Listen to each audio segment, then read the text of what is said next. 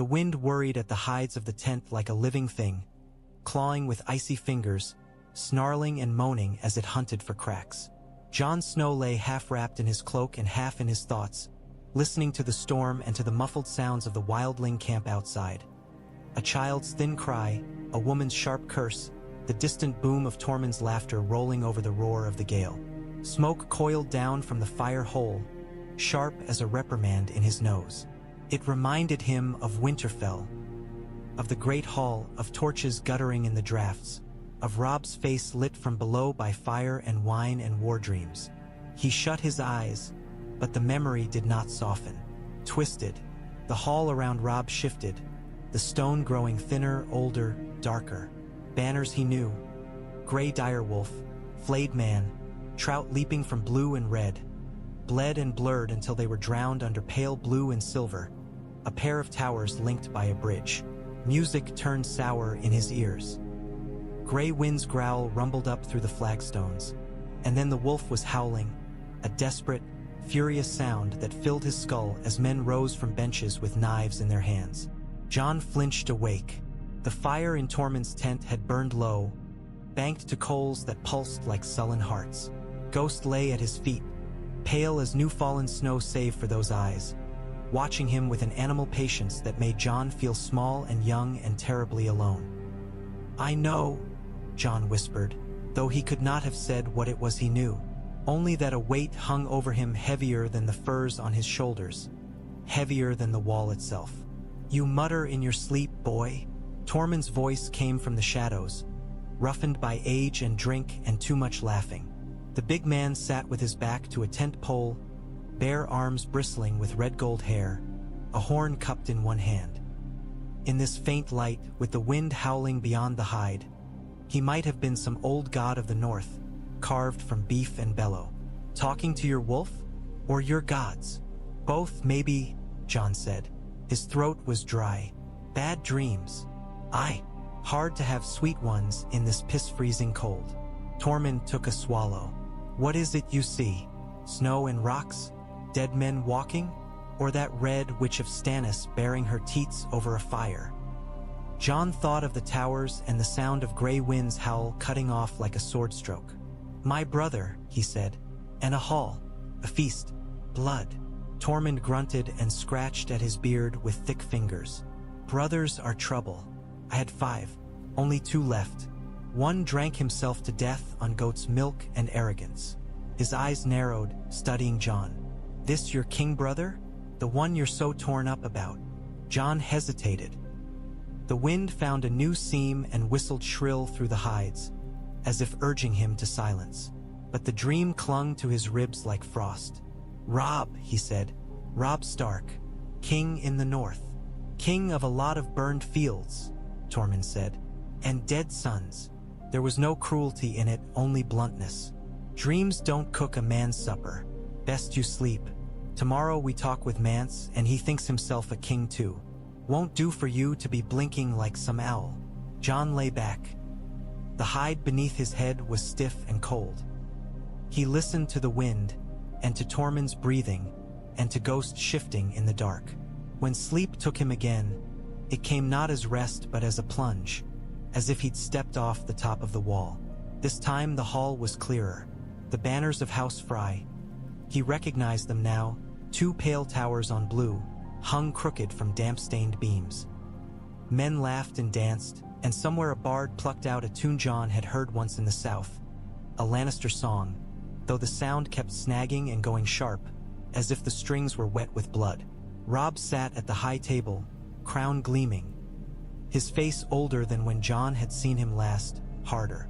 Beside him sat a woman Jon did not know, with dark hair and a hand resting on the curve of her belly. Catelyn Stark was there too, worry written into every line of her face. Black shapes moved in the rafters. Gray wind rose suddenly, hackles a white storm, and the sound he made then was no mere howl. It was a warning that clawed at Jon's bones, a sound that wanted to drag him out of the dream entirely. Crossbow strings thrummed. The first arrow took Gray wind in the neck. "Robb!" Jon shouted, and his own cry woke him, but the hall did not let him go. Clung in fragments. The crash of overturned benches, the shrieks of women, the wet, thick sound of steel biting into flesh. The last thing he remembered was Robb turning, crown slipping, something like surprise in his eyes rather than fear. Ghost's muzzle was on his chest. Jon realized his hands were in the direwolf's fur, knuckles white. The fire had sunk to dull red. Tormund snored, oblivious. Outside, the night keened. Jon stared into the dark until the first hint of gray bled along the tent's edge. The feeling did not pass. It only sharpened like a blade being drawn. By dawn, the storm had blown itself to tatters. Pale light seeped through the hides, thin as watered milk. Jon pushed aside the tent flap and stepped into the brittle morning, Ghost a pale shadow at his heels. The camp stretched around him in a rough circle of hide tents, half-frozen wagons, and crude lean-tos, all rimed with frost. Fires were kindling into smoky life. Men and women hunched over them like supplicants at cold altars. Children chased one another through the slush, shrieking. Farther off, a giant lumbered past, wrapped in what looked like the flayed hide of some enormous bear, its breath steaming in heavy white gusts. The sky above was low and flat, the color of dirty wool. It felt oppressive, pressing him down toward the muck, pinning him between earth and cloud. Jon breathed it in, the chill, the smell of wood smoke and unwashed bodies, and something else beneath it all. Something sour and stale that might have been fear. His place was here, he reminded himself. In Mance Raider's host, playing the turncloak. The wall stood behind him. His brothers would call him traitor if they saw him in these furs, with a wildling sword at his hip. He had chosen this path. There was no turning aside. So why would the gods show him Robb's death in a hall he had never seen? Heard you shouting in the night. Ygritte came up from behind, light on her feet despite the snow. Her red hair was a snarl about her shoulders, eyes bright in the chill. She wore a man's old mail shirt over leathers, a bow at her back, and looked entirely at home in this bitter world. You were calling a name, Robb. That your brother? Yes, Jon said. The king brother. She said it with a crooked twist of her mouth. You Southrons and your kings, always kneeling to some fool in a pretty hat. He wears a crown, not a hat, Jon said without thinking. She laughed. What's the difference? Both make your neck cold. Her gaze sharpened. You were afraid in that dream. I could hear it.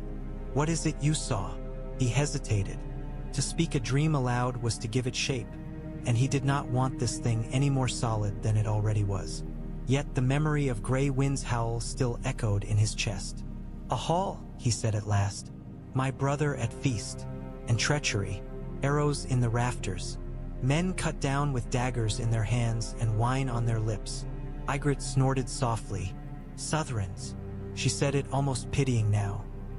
You lot put your faith in stone and songs and then act surprised when someone slips a blade between your ribs.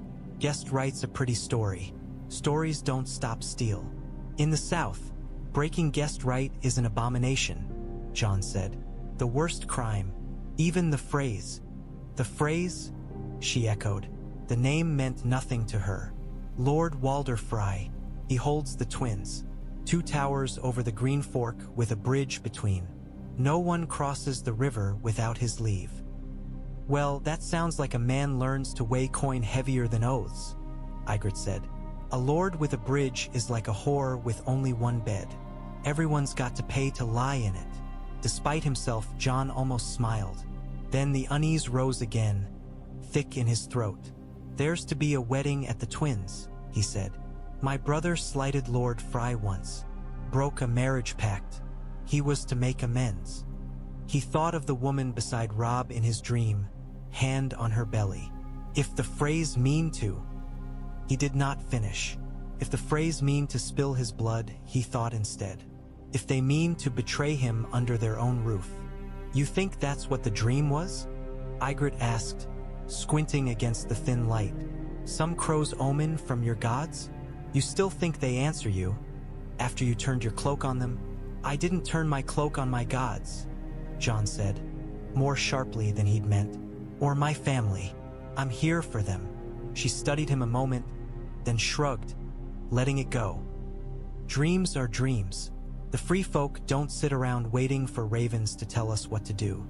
If a lord means you harm, you watch his hands, not your pillow. She nudged him with her shoulder. You worry like an old woman, Jon Snow. Come. Tormund's got some poor fool trussed up by his ankles. Says he came from the south. He'll want to hear your kneeler words for once. The word south snagged in Jon's chest like a hook.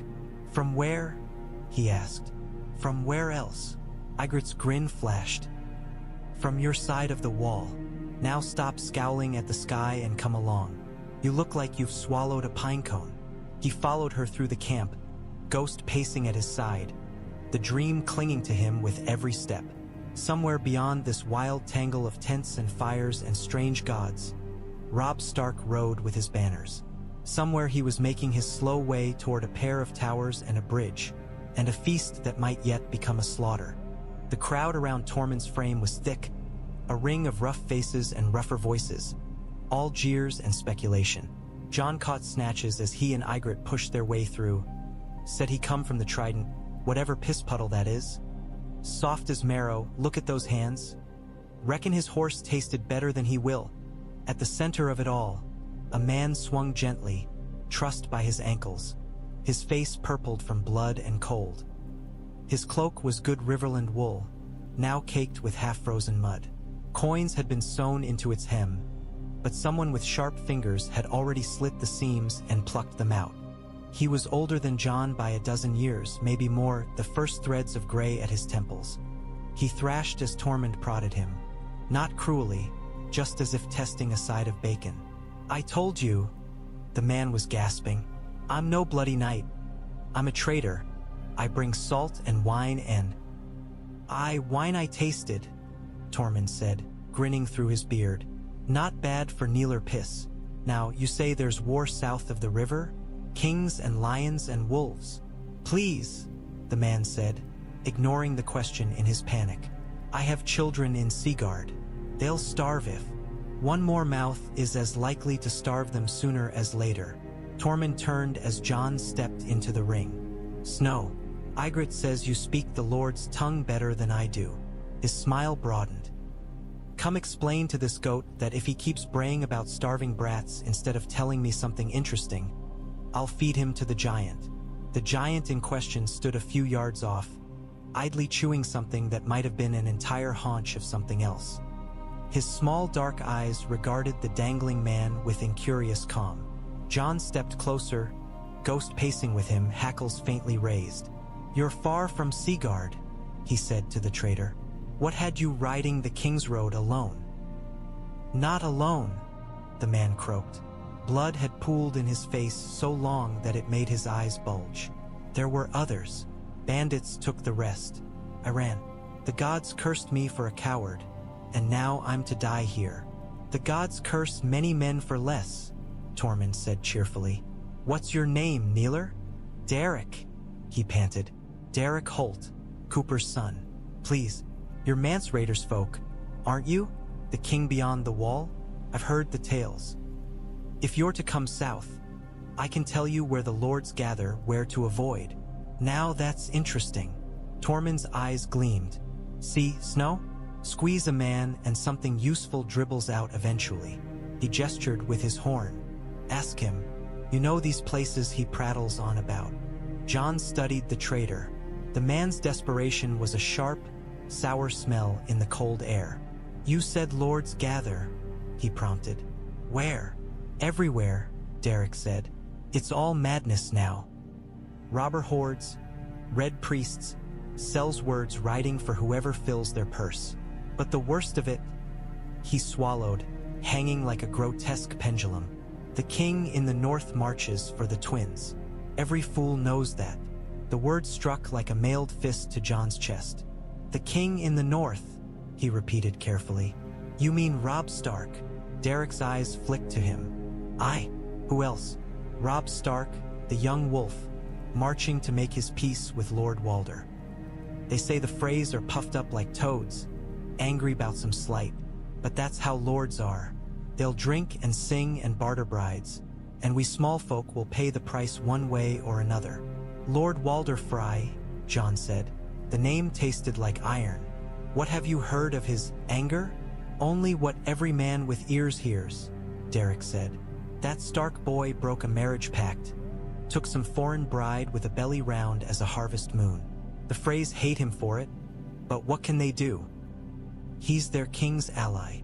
He gave a strangled laugh that turned into a cough. "Mind you, if there's a man in the Trident who'd sell his own grandchildren for a better seat by the fire, it's Lord Walder. But he'd not dare spill blood under guest right. Not even he's that mad." The dream rose up again, unbidden. Gray winds blood on stone, Robb turning in astonishment, the Frey banners drooping as if already drenched in red. Jon's fingers dug into his own palms until he felt his nails bite. "Sometimes men do mad things," he said quietly, "if they think they've been wronged long enough." Tormund snorted. "Guessed right," he said, making a dismissive gesture. "We have no such pretty custom. Man gives you meat and fire, you don't spit in it, that's all. But a man that invites you into his hall and then slits your throat? That isn't a man. That's a coward with too many sons." "Lord Walder has many sons," Jon said. "Then he has many cowards," Tormund replied. Derek's gaze flicked between them, sensing something in their voices. "I've told you what I know," he said hoarsely. "Please, if you're to kill me, do it clean. Don't let the giant." Tormund reached up and grabbed the man by the tunic, hauling him closer like a sack of onions. "We won't kill you today," he said, his mirth gone, voice suddenly low. "We might even set you down. But first you'll tell my crow-bastard friend every dirty bit of rumor that's stuck in your ears about this Lord Walder, about his twins, and about this wedding of wolves and Freys. You understand?" Derek swallowed. He whispered. Tormund let him swing back and clap Jon on the shoulder hard enough to make him stagger. "There, you wanted to worry. Now you've something worth worrying about." His eyes narrowed thoughtfully.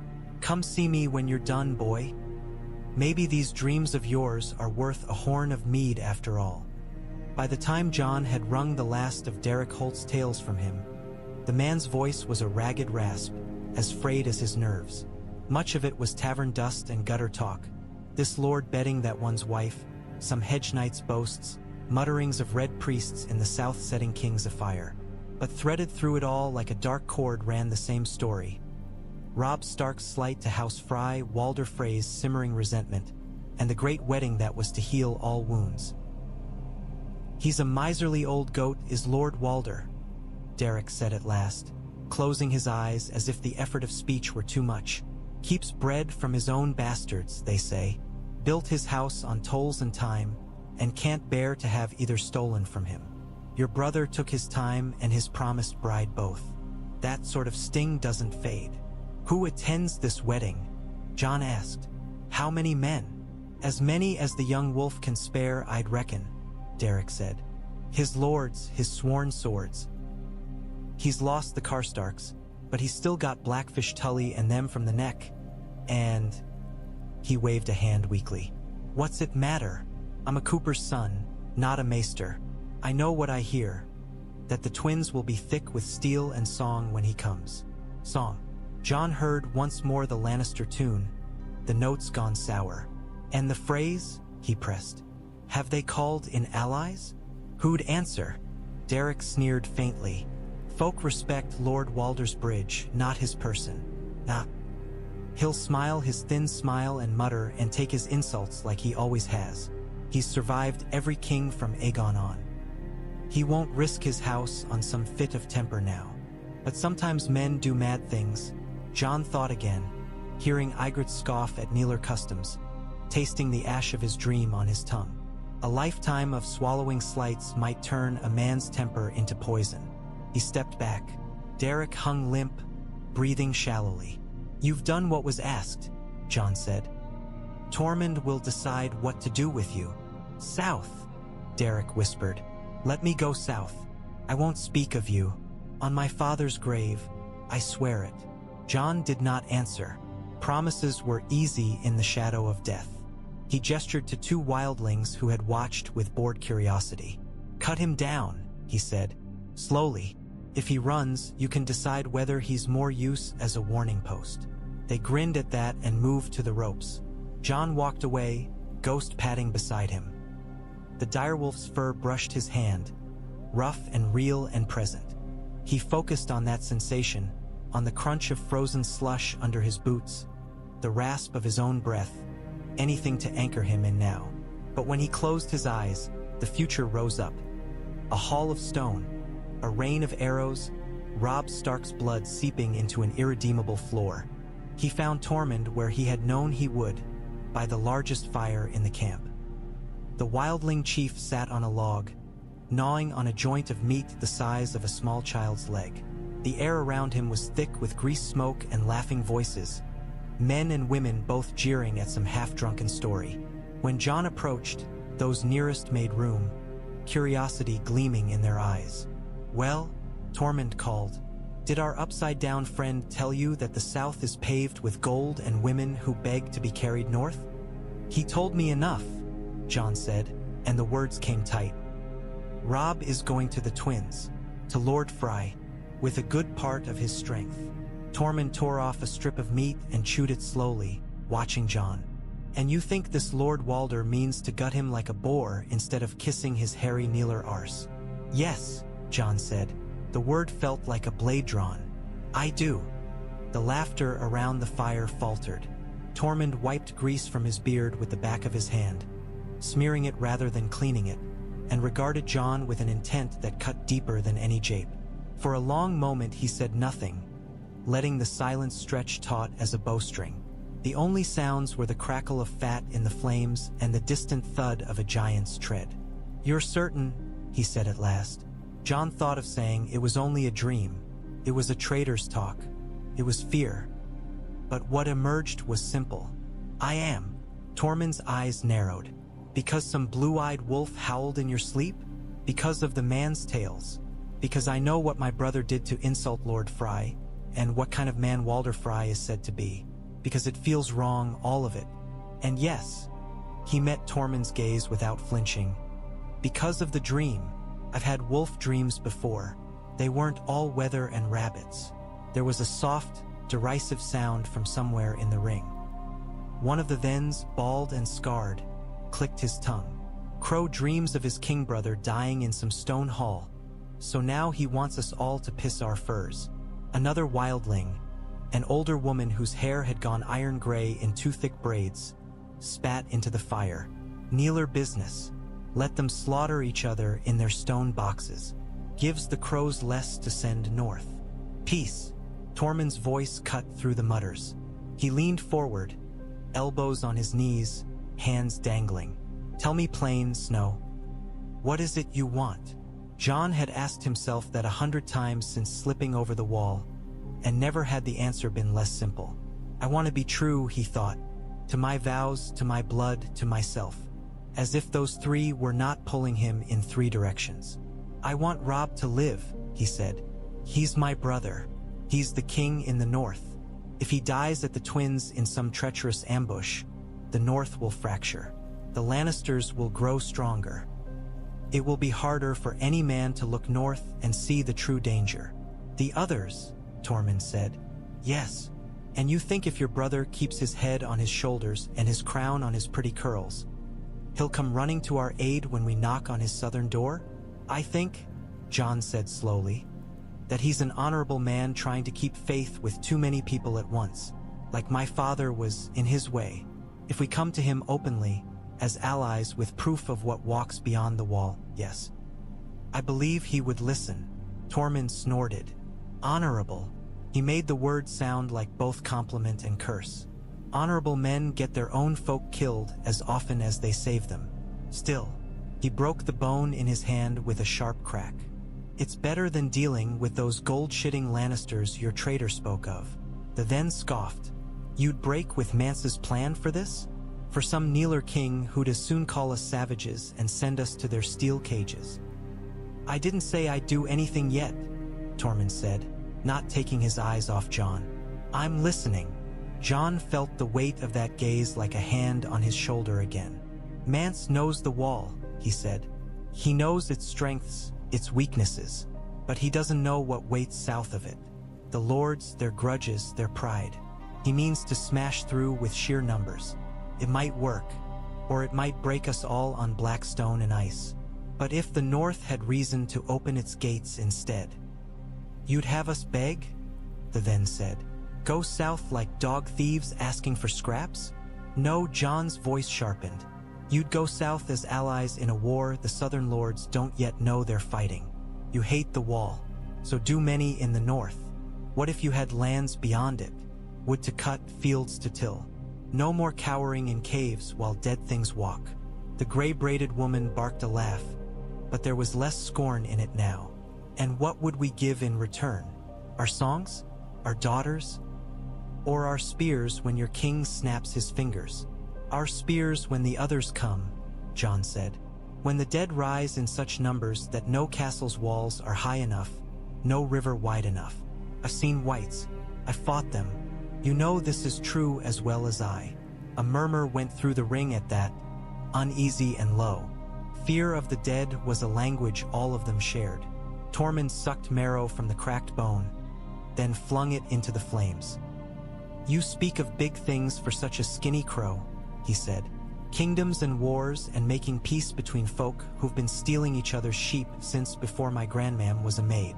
He wiped his hand on his tunic and stood, looming over Jon. And all of it hangs on stopping this one feast from turning to a slaughter. Yes, Jon said simply. Then we'd need to reach your brother before he rides into this Frey's trap, Tormund said. We'd need to move fast and quiet. And we'd need something to offer him besides news and a pretty speech. There's no lord south of the wall who trusts a wildling's word, however fine you dress it. Jon measured his next breath, felt the shape of what he was about to say. It would change everything if Tormund agreed. It might damn him in more ways than he could count. You have something to offer, he said. Your people, your spears, your giants, an army that knows how to fight on hard ground, how to survive winter. Mance means to use them as a battering ram against the wall. I'm asking you to consider using them as a banner instead. A banner. Tormund's teeth showed in a grin, but his eyes were thoughtful. Under whose sigil? Under your own, Jon said, and under the dire wolf of House Stark. For a heartbeat, the world narrowed to the space between them. The rough-woven cloth of Tormund's tunic, the old battle scars puckering his forearms, the wild brightness in his eyes. Jon's own breath frosting the air, the steady presence of Ghost at his side. Somewhere beyond, a woman laughed, a child cried, a pot boiled over. But here, now, everything hung on the answer of one big, boisterous man from the true north. A banner with a wolf on it, Tormund mused. I once killed a big gray bastard out on the ice lakes. Took 4 of us and half a morning, and it still almost took my arm. You Starks breed them in your halls the way we breed fleas in our blankets, by the sound of it. Gray wind, Jon said. Robb's dire wolf. He fights at my brother's side. Or did. In his mind's eye, he saw the beast crumple under an arrow's bite. He pushed the image away. My father used to say a man's word should be as strong as any sword. Robb believed that. If we come to him with truth and with men, I think he'll hold by it. And if he doesn't? The then asked. If he takes one look at us and sees only raiders and thieves? If he cuts our throats and calls it justice for every hut we've burned? Jon had no easy answer. Then you'll have to decide whether you trust me enough to take that risk, he said, or whether you'd sooner ride with Mance and die on the ice. Tormund's laughter burst out then, sudden and booming. 7 bleeding hells, Crow. You've bigger stones than half the men who ever called themselves kings. He slapped Jon on the shoulder again. You ask me to turn my back on a man I've followed for 10 years, to march into the jaws of the Kneeler world with nothing but your word as shield. I'm asking you to help me save my brother, Jon said, and his voice shook despite himself. And your people, all your people. Not just those behind Mance's banners, but the old ones who can't walk as fast as he marches now. The children who'll freeze when the others come. Mance means to get them south, but he treats the south as a prize to be seized. It's not. It's a line in the snow that has to be held. The gray-braided woman raised her chin. You speak like your old boy. How many years have you got? 16? 17? You talk of lines in the snow as if you drew them yourself. I didn't, Jon said. But I've stood on top of the wall and seen what's coming. I've seen dead men walk. I watched one try to kill the Lord Commander while we slept. If we don't stand together, south and north both, the dead will sweep us all away, and it won't matter whose banner flew higher. The murmurs that followed were different this time. Less mocking, more uneasy. The tales of white shadows were old ones, older than any crown. You could mock a boy's dreams, or a traitor's gossip. You could not mock the chill that slid down your spine when someone spoke of corpses that refused to lie down. Tormund stared into the fire for a long moment, his broad face carved into crags by the glow. When he spoke again, it was almost to himself. Mance is a good man, not always a wise one, but good. He wants what I want, for our folk to live. He chose one road. He lifted his gaze back to Jon. You ask me to take another. I ask you to help me cut across, Jon said. If Mance breaks himself on the wall, you can still try to make peace after, but you'll be doing it with fewer men and less hope. If Robb Stark dies at the Twins, the North will be leaderless and bitter. The Lannisters won't see any difference between you and the dead. They'll kill whatever crawls out of the snow. You expect me to weep for kneeler kings? Tormund asked, but there was little heat in it. No, Jon's hand tightened in Ghost's fur. I expect you to see an opening. The chance to save more lives than any raid ever has. Mance chose you as one of his captains for a reason. You can think beyond the next goat you steal. Tormund's mouth twitched. For an instant Jon thought he might be struck. Instead, the big man gave a grunt that might have been reluctant admiration. You speak sharp for a crow, he said. He looked around at the watching faces. Well, what say you pack of flea-bitten sheep thieves? Shall we hear him out? Or shall I toss him on the fire and save Mance the trouble? The gray-braided woman snorted. I've no love for crows, but I've seen dead men walk, same as him. If there's a chance this king of his will give us land and not chains, I'd hear it. The then's lips thinned. Mance won't thank us for slinking off like cowards. You think Mance so small he can't afford to lose one hairy arse and a few dozen fools? Tormund shot back. If this goes to piss, he'll barely notice we were gone. If it works, he shrugged, shoulders rolling. If it works, maybe we stride into the south with more friends than enemies. He looked back to Jon, decision hardening. We can't all go. That would be too big a hole in Mance's host, and too big a feast for the crows if we fail. But a band, a few hundred spears, a giant or two to make your kneeler lords shit their hose. That's a thing could be done. Hope flared in Jon's chest so sharply it almost hurt. You'll do it? He asked. I said it could be done, Tormund corrected. I didn't say it would be. His eyes gleamed. First you'll tell me everything about this brother of yours. What kind of man he is, what he fears, what he loves. If I'm to bet my people's lives on him, I'd know whether he's more like you, or more like the bastards who built that bloody wall. They sat late into the day, long after the gray light had burned away to a wan afternoon and then begun to sink again, as it did so quickly in these bitter months. Tormund drank and tore at what remained of the haunch, though he seemed to forget both midway through most mouthfuls, his attention caught by Jon's words. Others drifted away as boredom or chores claimed them, leaving only a core of a dozen listeners. The gray-braided woman, the scowling then, a lanky youth with wind-burned cheeks, a pair of lovers sharing a single cloak, and a giant who had settled down nearby with his back to a boulder, eyes half-lidded, perhaps listening, perhaps dozing. Jon spoke of Winterfell, of stone so old it seemed to hum with memory, of hot springs coiling beneath the floors, of weirwoods and wolves and games in the godswood. He spoke of Robb as he had been, laughing in the snow, sword in hand, the older brother who always looked back to see if Jon was keeping up. and as he had become, his shoulders bowed by a weight too heavy for any boy to bear. "He's made mistakes," Jon said. The admission tasted like ash. "He went south for father and lost much of the north in doing it. He broke faith with Lord Frey. He killed Lord Karstark when maybe he could have found some other way. He marries for love when he should have married for war. That last one I can't fault him for," Tormund said with a grin. "I did the same once. Woke up next to a woman who nearly bit my nose off and knew I'd marry her or she'd kill me." His grin faded. "But go on." "He's proud," Jon said, "like my father was. He believes in honor, in oaths, in doing what's right even when it costs him. If we prove to him that what's right now is making peace with the free folk so we can fight the dead together, I think he'd choose it, even if his lords grumble. And if his pride's been wounded so deep by this Frey slight that he can't bear to reach out his hand?"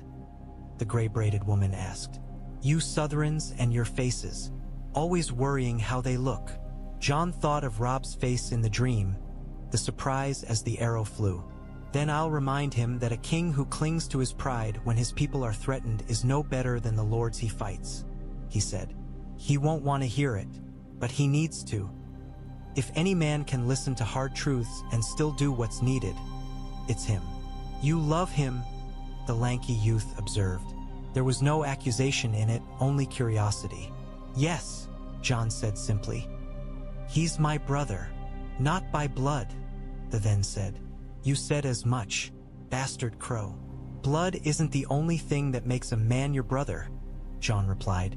"Sharing a roof, sharing a father, sharing the same winters. I'd die for him, that's enough."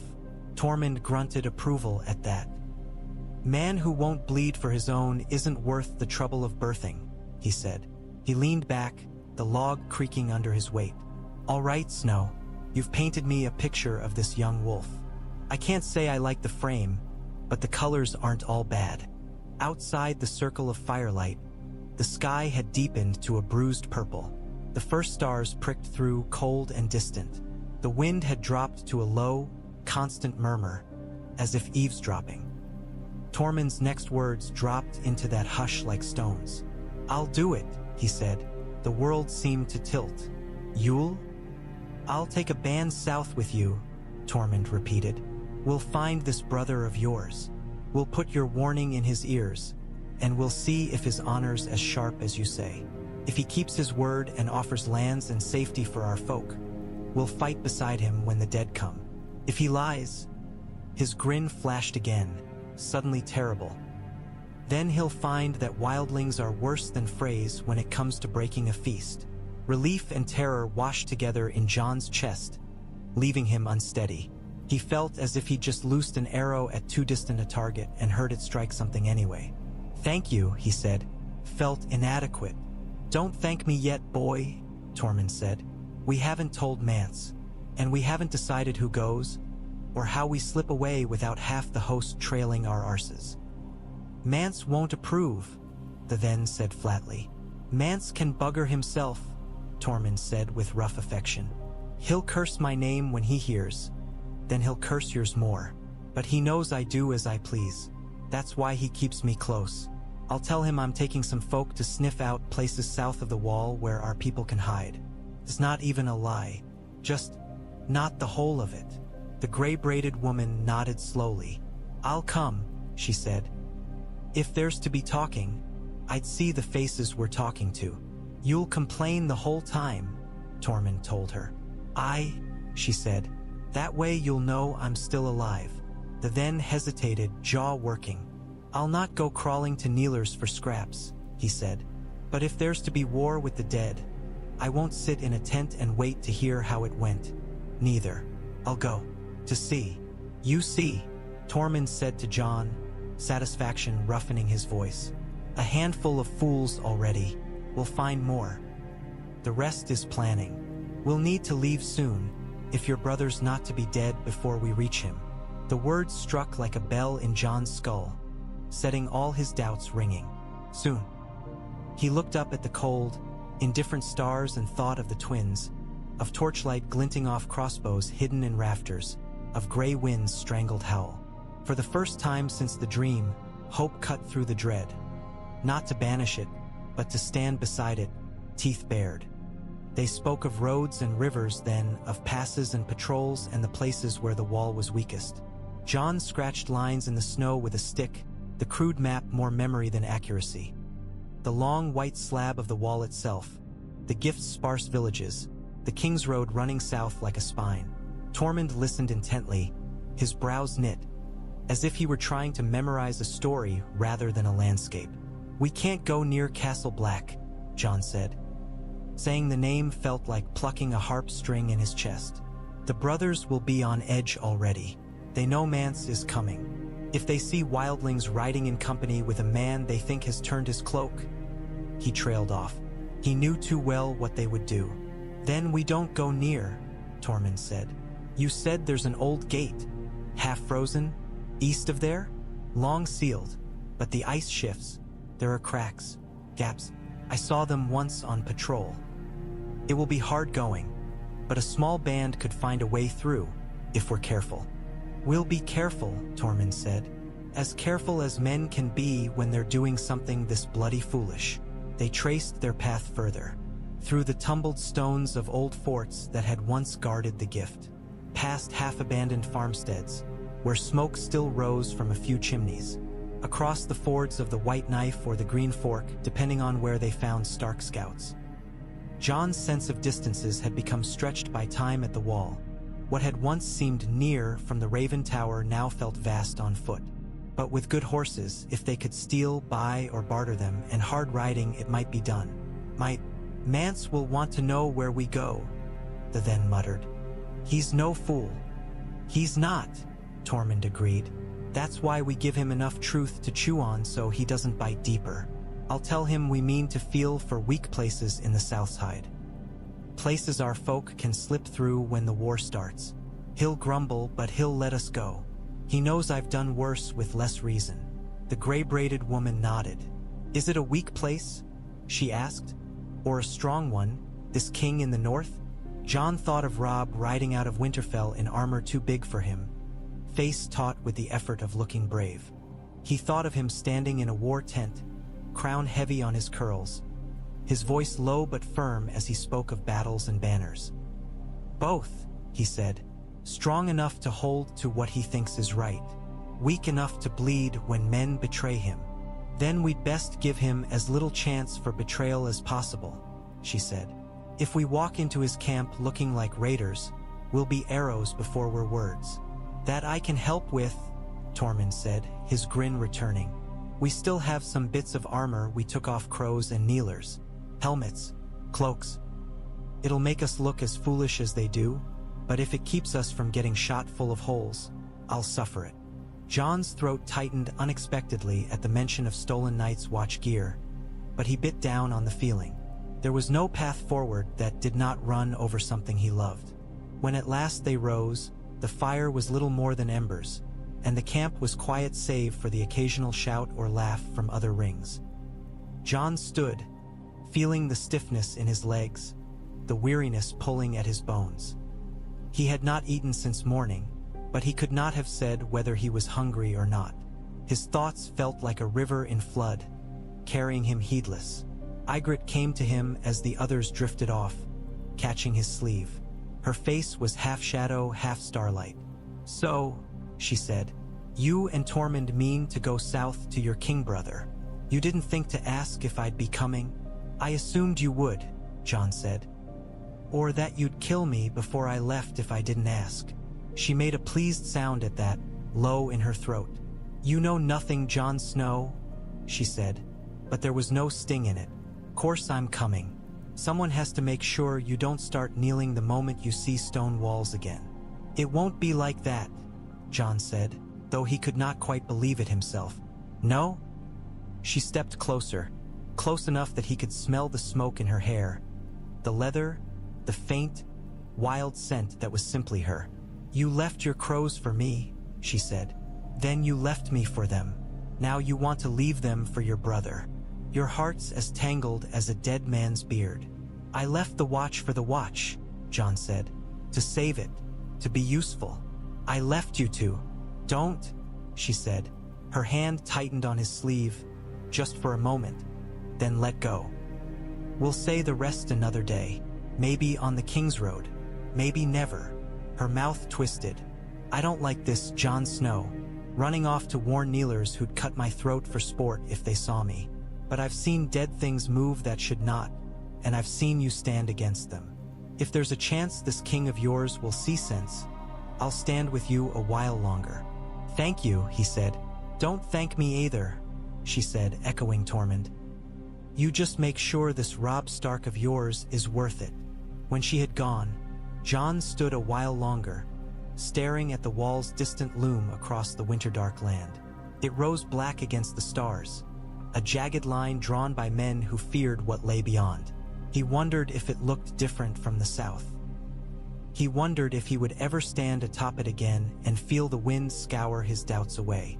Ghost pressed against his leg. Jon rested a hand on the direwolf's head, fingers sinking into thick fur. Soon, he said softly, to Robb, to the Freys, to the fate that had been waiting at the twins. Soon. Mance Raider's tent was larger than Tormund's, but not grand in the way southern lords would have made it. There were no banners, no carved chairs, no gilded anything.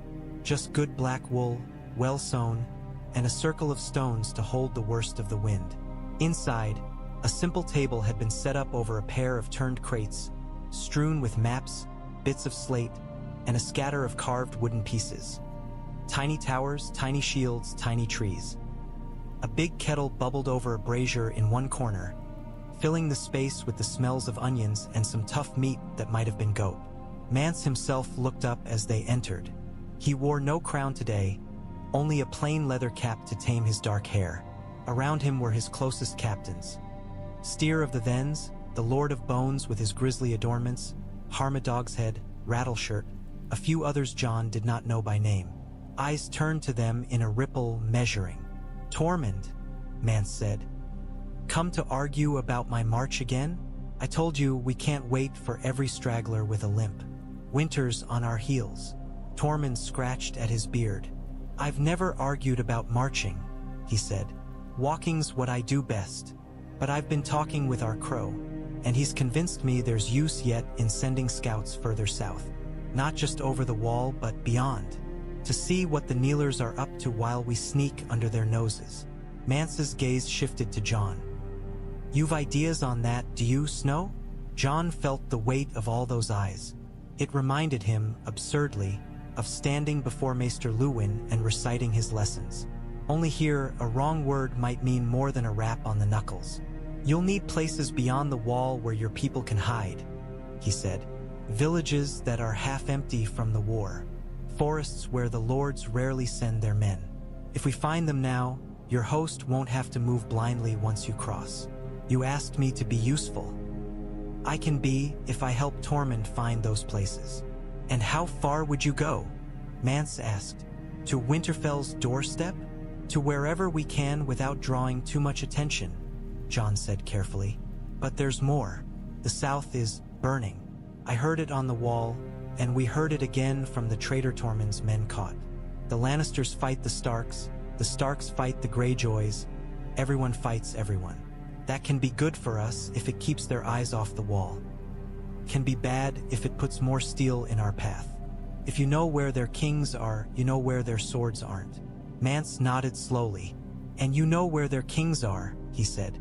I know where one is meant to be soon, Jon said.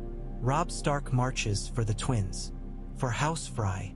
The name made a few of the captains glance at one another. Mance's face did not change. And what's that to us? Everything, Jon said before he could stop himself. Mance's brows rose a hair, and Jon forced himself to temper his tone. The North is strong, if it holds together. If Robb Stark dies at the twins in some treacherous ambush, the North will be weaker. The Lannisters will be freer to send men north when you come over the wall. If he lives, he's a thorn in their side, and he may even be an ally against the true enemy. The true enemy, Mance echoed. The dead ones you and Tormund yammer about. Yes, Jon said. Harmadog's head spat onto the floor. I say let the Kneeler lords kill each other. Less work for us when we come south. Perhaps, Mance said. His voice was thoughtful, not dismissive. But I didn't become king beyond the wall by ignoring chances to tilt the board. His gaze sharpened. You think you can keep this wolf king alive? I think we can try, Jon said. If he walks into a hall full of Freys with no warning, he may never walk out. But if he goes armed with knowledge, wary, he might avoid the worst of what they plan. Or crush it. And you'd warn him out of the kindness of your heart? Rattleshirt rasped, bones clacking as he shifted. You're a crow. Crows feather their own nests before others. Jon took a breath. This was the moment to lay it bare, or let it rot inside him. He's my brother, he said. I won't pretend otherwise. I want him to live. But it's not only that. If he lives, the North is stronger. If the North is stronger, there's a better chance of standing with us when the dead come. You asked me to be honest when I came to you, Mance. This is me being honest. The tent held its breath. Mance studied him for a long time, eyes steady and unreadable. At last he looked to Tormund. And you're willing to take this on? To slip away with a band and go whisper in a Kneeler king's ear? Tormund grinned. Sounds like a good story. One I'd like to live long enough to tell my grandchildren. I'll go. Take some of my folk. A giant or two. If it goes to shit, you can curse my name and say you never knew me. Mance's lips twitched, almost a smile. I've been cursing your name since before you learned to piss standing up. One more time won't hurt me. He glanced at the maps, at the little carved towers and trees. I won't send half my strength south on a gamble, but a few hundred that I can spare. If you fail and die, it weakens me. If you succeed... He shifted one of the wooden wolves on the board, sliding it closer to a carved lion. If you succeed, maybe the young wolf keeps the lions busy a while longer. Maybe he even remembers who warned him. You'll let us go? Jon asked. I'll let you go, Mance said. With this understanding, you go as my eyes, my ears, as much as his brothers. You see what strength the North truly has left, and you bring that knowledge back. If the Starks are breaking, I need to know it. If the Freys are snakes, I need to know how they coil. Jon inclined his head. I will. Then go, Mance said. Before I decide I'm a bigger coward than this Walder Frey sounds, and keep you where I can see you. They left at dawn 2 days later. Mance had not made a speech nor called a feast. That was not his way. Instead, he had come to Tormund's fire the night before, shared a horn of mead, and spoken quietly, his words practical and unadorned. How many men Tormund could spare, where they would try the wall, what signals they would send if they found scouts too thick on one side or another. There had been no talk of honor or destiny, only of survival. Jon found that steadiness oddly comforting. Men who wrapped their choices in ribbons of prophecy frightened him more. Tormund had picked his band with surprising care. The gray-braided woman, Era, Jon learned her name would ride as his second, sharp-eyed and sharper-tongued. The then, whose name Jon still did not know, had come grimly, his bronze collar catching the light whenever he turned his head. A dozen archers, a score of spears, a handful of raiders who knew how to move quietly when they had to. And looming over them all, a giant named One, whose true name none of them could manage. You look like a crow on a stolen horse, Tormund told Jon as they saddled up. Which, to be fair, is what you are. But try to sit like you belong in that saddle, at least. Ygritte swung up onto her own mount with the easy grace of someone born to it. He belongs wherever I say he does, she said. Right now, that's here. Don't you go trying to steal him back for your daughters, Tormund. The big man laughed. You think any daughter of mine would have a crow? She'd cut off his bits and wear them as a necklace. He clapped Jon on the back. Come on, boy. Time to go stop a feast. The camp watched them leave. Some faces were openly doubtful, others curious. A few quietly hopeful in ways they might not have admitted. Mance stood by his tent, arms folded, the wind tugging at his black wool. He did not raise a hand, but when Jon looked back, Their eyes met, and an understanding passed between them. A line drawn, a risk taken. The snow squeaked under hooves as they rode out, the sound crisp in the brittle air. Ghost loped easily at Jon's stirrup, white fur almost glowing against the trampled gray. The wall loomed ahead, not as a straight line but as a jagged, irregular cliff, its ice face catching the weak sunlight and throwing it back in cold blues and whites. Jon knew every tower, every gate, every crack. Today it felt less like a home and more like a test. They skirted wide of Castle Black, staying in the broken ground where old drifts piled against wind-carved ridges. Jon led them toward the half-forgotten gate he had spoken of, a place where the wall had sagged and flowed over itself, leaving strange bulges and hollows. It had once been a postern gate, the Black Brothers told in stories, sealed centuries ago when raids were fiercer. Time and ice had gnawed at it since. As they rode, the rhythm of hooves and breath and jingling gear settled into something almost hypnotic. Jon's mind moved ahead of them, down along the King's Road, across the miles, to the Twins. He imagined the towers rising from mist, the bridge like a stone spine over dark water. He saw Robb riding up under their shadow, banners snapping, trusting in guest right and the forms of civility that men like Walder Frey despised even as they used them. Not this time, he told himself. Not if we're fast enough. He did not know how they would be received. Whether Robb would believe a brother who rode with wildlings, whether the Northern Lords would. Whether they would see him as traitor or savior, or something in between. He only knew that doing nothing would mean living with the weight of the dream like an iron collar. They reached the foot of the wall as the sun, such as it was, began its slow slide down the sky. Here, up close, the ice face towered over them like a frozen sea caught mid-wave, full of strange ripples and crevices. Jon dismounted, boots crunching in the wind-hardened snow, and walked to the place he remembered. A bulge where the old stones beneath the ice had shifted, leaving a jagged line like a half-healed wound. Here, he said. Tormund came to stand beside him, hands on his hips. Looks like a wall to me, he said.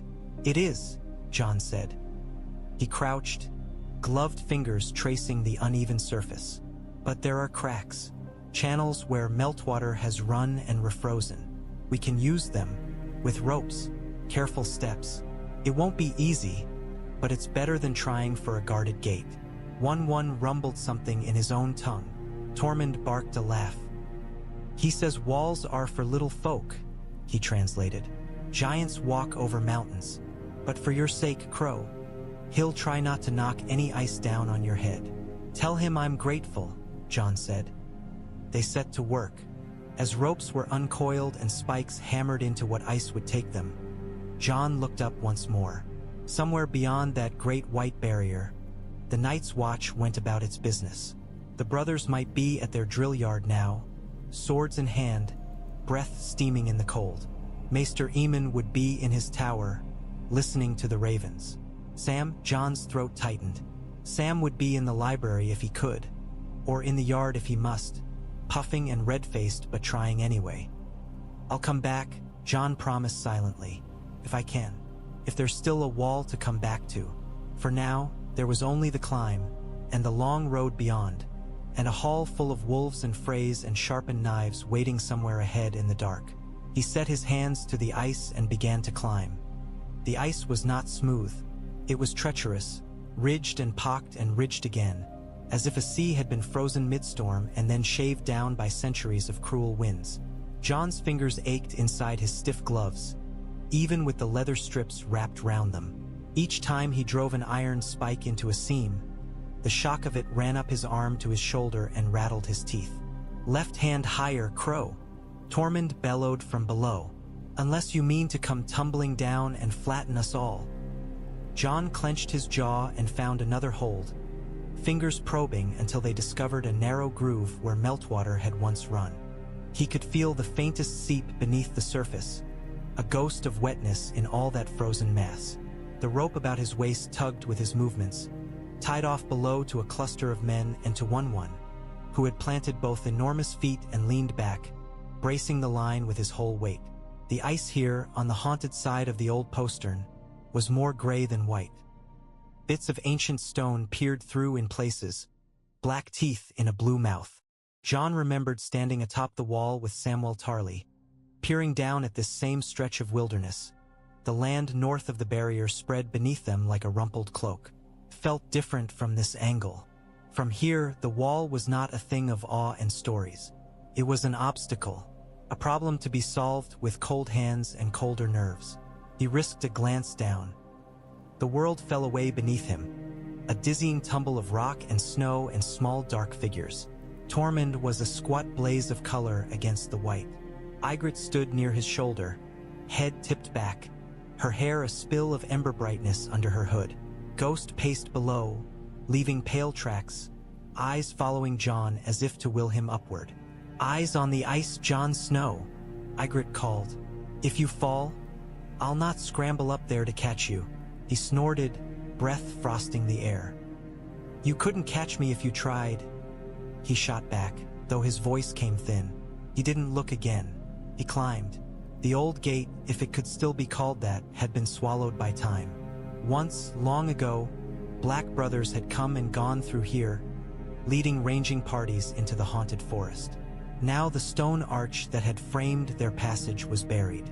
Only the vaguest outline remained, a suggestion of shape beneath layers of ice. But within that outline, the ice had cracked and cracked again. Water ran differently over old stone.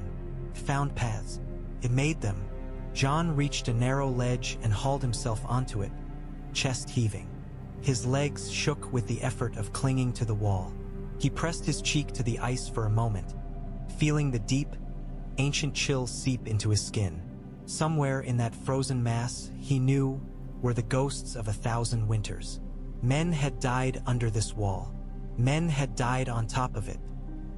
He had come close himself, the night the White tried to burn his commander alive. No time for that. He forced his mind back to now. Above him, the ledge dipped into a shadowed hollow, a place where the ice had sagged and then bent back over itself. The crack there was wide enough for a man to wriggle through, if he were thin and desperate and willing to risk being pinched in two if the wall decided to settle a little more. Jon was all three. He tested the edge with his axe, chipping away some of the more brittle ice, sending shards tinkling down past his boots. Then he slung the tool back on his belt, sucked in a breath and pushed forward. The world became blue-white and blind. Ice pressed in on all sides, scraping his shoulders, his ribs. His cloak snagged, tore. The rope around his waist grated against the frozen walls of the channel. For a moment, panic flared. An animal suffocating need to go back, to get out, to not be caught, trapped, crushed. He gritted his teeth and kept wriggling. His fingers found a gap and pulled. His boots found purchase on some invisible ridge and shoved. The ice groaned around him, an ominous, muffled thunder that rang in his bones. Then suddenly he was through, tumbling onto a slope of packed snow and sliding a few feet before catching himself. The air was different here. Colder, if that were possible, but also somehow clearer. He was on the walkway. He lay there for a breath, staring up at the sky. On this side, the light came from the south. It painted the surface of the wall in paler shades, reflecting off the ice in a way that made Jon's eyes water. The wind knifed across the top, fierce and unbroken. He had missed it. Gods help him, but he had. He rolled onto his belly and crawled to the edge, peering down through the gap he had just squeezed through. "Your turn," he called. Tormund's answering laughter echoed up. "You hear that, Era? Crow thinks he's a mountain goat. All right then. If a kneeler can do it, I can." There was a scramble, a curse, a clatter of iron on ice. One by one they came. Tormund first, cursing and chuckling in equal measure, getting stuck halfway and needing Jon to wrap both hands in the rope and pull until his shoulders burned. Era next, her face set in unyielding lines, eyes narrowed against the press of ice. The then made no sound at all, his bald head slick with sweat despite the cold when he emerged. A half dozen more followed, lean and wiry, hands bleeding inside their gloves. One did not come through the crack. There was no chance of that. For him, they had found another way. A narrow chute in the ice that ran from top to bottom, just wide enough for a giant to wedge himself into sideways. Even so, the sight of him forcing his massive bulk into that glassy throat made Jon's own chest constrict. The ice screamed as the giant moved, flakes and shards raining down like a broken storm.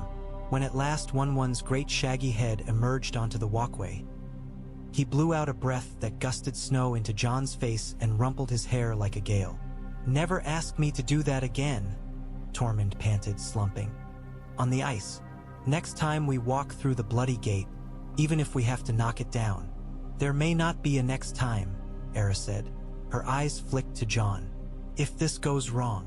He nodded, accepting the weight of that. "Then we make this time count." Below, on the northern side, the rest of Tormund's chosen band were already moving, leading spare horses along a path that would bring them to the other side of the wall where the climb was easier, where the ice broke into steps. They'd meet again beyond the barrier, if all went well. Jon stood, feeling the wind claw at his cloak, and turned to face the south. The wild, broken land of the haunted forest lay behind him now. Before him, beyond this frozen cliff, the world fell away into the soft, rolling shapes of the gift, and further still to the riverlands and the twins. Home and not home, danger and hope. "Come," he said, "we've a long road yet." Crossing the wall was less like stepping over a border and more like slipping between worlds. The descent on the southern side was easier, though that was a relative thing. The old ice stair that twisted down from the walkway here had fallen into disrepair. Chunks of it had sloughed away, leaving gaps like missing teeth. They picked their way down single file, clinging to ropes, boots scraping for purchase. Twice, a step crumbled under Tormund's weight, sending him sliding a few feet before Jon, and the then hauled him up short. "7 hells," Tormund wheezed. "How do your crow brothers do this every day and still find breath to whine about it?" "They use the lifts at Castle Black," Jon said, teeth chattering. "Mostly. Lazy bastards," Tormund muttered. Ygritte went down as if she'd been born on ice stairs, light and sure. Her laugh torn away by the wind each time she glanced back up at him, cheeks flushed pink. One half climbed, half slid, sending cascades of snow and ice down ahead of him. More than once, Jon had to flatten himself against the inner wall to let the hail pass, breath catching at the knowledge that a misstep would send any of them tumbling to be broken below. At last, they reached the base. The land here was familiar in a way that hurt. Scrubby trees bent under the weight of snow. Low stone walls crisscrossed the fields, marking long-abandoned plots. The burned-out shell of an old watch hut slumped under a drift, roof half-caved. Jon's boots crunched on ground he had patrolled as a brother of the Night's Watch, looking north with a wary eye. Now he turned his gaze south. "No black cloaks," Era observed, scanning the horizon. "You sure they don't come this way?" "Not often," Jon said. "Most of their focus is on the main gates. Castle Black, Eastwatch, Shadow Tower. They've enough to worry about with Mance and the others without sending men to freeze guarding ruins." "Good," Tormund said. "Means fewer eyes to see us." He swung into his saddle with a grunt. "We ride hard the first day to put the wall at our backs. I don't want some crow on a morning patrol stumbling over our tracks and running squawking to his friends." Jon mounted as well, feeling the horse shift under him. The animal, a tough little garrison, coat shaggy with winter fur, flicked its ears back and forth, bristling with unease at the scent of one and Ghost both. Jon soothed it with a touch and a word. The horse's warmth seeped into his chilled legs. When they set off, the group moved in a long, straggling line, one bringing up the rear like a walking hill. The snow underhoof here was not as deep as that north of the wall. The land was broken by stones and thorny bushes, and in places, the dark earth showed through, hardened into rutted ridges. The sky, though, was much the same. Low, sullen, the sun a pale smear. As they rode, Jon's mind flicked back, unbidden, to the faces he had left behind. Lord Commander Mormont, grim and tired, his hand heavy on Jon's shoulder as he said, The Night's Watch is the shield that guards the realms of men. Remember that, boy."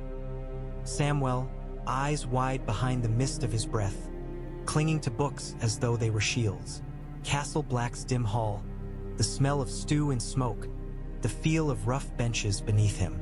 Brotherly voices, rising in song to the words of an oath that still beat in Jon's blood. "I am the sword in the darkness."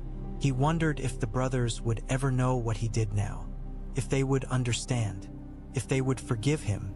The day wore on. The wall dwindled behind them, not in height. The thing was too vast to ever truly look small, but in presence. Its weight on Jon's shoulders eased, replaced by a different pressure, the sense of a ticking clock.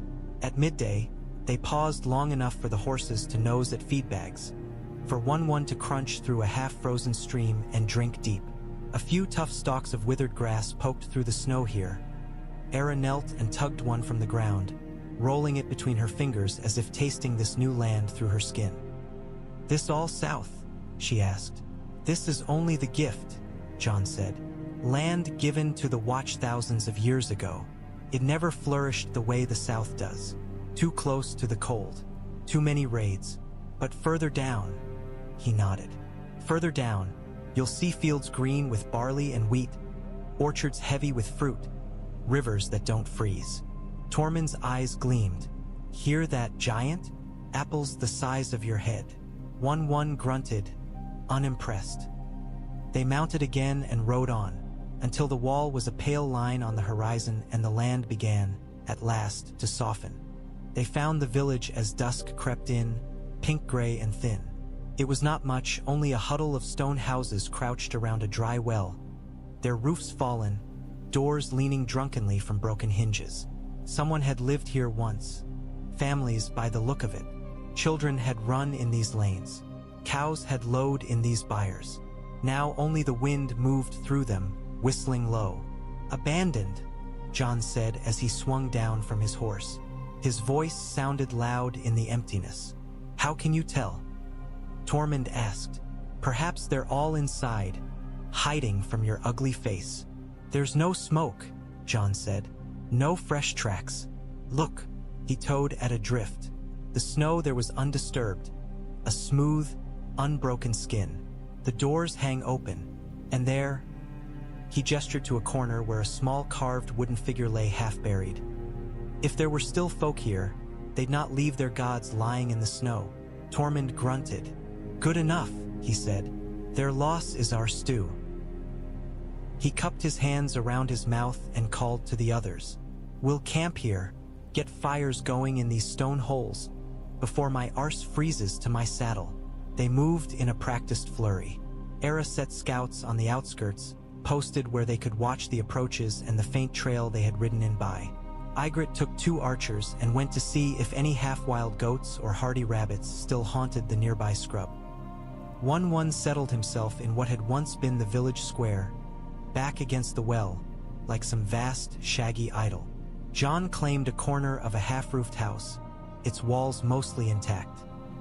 He fed a fire with broken chair legs and splintered beams until the flames licked high, filling the space with a wavering warmth that smelled of old smoke and rot.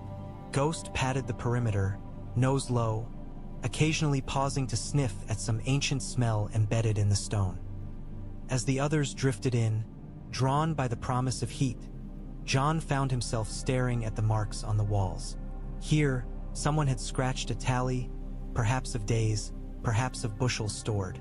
There, a child's clumsy drawing, a stick figure, a lopsided sun. On a rough shelf, long since toppled, a cracked clay cup lay on its side, a smear of something dark still clinging to its inside. Wine, maybe, or jam. "What are you brooding at now?" Ygritte asked as she ducked through the crooked doorway. Her cheeks were flushed from the cold. A brace of scrawny hairs hung from her hand. "Thinking of how you'd rebuild it all, you noble crow? Make it neat with rules and lords and all." "I was thinking of who left," Jon said. "And why?" "War," she said simply, dropping the hairs near the fire. "Or fear. Or both. That's what your traitor said, wasn't it? That the South's full of men with swords and no good sense."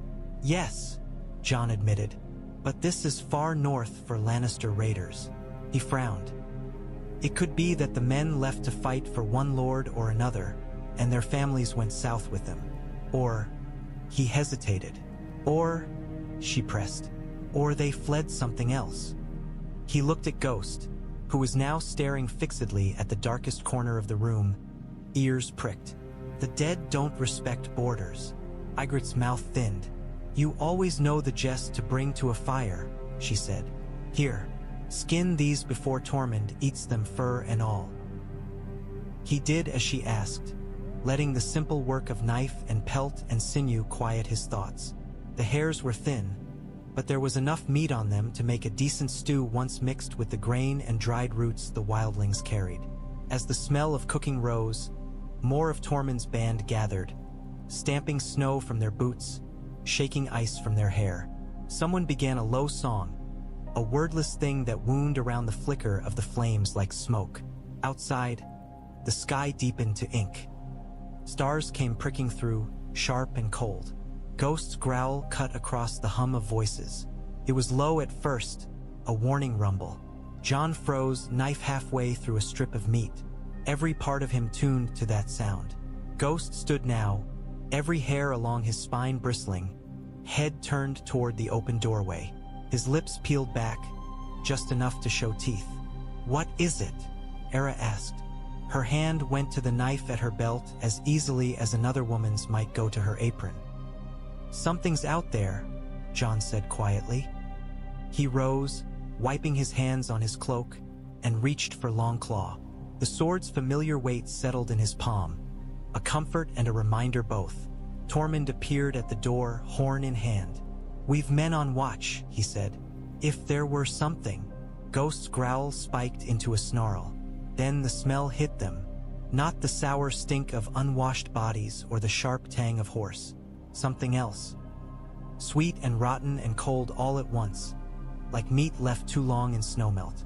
Jon's heart thudded. He moved to the doorway, Longclaw drawn. The night pressed close, swallowing the weak light that spilled from their fire.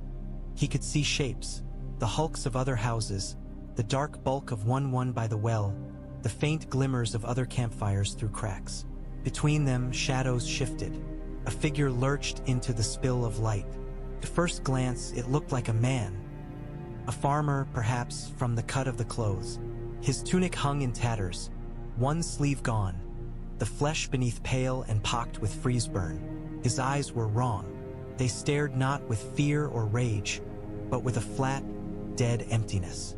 His movements were jerky, as if pulled by strings. There was a scrabble behind him. Another figure, then another. Whites, Jon said. The first of the dead things moved faster than Jon remembered. Perhaps it was the slope, perhaps the pull of some unseen will. Whatever the cause, it came on in a grotesque half-run.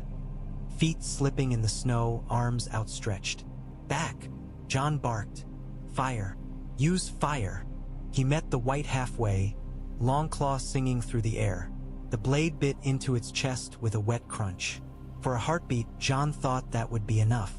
In any normal fight, it would have been. But the thing barely slowed. Its fingers clawed at his cloak, cold biting through the wool. He jerked the sword free and took its head. That worked. The body staggered, then collapsed, twitching. The head landed in the snow, mouth still opening and closing soundlessly, like a fish yanked from dark water. Cut them apart, Jon shouted. Take off heads and hands, and burn them if you can. Tormund roared something wordless, swinging his axe. The broad blade sheared through another white's arm. The limb flopped to the ground and began to drag itself forward, fingers digging into the slush. A wildling woman screamed and kicked it away, then drove a spear through the thing's chest. It didn't stop crawling. Fire, Jon repeated, throat raw. Era had already snatched a brand from the hearth, its end trailing sparks. She hurled it at the nearest white, hitting it full in the face. Dry skin blackened, peeling back from yellow teeth. The thing flailed, keening in a sound that made the hair on Jon's arms rise. The smell of burning rot rolled over them. More were coming, half a dozen now, staggering from the darkness. They bore the remnants of small folk lives: homespun shirts, patched trousers, a shawl still tied around one woman's shoulders. One had a child's toy clutched in fingers that had gone black to the bone. Jon's stomach lurched. Whoever had lived in this village had not fled, after all. They'd never had the chance. Ghost darted forward, a pale blur. He slammed into one white, teeth closing on its throat. Even dead, the thing fought. Its hands scrabbled at his fur, fingers seeking purchase.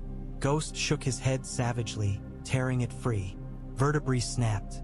The white sagged. One moved like a storm. With each step he took, snow sprayed.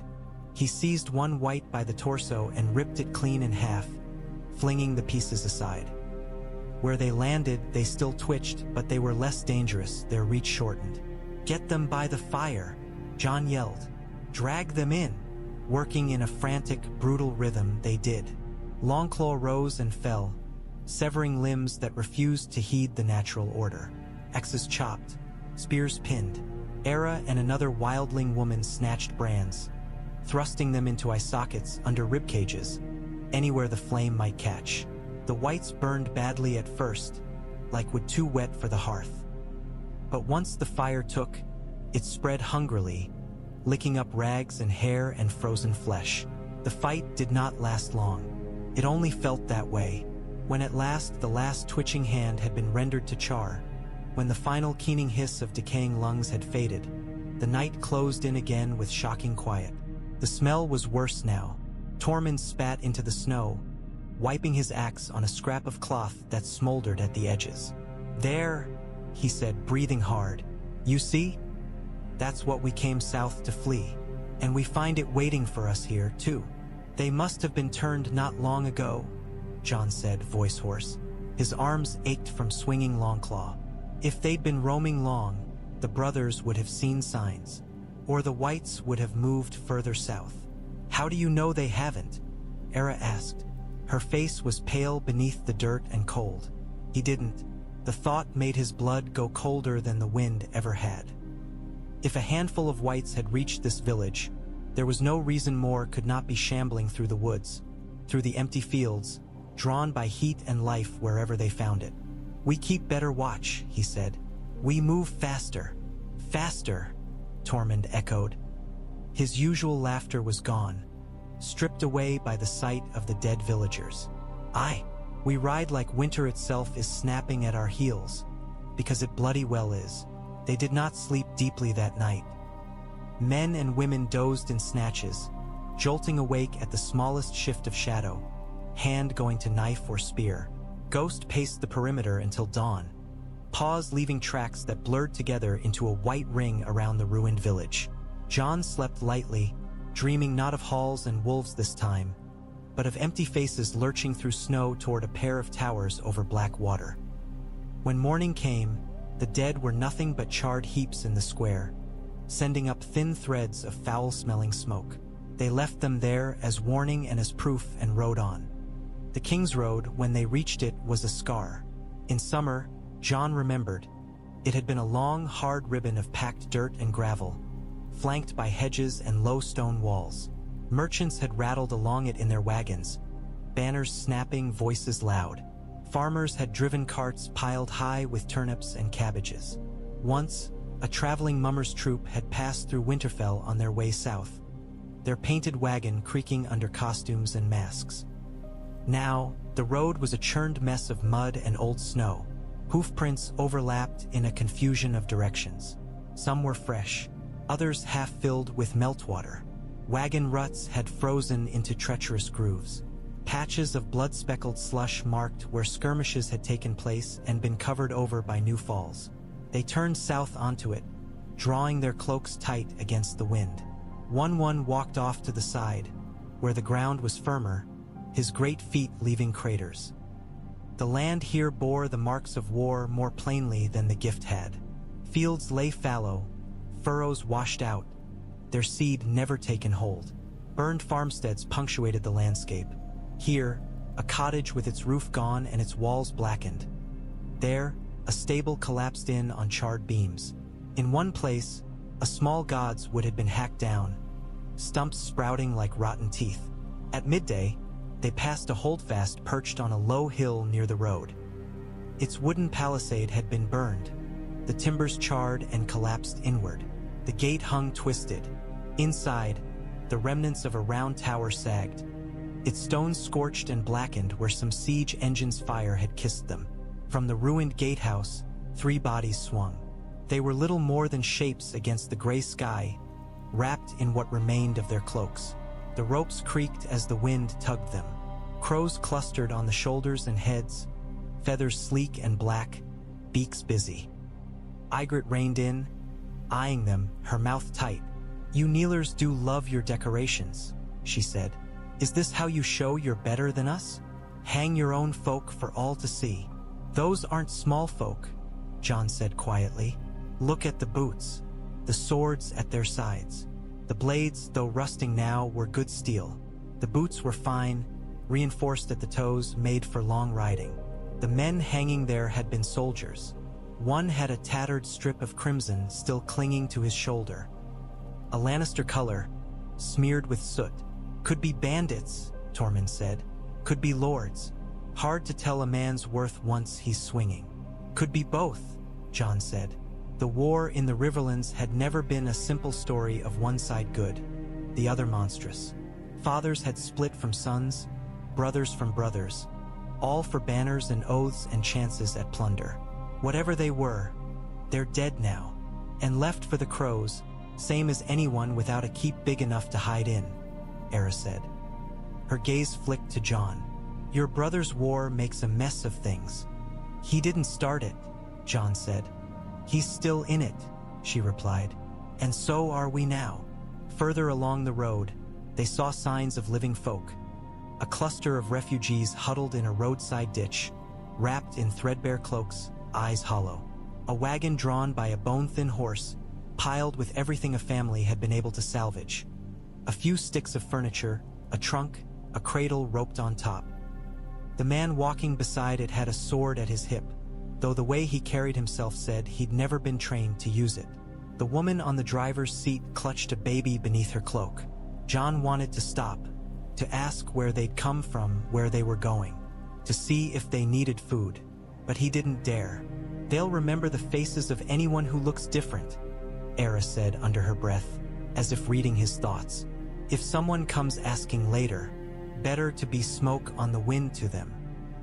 He knew she was right, yet as they passed the refugees, he felt their eyes on him like weights.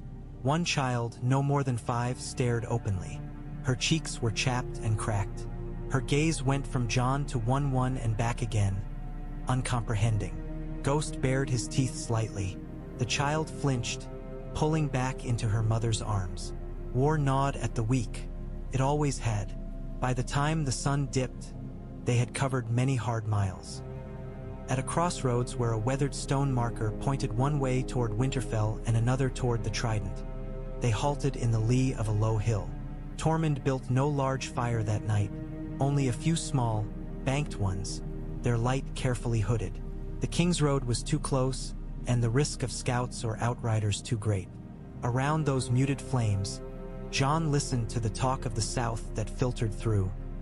New rumors from a peddler they'd seen at a distance, a snatch of song drifting on the wind, the half-coherent mutterings of a deserter they'd trussed up and questioned before sending him stumbling away.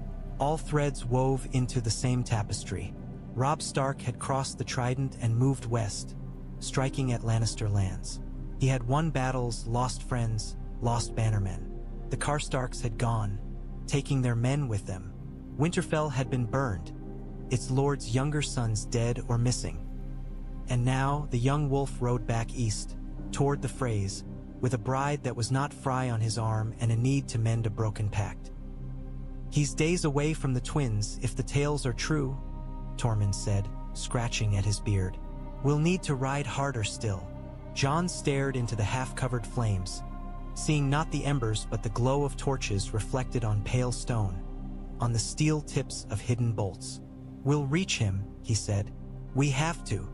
On the 4th morning after they had crossed the wall, the land began to change in earnest. The snow thinned as they rode, giving way to patches of brown earth and dead grass, then to stretches where green dared to show its face. The air lost some of its biting edge, though it still carried a damp chill that wormed under cloaks and into bones. Trees grew more frequent, clustering along the road in thin copses, bare-branched oaks and beeches and elms, their last leaves rattling like old bones. At a bend where the King's Road dipped toward a shallow ford, Tormund called a halt. The horses blew clouds of breath, tossing their heads. "We're getting close to places where Kneeler lords like to put their boots," he said. "Castles, towers, old piles of stone. We can't ride like a flock of geese anymore, honking the whole way. Time to split our feathers." He jabbed a thick finger at the rough map Jon had drawn in the damp earth. A line for the King's Road, a fork where it met the river road leading to the Twins, dots for likely camps and crossroads inns. Jon had marked where he thought Robb might be now, based on Derek Holt's tales and what he remembered of the young wolf's last known position. "You take your best riders and go ahead," Jon said. "A small group is less likely to be seen as a threat, or at least less likely to be shot at before you can shout." "And you?" Tormund asked. "I'll go with you," Jon said, surprising himself with the certainty of it. "If I ride into my brother's camp with only wildlings at my back, they'll arrow me where I sit. If I come ahead as a scout, they might listen long enough not to kill us all." "That assumes they recognize you," Era said dryly. "You've more hair and scars than when you left, I wager." "I'm still his brother," Jon said. "Catelyn Stark will know my face. So will others." There were men in Robb's host who had grown up in Winterfell's shadow as Jon had, servants, squires, guards. Men who had seen him drill with wooden swords in the yard, who had watched him stand back at feasts, not quite inside but not entirely outside either. They would not forget. Tormund considered. "All right," he said. "You, me, the girl, and a handful of others ride light and fast. Era, you take the rest. Keep to the trees when you can. If we're not back in 3 days, you turn your arse around and ride north as if the wall itself were on fire. No sense getting all of us killed because our crow got himself skewered on some lord's spear." Era's gaze flicked to Jon, sharp as a knife's edge. "If you're dead," she said, "you'll have done what you can. I won't waste my people trying to drag corpses out from under stone towers." "Fair," Jon said. He could not ask more. They chose 5 riders to go with them. The then silent and steady. A young woman named Dalla with eyes like chips of flint. An older man with a scar from ear to jaw who answered only to rag. And 2 bowmen who knew how to read a field for cover.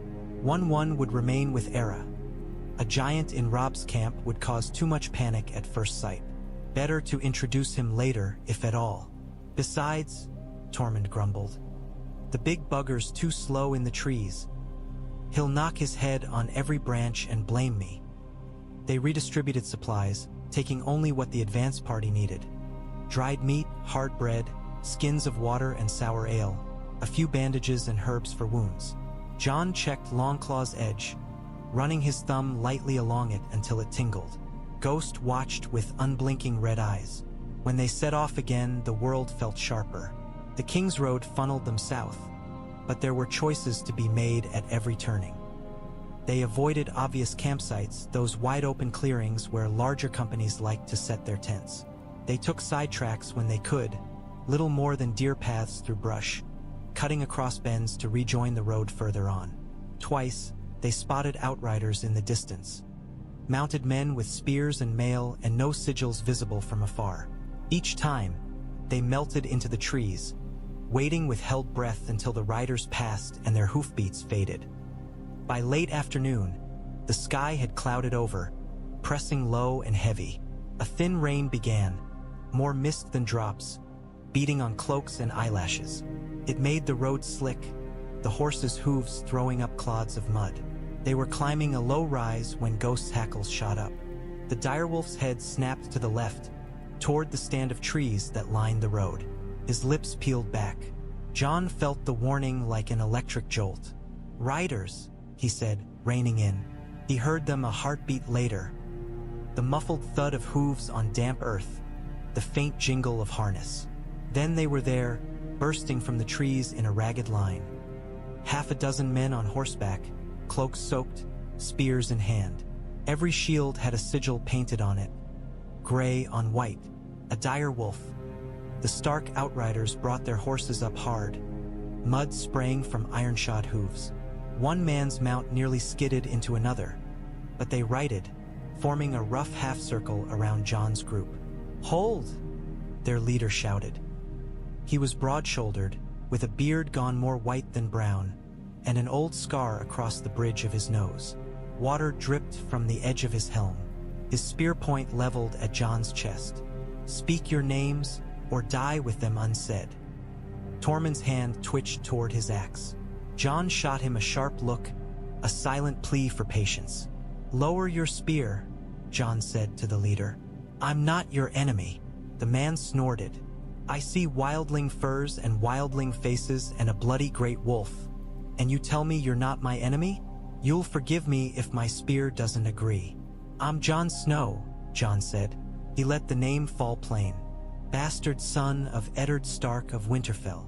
The rain seemed to pause.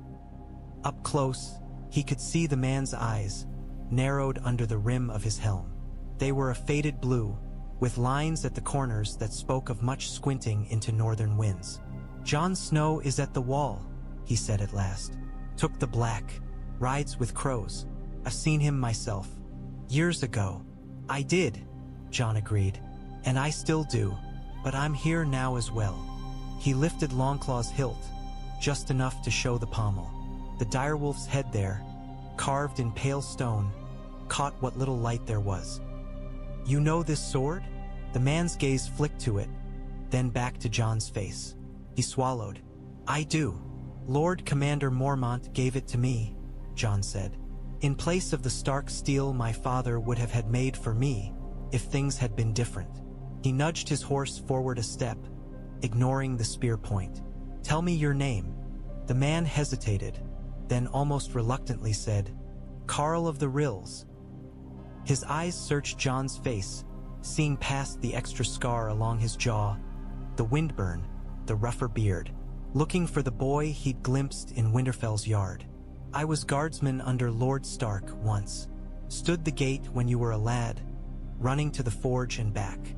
Jon remembered a dozen men at Winterfell's gates, their faces blurring into one memory of chain mail and fur and patient boredom. But something in Carl's stance was familiar, the set of his shoulders, the way he held his spear. Memory tugged. "You had a dog," Jon said. "Old brown with one ear torn. You'd sneak him meat from the kitchens." Carl's mouth twitched. "I did," he said slowly. "Old Dren. Lived longer than some men I've known." His grip on the spear shifted. The point dipped a fraction. "If you're Jon Snow, you're far from where you swore your vows." "So are you," Jon said. "The wall has need of all the men it can get, and yet here you are, riding in the Riverlands. Times change, needs change. I'm here because Robb Stark needs a warning." At the sound of his king's name, Carl straightened. "You know where his grace rides?" "Toward the twins," Jon said. "To make peace with Lord Walder Frey. I've reason to think that peace will cost him more than he can afford." Carl frowned. "We've orders not to speak of our king's movements to strangers." "I'm not a stranger," Jon said, "and I'm not asking you to give them away. I'm asking you to take me to him, so I can keep him alive long enough to win this war. For all of us." The outriders shifted uneasily in their saddles. Tormund watched them with open amusement, as if he were at a mummer's play. "Your friends," Carl said, nodding toward the wildlings, "are less persuasive." "Friends," Tormund said grandly, hand over his heart. "Partners. Foes of all who don't like good ale, warm furs, and not being eaten by dead things. Tormund Giantsbane at your service. Tell your king I saved his brother from a climb and am here to save his arse from a feast." "Giantsbane?" one of the younger riders blurted. "They say you killed a giant by—" "Those stories are all lies," Tormund cut in. "I killed two, and bedded a she-giant for good measure. But we've no time now to tell it all." Carl stared between them, rain dripping from his nose. Finally, he exhaled, fogging the damp air. "If you're lying," he said to Jon, "Robb Stark will see it. And he'll hang you, bastard or no." "If I'm lying," Jon said, "I'll deserve it." Carl studied him another long moment, then raised his spear. "Very well," he said. "You and your company will ride ahead of us. Your wolf too.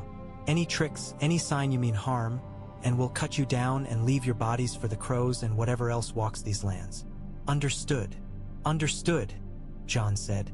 They fell in together, an uneasy braid of cloaks and lances and wary glances. The direwolf sigil on the outrider's shields seemed to weigh more heavily on the air now, as if each step south were being watched by gray eyes far away. As they rode, Carl moved his horse closer to Jon's. "Your brother thinks you dead, you know," he said gruffly. "He'll be surprised to see you. Don't know if it'll be joy or anger or both." "I expect both," Jon said. "He's a Stark." "He's a king," Carl corrected. "But that too." The smell of the camp reached them first. Smoke and horse, boiled meat, damp canvas, men. It was a familiar scent, though larger, heavier than any Jon had known. A whole world of war compressed into a churned stretch of riverland meadow. As they crested a low rise, he saw it sprawled below them. Tents huddled in clusters, some plain, some striped or dyed with faded colors. Lines of horses stood picketed, heads down, tails flicking. A pair of smithies banged away at bent armor and broken blades, sparks flying even in the gray light. Cooks bent over cauldrons. Men in mail and leather moved between it all, some bearing spears, others hauling firewood or barrels. Banners rose above the chaos, snapping in the damp wind. The leaping trout of Tully, the roaring bear of Mormont, the giant of Umber, chains dangling, and, at the heart of it all, the gray dire wolf of House Stark, snapping on a field of white. Home, Jon thought, and not. As Carl's party rode down into the camp, conversation stilled in their path. Men turned to look, eyes narrowing. Hands went to sword hilts. The sight of wildling furs was strange enough. The sight of Ghost patting at Jon's stirrup drew open stares. 7 hells, one man breathed. "Is that a dire wolf?" another said. "Like the king's, but white as a white." Carl lifted his hand, gesturing their passage clear. "On the king's business," he barked. "Keep your eyes in your heads and your blades in their sheaths unless you've orders otherwise." They passed beneath the shadow of a tall pavilion, its canvas striped gray and white. Outside it, 2 guards stood straight as spears, helms polished, cloaks clasped with little direwolves. One of them nearly dropped his spear when he saw Jon's face. "Gods be good," he whispered. "Snow." Jon recognized him then. Pate, one of the younger guards from Winterfell, though harder now, more lined. "Pate," he said, and something in his voice made the man blanch. "Lord Snow," Pate said, then seemed to remember himself. "I mean, Sir 7 hells. I'll fetch the queen, her ladyship, and the king." "You do that," Carl said, "and tell them he's brought half the wild north with him." They waited, horses shifting, under the weight of 100 eyes. Ghost sat, a white stone at Jon's boot, gaze sweeping the camp with feral calm. Tormund looked around as if appraising a marketplace. "Not bad," he said, "for folk who live in boxes." "They're tents," Jon said under his breath. "They're boxes made of cloth," Tormund insisted. "Still boxes." The tent flap parted. Catelyn Stark emerged first, cloaked in dark blue, her auburn hair streaked with more gray than Jon remembered. Lines had dug deeper into her face, the grooves beside her mouth carved by grief and worry both. For a heartbeat, she looked only at Carl, as if expecting some routine report. Then her gaze found Jon. She stopped dead. Her eyes widened, blue gone brittle. Her hand rose, fingers curling in the air between them, as if she might reach across the space and touch him, to test whether he were flesh or smoke. "Jon," she said. It was not warm, not cold either, disbelieving. "My lady," he said and slid from his saddle. He wanted to kneel, It was an old habit, well ingrained. But he remembered the black of his cloak, the feel of the wall beneath his boots, the vows he'd sworn. He settled for a bow instead, precise but not obsequious. "Mother?" another voice said from within the tent. "What is it?" Robb Stark stepped out. He had changed. Of course he had. Time did that, and war did the rest. He was broader now, shoulders filled out, the softness of boyhood carved away. A crown of bronze and iron circled his brow, the points shaped like little swords. A short beard, more russet than dark, roughened his jaw. But his eyes, those clear gray eyes, were the same. They landed on Jon and went wide with a shock so pure Jon felt it like a physical blow. "Jon," Robb said, "by the gods." He took 2 steps, stopped, as if remembering he was a king and kings did not run. Then he abandoned that notion entirely and closed the distance in 3 long strides, arms going round Jon in a crushing embrace. For a moment, Jon was a boy again, grinning in the Winterfell yard as he and Robb tackled each other into the snow. For a moment, the smell of smoke and horse and steel fell away, replaced by hot bread from the kitchens, Maester Luwin's ink, the crisp, cold air of home. "Robb," Jon said into his brother's shoulder. His throat closed on the name. "Your Grace." "Don't call me that," Robb said roughly, pulling back enough to look at him. His eyes shone. We thought you dead. We heard nothing and the wall." He shook his head, as if trying to clear it. "What are you doing here? And with?" He looked past Jon, then to Tormund, to Ygritte, to the others. The king's face shuddered. The warmth cooled, not entirely, but enough. "With them," he finished. The king's tent was warmer than the camp outside, though not by much. A brazier in the center threw off heat, its coals glowing red. The air smelled of charcoal, parchment, wet wool. Maps covered the central table, held down by daggers and cups. Carved stones marked armies and castles, wolves and lions and towers, all frozen mid-play. Caitlin took her place near one corner, hands folded tightly. Brynden Tully, the blackfish, stood at Robb's right hand, deep lines graven in his face. The great Jon loomed near the entrance, his bulk taking up enough space for 3 men, his beard a wild thicket. Roose Bolton was there too, pale as old milk, his expression unreadable. Others clustered behind them, a half-circle of northern and riverland lords, their breath misting faintly. Jon and Tormund stood opposite. Ygritte, the Ven, Dalla, and Rag waited near the entrance, under the watchful eyes of half a dozen armed guards. Ghost lay at Jon's boots, a white coil of muscle and bone and patient menace. Robb had shed his damp cloak, but the crown still sat on his brow. It looked heavier up close, the metal biting into skin. He rested both hands on the table, knuckles white. "Start at the beginning," he said to Jon, "and don't spare my feelings." So Jon did. He told them of taking the black, and of the ranging beyond the wall, of Craster's keep and dead things in the woods, of the fist of the first men, and the ravens circling above a ring of slaughtered brothers, of Mance Raider's host, gathering like a storm, of going over to the wildlings in truth and lie both, to learn their numbers, their plans. He told them of the whites, and of the ruin in the gift. Ghost's ears flicked at that, as if he remembered the smell. Then he told them of Derek Holt, the traitor, and the tales of the twins, of Walder Frey's simmering anger, of his own dream, the hall full of music and blood. He did not dress it up. He did not try to make it something it was not. He let the raw edges show.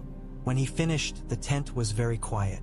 "So," Roose Bolton said at last, in his soft, flat voice, "you rode from beyond the wall on the strength of a traitor's gossip and a nightmare." "Yes," Jon said, "and on knowing what kind of man Walder Frey is, and what you did to him." Robb flinched slightly, jaw tightening. "I broke my word to Lord Walder," he said, before his mother could speak. His tone was clipped, controlled. "I promised to take one of his daughters to wife, and I did not. That was my doing. I can't blame my heart for it. Only my own weakness." Caitlyn's eyes flicked to him, pained. The Freys swallowed the slight once already, the Blackfish said, grumbling all the while. But they bent. They let us cross their bridge for the first march south. They've milked more coin out of you in tolls than some lords see in a year. They're craven and grasping, but not famed for being bold. Craven men can be the most dangerous, Tormund put in cheerfully.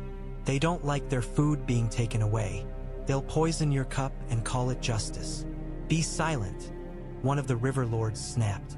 No, Robb said, holding up a hand. Let him speak. We asked him to be here. Tormund's grin widened. There, you see? Your king's wiser than you, kneeler. That bodes well. Jon shot him a warning look, but the wildling only shrugged, unconcerned. I know I broke faith, Robb said, returning his attention to Jon. I meant to mend it.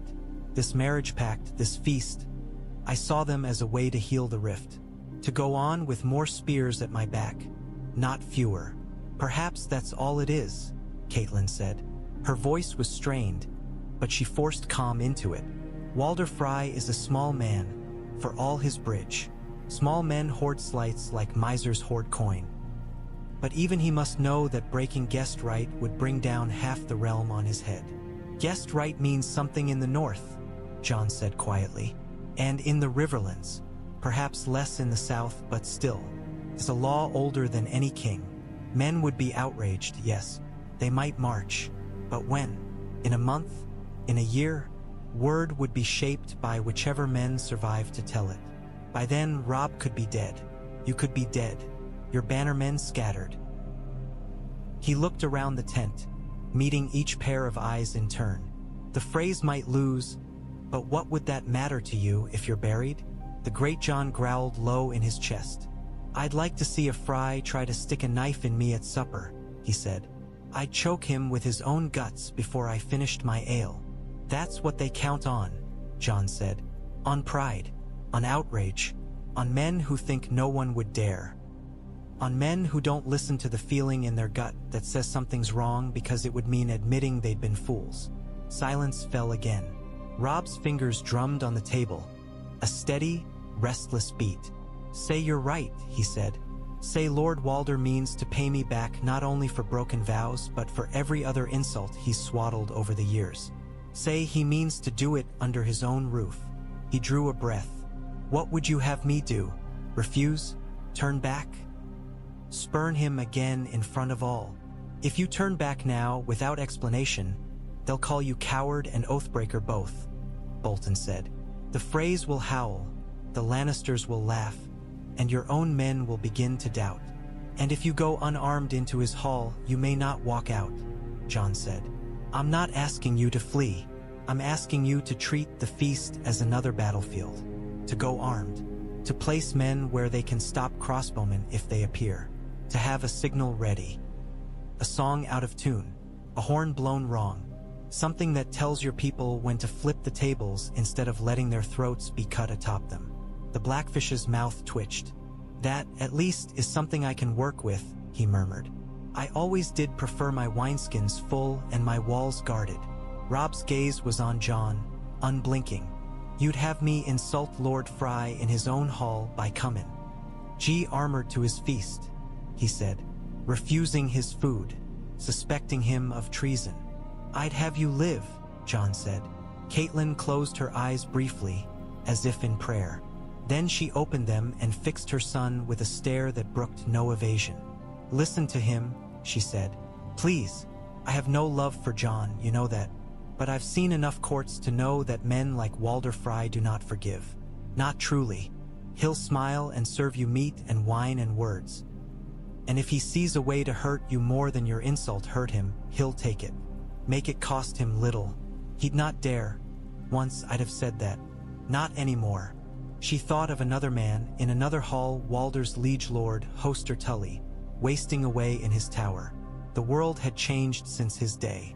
Reaver kings, boy kings, red kings, all took oaths and burned them like kindling. Then we go wary, Robb said at last. His voice had steadied. We treat the twins as we treat any battlement. We look for traps. We set some of our own. And if the Freys mean only to drink and dance and complain, then we'll have lost nothing but a few hours' sleep. He straightened, shoulders squaring. I'll not run from this. I can't. Too much rests on it. But I won't walk in blind either. He looked to Jon. Will you stand with me? In that hall, Jon thought of black cloaks and cold vows, of the wall looming behind him, of Mance's camp, dwindling now as it crept toward the same barrier from the opposite side, of wildlings huddled in caves, of dead men screaming as fire ate them in the ruined village, of Freys with knives in their sleeves. I will, he said, if I can keep my sword. And Ghost, your wolf stays with you, Robb said. If Walder Frey doesn't like it, he can choke on his own bile. I trust a direwolf more than I trust any Frey. He glanced at Tormund. And your friends. They spilled out of the tent into the falling dusk with more questions than answers, but at least with a shape to their plan. Tormund had taken the news of being invited into a kneeler's feast with predictable enthusiasm. I'll wear my best furs, he'd said, thumping his chest, and not eat anyone unless they try to eat me first. That's not as comforting as you think it is, the great Jon had replied, though a spark of rough amusement had lit his eyes. Robb had agreed to place men where Jon suggested, northern archers in the rafters if he could get them there, or at least in alcoves, with orders to watch other bowmen as much as any possible enemy outside. Trusted swords at the back of the hall, near the musicians, the servants. A few riverlords willing to play at being drunker than they were, their hands near knives rather than cups. A northern bard who knew the reins of Castamere well enough to play it deliberately wrong if a signal was needed. It was not a perfect shield, but it was something. Now, as campfires sprang to life around them, throwing golden circles into the thickening dark, Jon and Robb stood alone near the king's tent. The noise of the camp, men laughing, arguing, singing low, swelled and receded like the sea. You've changed, Robb said, breaking the quiet. So have you, Jon replied. Robb huffed something that might have been a laugh and might have been a sigh. I suppose I have, he said. He looked older in this light, the fire catching in the hollows under his eyes, turning the crown into a jagged silhouette. Sometimes I feel like I went to bed a boy and woke up with a kingdom on my chest. I keep thinking I'll find a way to set it down for a while, and then there's another fire to put out. You were always stubborn, Jon said. You used to keep fighting in the yard until your knuckles bled, even when Ser Roderick told you to stop. You used to keep pace with me even when your lungs were ready to burst, Robb countered. You'd go white as milk, but you'd never fall behind. A corner of his mouth lifted. We were fools. We were children, Jon said. We didn't know the weight of steel then. He hesitated, then plowed on. Robb, there's more. Mance Raider's host is real. It's vast. Tens of thousands. Families, not just raiders. He means to bring them south one way or another. If the wall falls, and it might, no matter what the Watch does, you'll have more to worry about than Lannisters and Freys. Robb's jaw tightened. My bannermen already think me mad for trusting so much to a bastard's dream, he said. If I tell them I plan to treat with wildlings as allies rather than enemies, they may decide I'm not fit to wear this crown at all. I'm not asking you to promise them lands tomorrow, Jon said. Only to think about it. To remember this. The real war isn't for a chair of swords in King's Landing. It's for the right of men to keep drawing breath when the dead come south. Wildlings, Northmen, Riverlords, even bloody Lannisters. It won't matter what we call ourselves if we all end up blue-eyed corpses. Robb stared at the ground for a moment, boots scuffing in the mud. Father used to say winter is the time for wolves to band together, he said. That the lone wolf dies, but the pack survives. His gaze lifted, meeting Jon's. I don't know if I can make half the men in that tent see wildlings as part of their pack, but I'll remember what you've said. If we survive the twins, if we live to see another winter, I'll remember. That's all I can ask, Jon said, Ghost pressed against his leg, red eyes glinting. Robb glanced down at the direwolf, then off to where Grey Wind's shape moved near the edge of the camp. pacing under the watchful eye of his handlers. The two wolves watched each other across the distance, a white shadow and a gray, hackles raised not in anger, but in the wary acknowledgement of one predator to another. "This feast," Robb said, following Jon's gaze. Do you truly think it would have killed me if you'd not come?" "Yes," Jon said. There was no use softening it. "I do." Robb's throat worked. "Then whatever comes of this," he said, "remember that I'm glad you broke your vows long enough to ride south." "I broke them to keep them," Jon said. "To guard the realms of men. That's what the words say. They don't say I must never leave a block of ice." Robb barked a short, surprised laugh. "Maester Luwin would have your hide for twisting them so," he said. "Maester Luwin would say we must do what we can with the tools we have," Jon replied. "Right now, that means me standing in a Frey hall with my hand on my sword and Tormund Giantsbane at my back. And a giant at the door if I decide to invite him," Robb said, shaking his head. "The songs these bards will make," he sobered. "We ride at first light. We'll be at the Twins by tomorrow night. After that, Jon said, we'll see whether the gods meant my dream as a warning to be heeded or a fate to be fought." Caitlin watched them from a little distance, half hidden by the tent's shadow. Her heart twisted at the sight of Robb's profile, so like his father's now, and Jon's beside him, the bastard she had never quite found space in her heart for. Ghost's white shape, gray winds gray, two wolves with their human shadows. She had spent a life believing in promises and the forms of courtesy. The world had taught her how fragile those were. Now, as the last light bled from the sky, she found herself praying. Not to the seven she had known as a girl, but to any god who might be listening at the crossroads between dream and choice. Let this warning be enough, she thought.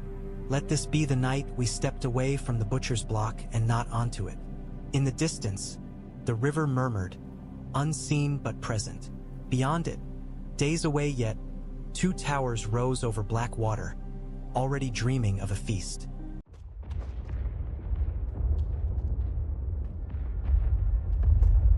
The twins rose out of the river mist like something grown, not built.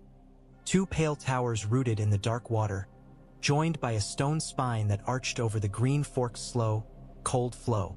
Pennants snapped from every parapet.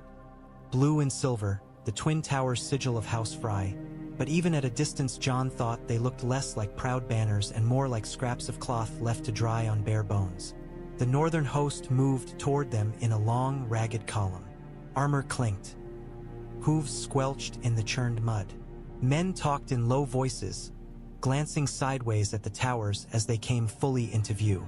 The river spread out on either side, brown and sluggish, broken into glittering shards where the weak sunlight caught it. Robb rode at the head, crown gleaming dimly beneath his hood. The weight of it seemed heavier today. His face was drawn, the lines at the corners of his eyes deeper.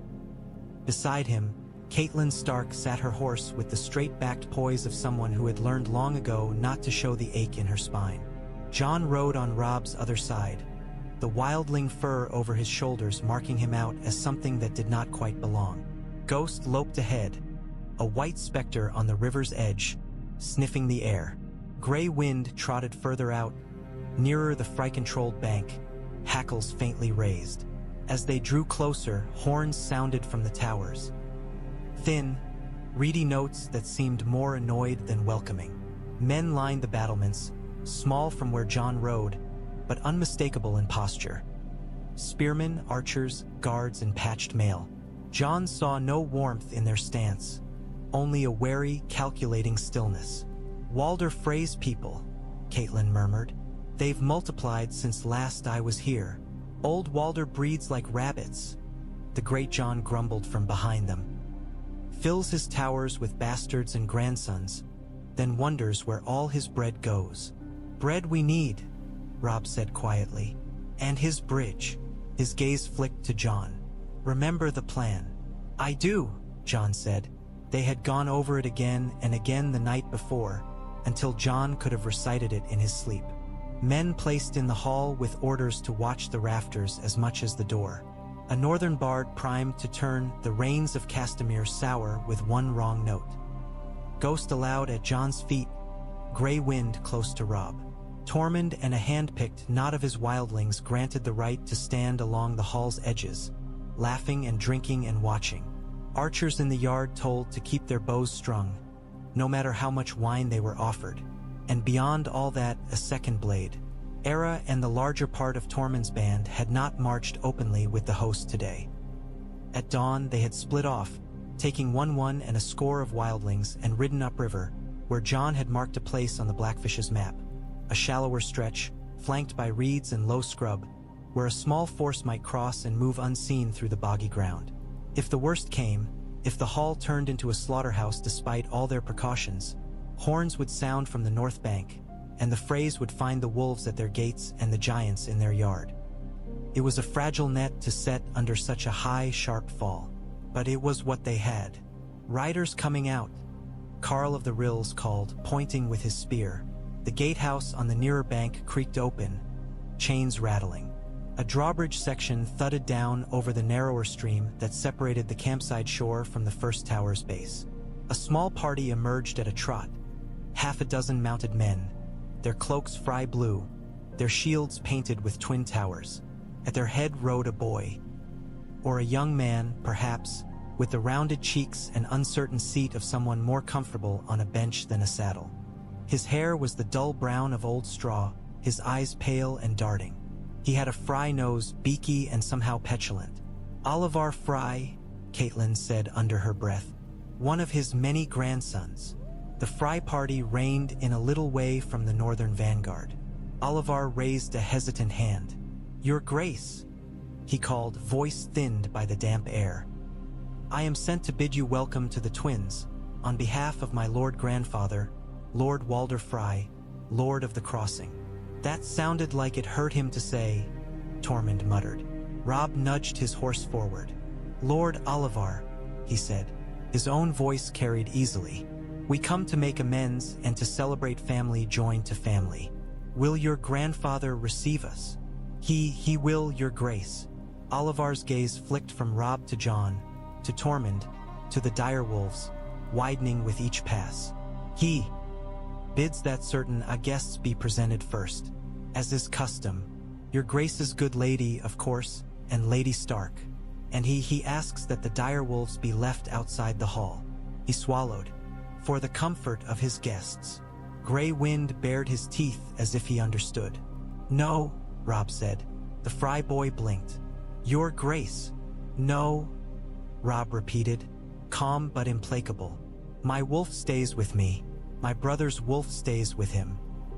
If Lord Walder prefers we come to his hall without the creatures we trust with our lives, then perhaps he does not want us there at all." Oliver looked visibly torn, caught between a sullen old man's orders and the reality of the young king before him. "I will tell him, Your Grace," he said at last. He did say that for such special allies as your companions." His glance skimmed Tormund and stuck like a burr. "Exceptions might be considered." Tormund grinned, all teeth. "Tell your lord I'm housebroken," he said. "Mostly." Oliver's grimace was answer enough. They crossed in order, Robb and his close kin first, banners lowered in token of peace, though the men beneath them wore full mail and kept their hands near their hilts. Jon rode just behind, Ghost pacing at his stirrup. Tormund came beside him, his axe piece-bound with a strip of cloth that meant less than nothing if Lord Walder had truly bad intentions. Still, the gesture soothed Southern. As they passed under the gatehouse arch, Jon felt the prickling sense of being measured, weighed. Men peered down from murder holes. He imagined buckets of oil, racks of rocks, hidden archers. The stone here was damp and chill, slick in places with moss, but beneath that he could feel the old strength of it. The twins had stood for generations, taking tolls and swallowing grudges. They rode into the inner yard, where Frey men-at-arms lined up in showy ranks, shields polished, helms gleaming. Beyond them, the great hall doors stood open, spilling warm light into the cold gray. The noise from within, laughter, the rise and fall of pipes and drums. washed over them. Jon's dream whispered along his spine. The heat of the Frey hall hit Jon like a slap after the damp chill of the yard. Fires roared in great hearths along the walls, filling the air with the smells of roasting meat, spilled ale, sweat, and old smoke. Tapestries sagged from hooks, their colors dulled by years of grease and neglect. Long trestle tables ran down the length of the chamber, already crowded with men and women in Frey blue, with a scattering of other house colors mixed among them. Bannermen, hangers-on, those who had found it profitable to orbit Walder Frey's bridge. At the far end, on a slightly raised dais, sat Lord Walder himself. He looked smaller than Jon had expected, a bag of sticks wrapped in skin, jammed into a chair too big for him. His face was a map of wrinkles, his mouth a thin, cruel line. A wheel of veins crawled along his temples. His eyes, though, were sharp and wet and bright with malice. A clutch of women clustered around him. Wives, daughters, granddaughters, some barely older than girls, others with gray in their hair. He seemed half melted into the cushions of his seat, yet there was nothing weak in the way he fixed his gaze on the approaching king. The music faltered as Robb, Cailin, and their retinue entered. Conversation dipped, then rose again in the muttering way of a disturbed wasp's nest. "Your Grace," Walder Frey rasped. His voice had the papery sound of dry leaves rubbing together. "You honor my poor house at last." "Lord Walder," Robb said, stopping at a respectful distance. He bowed just enough, crown glinting.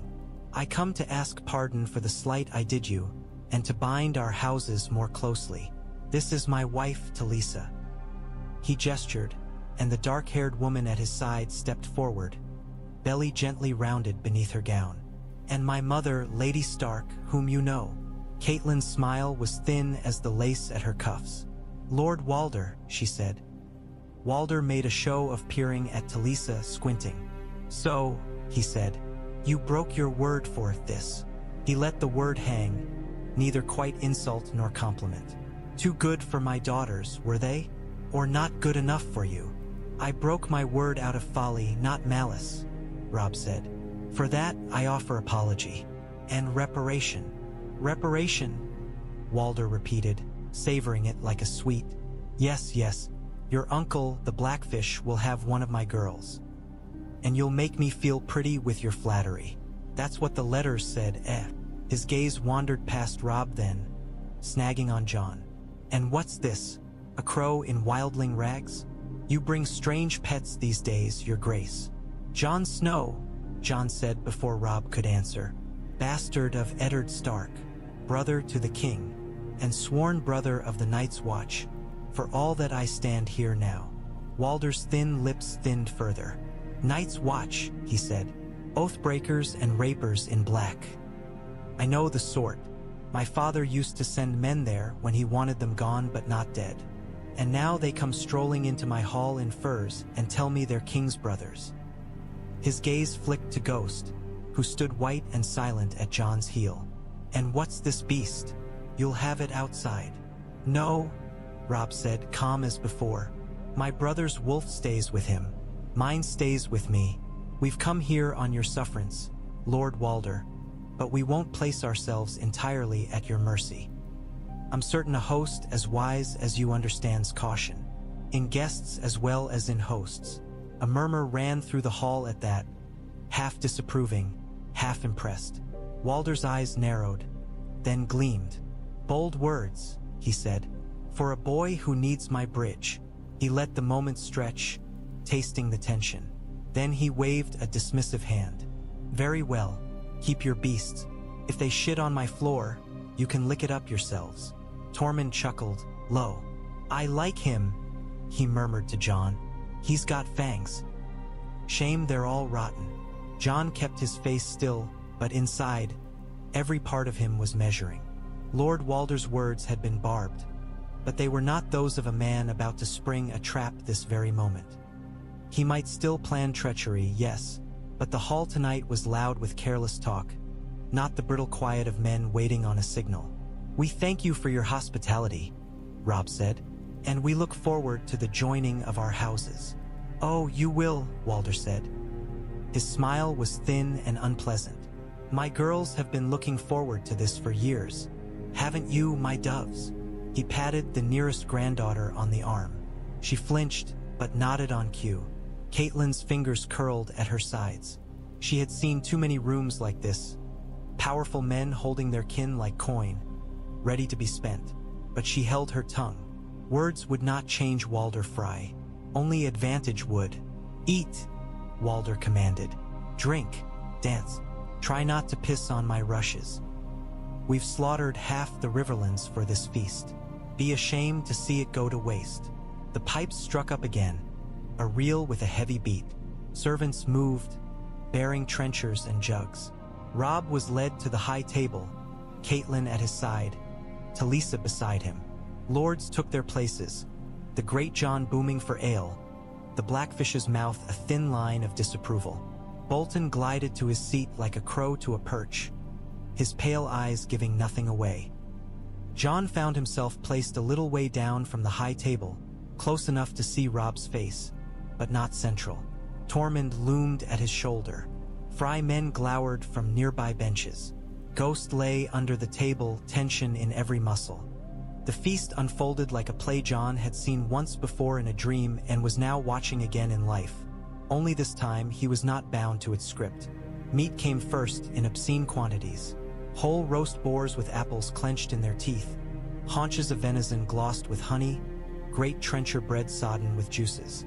Frey servants moved briskly, their faces carefully blank, pouring wine that never seemed to run out.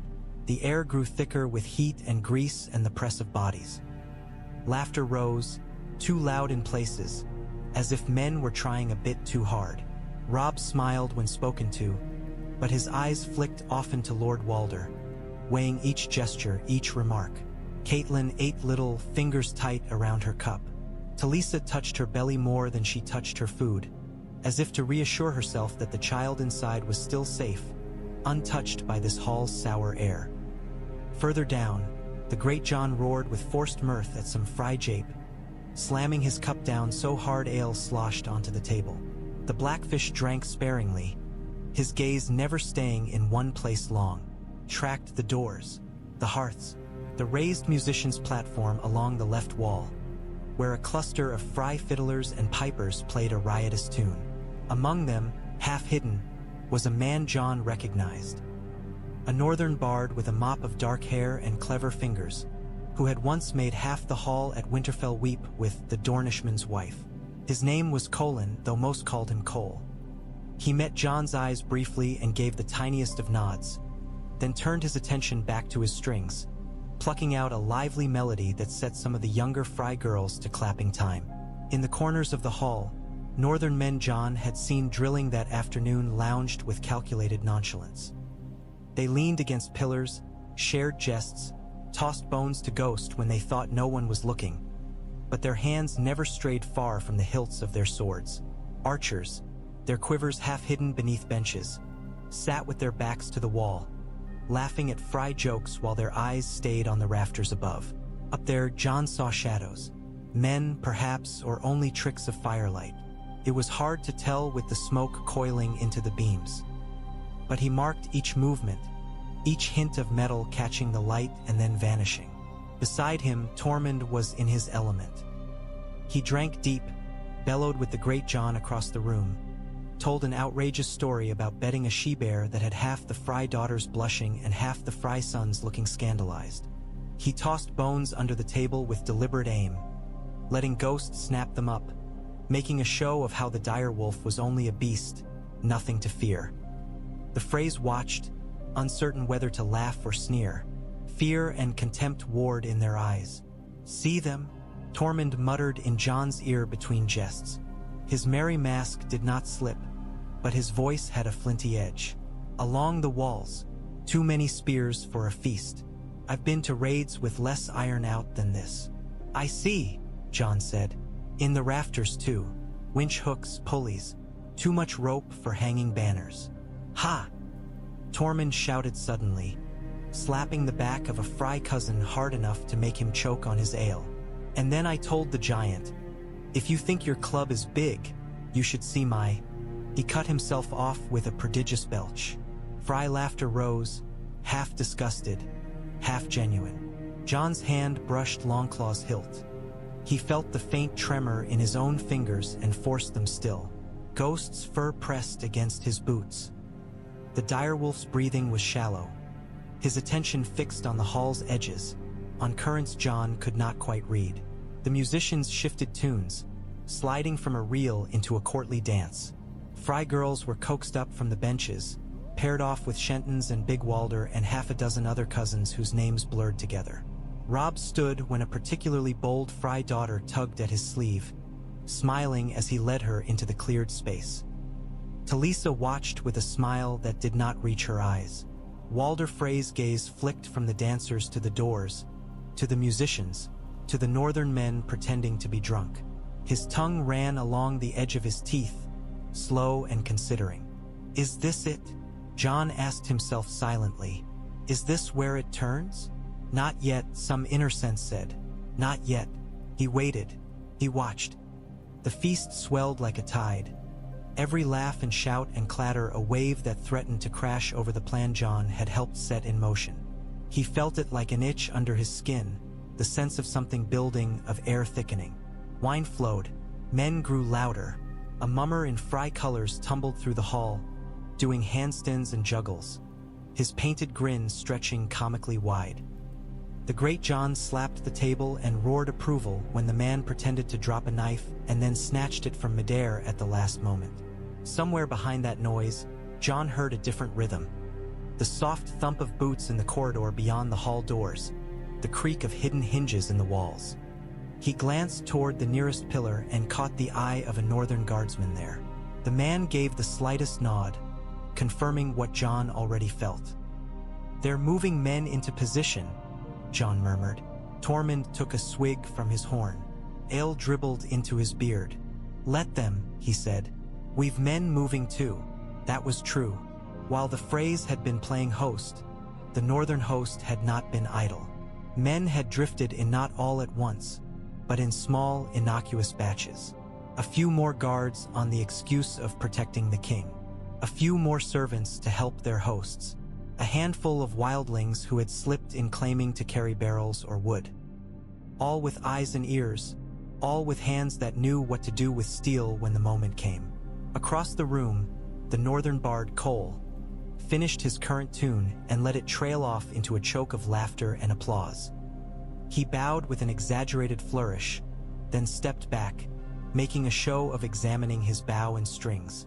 The Frey musicians conferred in low tones, one of them gesturing to him. Walder Frey, from his chair, raised a skeletal hand. "Enough of these country jigs," he rasped. The hall hushed, the way a pond goes still when a stone drops into it. "Play something proper, a song to remind us of our betters. The ones who think we'll always be waiting at their bridges with our hands out." The Frey fiddleman hesitated, then set bow to strings. The first notes slithered out, slow and menacing. A tune Jon had heard once before in King's Landing, when Tyrion Lannister had hummed it under his breath. The Rains of Castamere. His dream surged up like a wave, threatening to drown him. For a heartbeat, the hall blurred. He saw again the rafters, the crossbows, gray winds fall. Robb turning, confusion on his face. But this was not the dream. Not yet. He forced his eyes to Cole.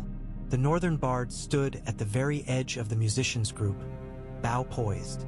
His face was carefully blank. The Frey fiddler glanced at him, nodded, beckoned him into the tune. Cole put his bow to the strings. The melody he drew out was the same, and not a fraction too slow on the opening phrase. A second note dragged, souring against the Freyman's proper pitch. On the fourth bar, he plucked instead of bowed, a bright, jarring pop where there should have been a smooth glide. It was subtle. A man drunk on wine and victory might not have noticed at all. Jon did. So did the Blackfish. Jon saw Brynden Tully's head lift, his gaze snapping to the musicians. The Gretchen's hand stilled on his cup. Caitlyn's fingers tightened on the edge of the table. Robb's smile froze, just for an instant, then resumed, slightly thinner. That was the sign. Ghost moved first. The dire wolf surged from beneath the table in a blur of white, overturning a bench with his back.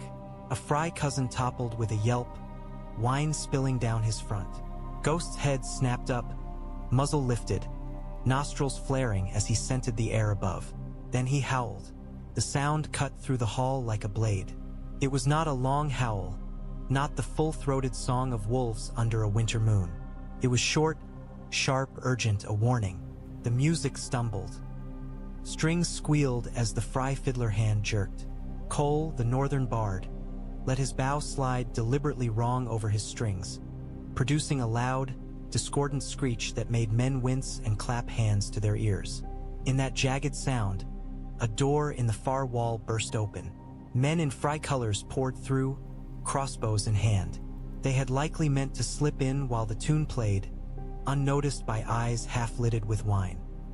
Now, caught in the glare of 100 suddenly alert stares, they hesitated for a crucial heartbeat. "Robb!" Cailin cried. The high table exploded into motion. The Blackfish overturned his chair, using it as a makeshift shield as he shoved Talisa back behind the table. The great Jon surged to his feet with a roar, seizing a roasted boar's head and hurling it like a stone at the nearest crossbowman. It struck with a meaty thud, knocking the man off balance. Jon was already moving. Longclaw came free of its scabbard with a hiss, Valyrian steel dark and hungry in the firelight. He vaulted the overturned bench and threw himself toward the nearest of the newly opened doors, where two Frey men fumbled with their crossbow strings, fingers clumsy in their haste. "Now!" he bellowed. Northern men sprang up as if they'd been launched. The ones along the walls shoved away from the stone, swords in hand. Archers in the corners knocked and drew with terrifying speed, their aim not at the guests, but at the dark slits in the rafters where shadows had stirred. The first volley of arrows flew from above, but it was not the massacre Jon had dreamed. Too many northern men were already braced, too many shields already up. An arrow clanged off the Blackfish's upturned chair. Another shattered on the Greyjohn's raised forearm guard. He laughed, a savage bark. One found a victim. A Karstark man took a bolt to the throat and went down in a choking spray. At the same moment, northern arrows shot upward. Hidden Frey men in the beams jerked and dropped like sacks of grain, crashing onto the tables below. One landed atop a platter, sending goose and gravy flying. Another fell half on top of a Frey daughter, who screamed and pushed him away, her gown blooming red across the bodice. Tormund Giantsbane moved like a boulder loose down a slope. He vaulted his own table, seized a Frey spearman by the collar, and drove his head into the stone pillar so hard the cracks sounded above the din blood sprayed. Tormund bellowed, "Guessed right, you goat-fucking cowards? This is how you honor it." Lord Walder's mouth opened and closed soundlessly, like one of the whites Jon had burned. His eyes bulged. "What are you doing?" he shrilled at his own men. "You fools! You!" But if he had not given the signal himself, someone close to him had. Frey retainers along the walls drew blades, some with hesitation, others with grim eagerness. One lunged for Robb, dagger flashing. Grey wind hit him from the side, jaws closing on his forearm. Bones crunched. The man screamed and dropped the knife, which Robb kicked away. With his other hand, Robb seized a fallen Frey shield and raised it just in time to catch another bolt on its face. The impact staggered him, but he held his feet. "Stark men!" he shouted, voice cutting through the chaos. "To me! To me!" his bannermen answered. For a heartbeat, the hall was nothing but noise and blur and the metallic tang of blood in the air. Jon plunged into it like a swimmer into a cold river. Longclaw moved in his hand almost of its own accord, honed by hours in Castle Black's yard, by fights beyond the wall where hesitation had meant death. He parried a spear thrust from a Frey man whose face was more fear than anger, twisted, and brought the pommel of his blade down on the man's temple. The Frey crumpled. "Spare them if they throw down their weapons," Robb shouted. "Take them alive if you can." Some of his men heard, some didn't, Fear and anger and the memory of slights had been poured into this hall like so much wine. Now it spilled out in a red tide. Near the musician's platform, Cole had dropped his fiddle entirely and taken up a fallen sword. He slashed at a Frey man trying to scramble up onto the stage with a crossbow, catching him across the thigh. The man fell, and Ghost was on him in an instant, teeth burying in his shoulder. At the far end of the hall, Lord Walder shrieked for order and got none. A grandson, Edwin perhaps, or Black Walder. Jon could not keep them straight. Tried to drag him back from the high table toward a side door. The old man clung to his chair, knotted hands white. "Do something, you little shit," he screeched. This wasn't the plan. So there had been a plan. Jon's stomach turned. Even if Walder himself had not given the order to loose arrows at that precise moment. He had filled his hall with men ready to murder guests under his roof. The intent was enough. A Frey guard lunged for Caitlin, sword raised. She snatched a knife from the table and met his blade with the small bit of steel, turning it just enough to send his strike past her. He stumbled, off balance. The blackfish was there in the next instant, driving his sword through the man's gut with a veteran's efficiency. "Behind you!" Caitlin cried. He spun, bringing his blade up in time to deflect another strike. Tormund roared a wildling war cry, swinging his axe in wide, brutal arcs that forced Frey men back. "You call this feasting?" he shouted. "This is a piss-poor excuse for an ambush. I've seen goats with more courage." Jon fought his way toward the nearest of the side doors, the one the Frey crossbowmen had tried to use. Ghost stayed tight to his flank, a white guardian. Twice, Jon almost slipped on spilled wine that looked too much like blood. The air was thick with smoke and screams. At the door, a knot of Frey men tried to rally. One had a horn at his belt, fumbling to bring it to his lips. If he blew it, more guards would flood in from the towers, turning the skirmish in this hall into a full battle. Ghost launched, jaws closing on the hornbearer's wrist. The man yelped, the horn tumbling from his grasp. Jon lunged, boot kicking it away across the floor. Then he brought long claw up, the flat of the blade smashing into the man's jaw. Teeth flew. The man went down in a boneless heap. "Block this passage," Jon barked to the nearest Stark soldier. "Table, barrels, anything. Don't let reinforcements pour through." The man, a Mormont by his bare sigil, nodded, grabbing two comrades. Together, they heaved a heavy table up, muscles straining, and jammed it into the doorway. Men's shouts and thudding boots echoed from beyond. A spear stabbed through the gap. A northerner hammered it down with the butt of his own blade. The Freys had expected a butchery. What they had gotten instead was a fight they were not prepared for. Walder Frey seemed to realize it too.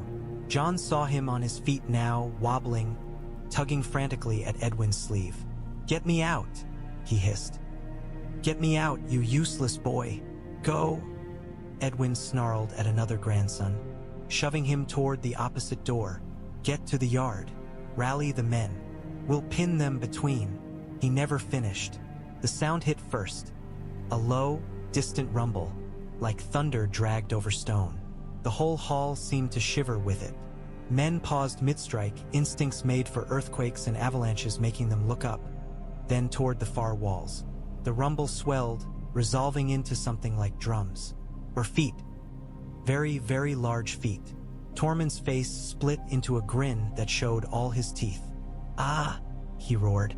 "There's my giant." While steel rang and men shouted within the hall, the yard beyond the tower was becoming its own battlefield. Era had led her band along the reedy north bank, keeping low, the reeds and mist wrapping them in a veil. One waded the green fork where it ran shallowest, the water reaching only to his thighs, though it was deep enough to sweep away a lesser man. Wildlings clung to his fur like burrs, shrieking with laughter and terror both. On the far side, they had crept through mud and shadow until the twins' north-facing gate loomed above them. Now, at the first howl of Ghost drifting faintly through stone, Era blew her horn. It was a deep, booming note, nothing like the thin Frey horns. It made the birds in the scant trees along the riverbank explode into flight. "Now!" she shouted. "One, knock!" The giant lowered his makeshift ram, a stripped tree trunk as thick as a man's chest, and charged. Arrows hissed down from the battlements. Most clattered off the trunk or buried themselves in one's hide, provoking only snarls of irritation. One caught a wildling man in the throat. He fell without a sound, trampled an instant later under the giant's pounding feet. One hit the gate with a crash that made the world jump. Timbers groaned. Stone dust rained down. One of the gatehouse's corner parapets cracked, sending a Frey archer tumbling screaming into the yard below. Again. This time, the great wooden doors splintered in the center, a jagged crack spidering out from where the ram had struck. Wildlings shrieked with glee. Northern arrows, loosed from where Jon's men had lain in wait in the scrub, picked off Frey defenders along the walls, their gray-fletched shafts thudding into throats and chests. Inside the gate tower, men scrambled to drop the portcullis. Era saw the chain begin to move, links rattling. "Fast!" she yelled. "Before they lower it!" One roared, a deep, resonant bellow that rattled teeth, and threw himself at the doors once more. This time they burst inward. Splintered planks exploded into the yard, bowling over the men who had been trying to brace them from within. The portcullis shuddered halfway down and stuck, one side jerking lower than the other, caught on bent iron. One ducked, shouldering under the descending spikes, and wrenched. With a tortured shriek, the metal tore free from its tracks, leaving a jagged opening big enough for him to force his way through. Wildlings poured in after him, spears and axes flashing. Northern men rose from their cover and charged as well, stark banners suddenly blooming out of the mist on this unexpected side of the castle. Frey men in the yard, who had been hurrying toward the hall at the sound of distant fighting, faltered, caught between two threats. Some turned to face the giant battering into their midst. Some froze, confusion written starkly on their faces. The first to reach them was a Mormont soldier, bare sigil dark on his sodden cloak. He slammed into a Frey pikeman, driving him back toward one's swinging ram. "King in the north," he bellowed. The cry was taken up, echoing off stone. "King in the north! King in the north!" From within the hall, faint but growing, came another chorus. The same words roared over the clash of steel. The twins, which had thought itself the trap, was suddenly the thing caught.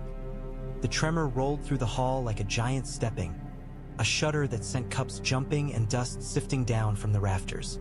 Men staggered. A crack appeared in the plaster near the hearth, spreading in a jagged line. "That'll be the door," Tormund crowed, eyes bright. "Your folk at the gate, Snow. Or mine. Or both." Walder Frey's composure finally cracked. "What was that?" he squealed, clutching at Edwin. "What have you done, you little shits? You said it would be clean. Quick, not this." Edwin's face was bloodless. "Father, grandfather, whatever you want me to call you, we have to get you out. The Northmen," Robb's voice cut in, "are not leaving." He had fought his way clear of the immediate press at the high table, gray wind flanking him, Caitlin and Talisa sheltered behind overturned benches. Blood streaked his cheek where a glancing cut had nicked him, but his eyes were clear, his sword steady. Northern men were rallying around him, forming a rough shield wall between their king and the bulk of the Frey host. Jon pushed through the press toward them, Ghost fighting at his side, snapping at any blade that came too close. A Frey retainer lunged. Longclaw turned his thrust aside, then bit into his arm just deep enough to send his sword clattering. Jon knocked him to the floor with the flat of his blade. "Yield and live," he snarled. The man stared up at him, panting, then let his head fall back, eyes squeezed shut, hands spread. "I yield," he rasped. "7 spare me." "7 might," Tormund said, planting a boot on the man's chest as he stepped past. "Can't speak for the rest of us." They reached the space before the dais as another rumble shook the hall. A breath later, the main doors slammed inward. A wildling woman in furs burst through, Era's braids swinging, her knife already red. "Gates down!" she shouted. "Yards ours. Giants in your courtyard, Frey." Her grin was savage. "He's pissing on your well." The announcement struck the hall like a new blow. Frey men, who had already been wavering after their failed surprise, visibly faltered. The fight went out of some. Others grew more desperate, eyes rolling whites. "Drop your weapons!" Robb bellowed above the din. "Frey men, drop your weapons and you will live. This is your one chance." For a moment no one moved. Then a man near the back. A Frey bastard, by the look of him, his cloak cheap, his boots worn, let his sword clatter from his hand. He raised both arms high. "I yield," he called. "I never wanted this." Another followed, then another. Not all. Some, like Edwin, clung to their steel as to their pride. But enough. Jon saw a line shift, the tide of motion in the hall changing shape. What had been chaos began to become something like order, if order could be born in a room spattered with blood and overturned benches. "Get those who dropped their blades against the walls," the Blackfish shouted. "Disarm them. Bind them if you can." Northern men surged to obey. One of the Mormonts, Meech herself perhaps in her mail and bare cloak, shouldered past a Frey man and slammed him into a pillar, her knee in his gut as she ripped his sword from his hand. On the dais, Lord Walder Frey clung to his chair with both hands, shaking. Spittle glistened at the corners of his mouth. "You can't," he croaked. "You can't. This is my hall, my bridge. You're my guests." "We were your guests," Caitlin said, stepping up beside Robb. Her face was pale but composed, her eyes hard. "You invited us in and ringed us round with men bearing hidden steel. You brought crossbowmen into your rafters. You tried to slaughter my son under your roof. You broke guest right, Walder Frey. There is no worse sin." Walder's throat worked. "I never ordered." "You laid the feast," Jon said. His voice was quiet, but it carried. Every ear strained in that moment. "You set the table. You filled the hall with armed men and placed archers where no honorable host would. Whether you spoke the word yourself or only let your sons think they knew what you wanted, you are responsible." Walder's eyes flicked wildly, looking for some salvation that wasn't there. The hall was full of northern steel now, of wildling furs, of Frey men with their backs to the wall. From outside came the distant roar of 1-1 and the clash of weapons in the yard. "Please," a voice near the dais said. It was Oliver Frey, who had ridden out to greet them, who now stood to the left of his grandfather's chair, his own sword still sheathed. His face was white. "Please, I didn't. This wasn't." "No one's speaking of you," Robb said. His gaze was fixed on Walder. Yet, the old man sagged. For the first time, he looked truly small, not merely mean. "Do what you like, then," he muttered. "You'll see. You'll see what comes of spitting on your betters." "My betters taught me honor," Robb said. "My betters taught me that a man who breaks bread with a guest and then sheds his blood is no lord, only a butcher." Jon thought of Eddard Stark's hand on a boy's shoulder, guiding him to watch an execution. The man who passes the sentence should swing the sword. Robb's hand tightened on his hilt. "Take him," Caitlin said softly. There was no triumph in it, only a deep, weary sorrow. "Take him and those sons who plotted this. The others, bastards, grandchildren, wives, they need not pay for his sins. But those who stood with him in this, who brought steel into their hands when they should have served bread, that guilt is theirs." The Blackfish stepped forward, his face as hard as the blade in his hand. "Lord Walder Frey," he said, "by the laws of the Riverlands, by the guest right you've broken, you are forfeit." Walder bared his teeth. "You won't hang me," he spat. "I'll rot your gallows with my curse." "No," Robb said. "We won't hang you." He looked to Jon. For a heartbeat, Jon felt the weight of that glance like the cold of the wall. Then he stepped forward, long claw in his hand. "This is your right," Jon said quietly to Robb. "He wronged you, not me." Robb's throat bobbed. "He wronged more than me," he said. "He wronged every man in this hall he meant to see die with a cup in his hand. He wronged the laws our father taught us. I am king and I am Stark, but I am also a son whose father taught me what justice is. And He faltered, just for a heartbeat, the weight of crown and sword and all the eyes on him pressing down. Caitlyn's hand touched his arm. "You don't have to swing it," she murmured. "You can order it done." "He does," Jon said, remembering another winter's day in a snowy godswood. "Or he won't sleep tonight, or any night after." Robb looked at him, something like gratitude and pain mixed in his gaze. Then he nodded. "I am Robb of House Stark," he said, turning his face to the hall, voice ringing strong despite the blood on his cheek. "By the laws of guest right upheld in the north and the Riverlands, by the oaths my house has sworn and by the crown I bear, I judge Walder Frey guilty of treachery and of attempted murder under his own roof." Walder sagged further in his chair. For all his talk of curses, there was little dignity left in him.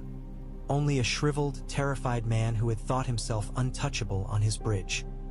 "Edwin Frey," Robb continued, his gaze shifting to the nearest of Walder's adult sons, who stood with his sword still in hand, knuckles white.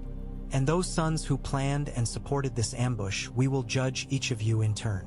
For now, you will be disarmed and held. Resist, and you'll join him in sentence." He glanced at Jon once more. Jon stepped forward until he stood before Walder, longclaw in both hands. Ghost came to his side, muscles tense but still. Walder's eyes, bright with terror, locked onto Jon's. "Please," he croaked, "think of what this means. I hold the bridge, my house. You kill me, you make enemies of all. You made enemies when you filled this hall with steel," Jon said. He did not raise his voice. He didn't need to. "You lost your right to mercy when you broke the oldest law we have." He remembered another man kneeling in the snow, a deserter from the Night's Watch, eyes wild as he spoke of white shadows and dead men walking. Eddard Stark had looked grim, but not cruel as he swung the sword. "This is the man's duty, Jon," he had said later. "The man who passes the sentence should swing the sword." Jon was not Robb, but he was Stark enough for this. "For what you intended," he said to Walder. "For those you meant to see dead, for the laws you spat on, I sentence you to die." Walder's mouth opened, some last curse or plea gathering. Longclaw fell in a clean, dark arc. It was swift. The old man's head tumbled, the look of astonished outrage frozen on his features. Blood sprayed, hot and bright, across the dais, spattering Jon's boots. For a moment the hall seemed to inhale. Then the sound came, a rough, ragged cheer, born of fear released. Northern men thumped their fists against their chests. Some Freys flinched. Others sagged in what might have been relief, their eyes going to the headless body of their patriarch with something like loathing. Robb let out a breath he hadn't realized he'd been holding. His shoulders straightened, as if a weight had shifted rather than simply been added. "Gather the bodies," he said. His voice was hoarse, but steady. "Tend the wounded. Secure the towers and the yards. We will not make this place a charnel house. The twins will stand, but under different masters." He looked at Jon. "Can your wildlings help keep order, without starting another war in these halls?" Tormund snorted. "We can try," he said. "We've kept worse camps from eating each other, but we'll want some of your folk at our backs. These Freys look like they'd stab their own mothers for a better seat." "Some of them," Era said. Her gaze was sharp, measuring the room. "Others might be glad to be rid of him." Caitlyn wiped a fleck of blood from her cheek with the corner of her sleeve. Her eyes were on Jon. "You've changed," she said quietly, "but some things in you are very much your father's." Jon did not know whether that comforted or condemned him. He only knew that his hands shook as he cleaned Longclaw's blade on Walder Frey's abandoned cloak. Morning came thin and colorless, the sky over the green fork a sheet of pearl. Mist clung to the river, wrapping the stone legs of the twins in gauzy swathes. The yard smelled of damp and ash and the lingering iron of blood.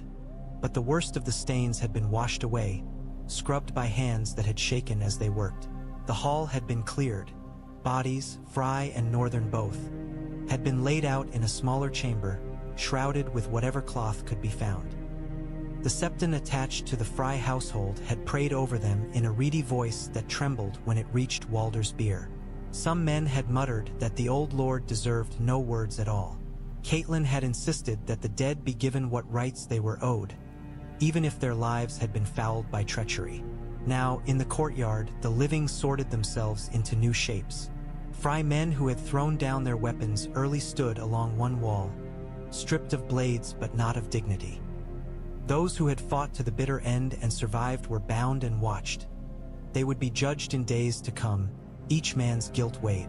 Bastards and grandchildren moved quietly, their eyes hollow, as if a long-held terror had finally been replaced by a grim, uncertain freedom. Wildlings and Northmen walked patrols together, their unease half covered by rough jests. "You lot fight like half-trained goats," a Mormont woman said, bumping shoulders with a spearwoman from beyond the wall. "Aye? And you fight like one-armed bears," the wildling retorted.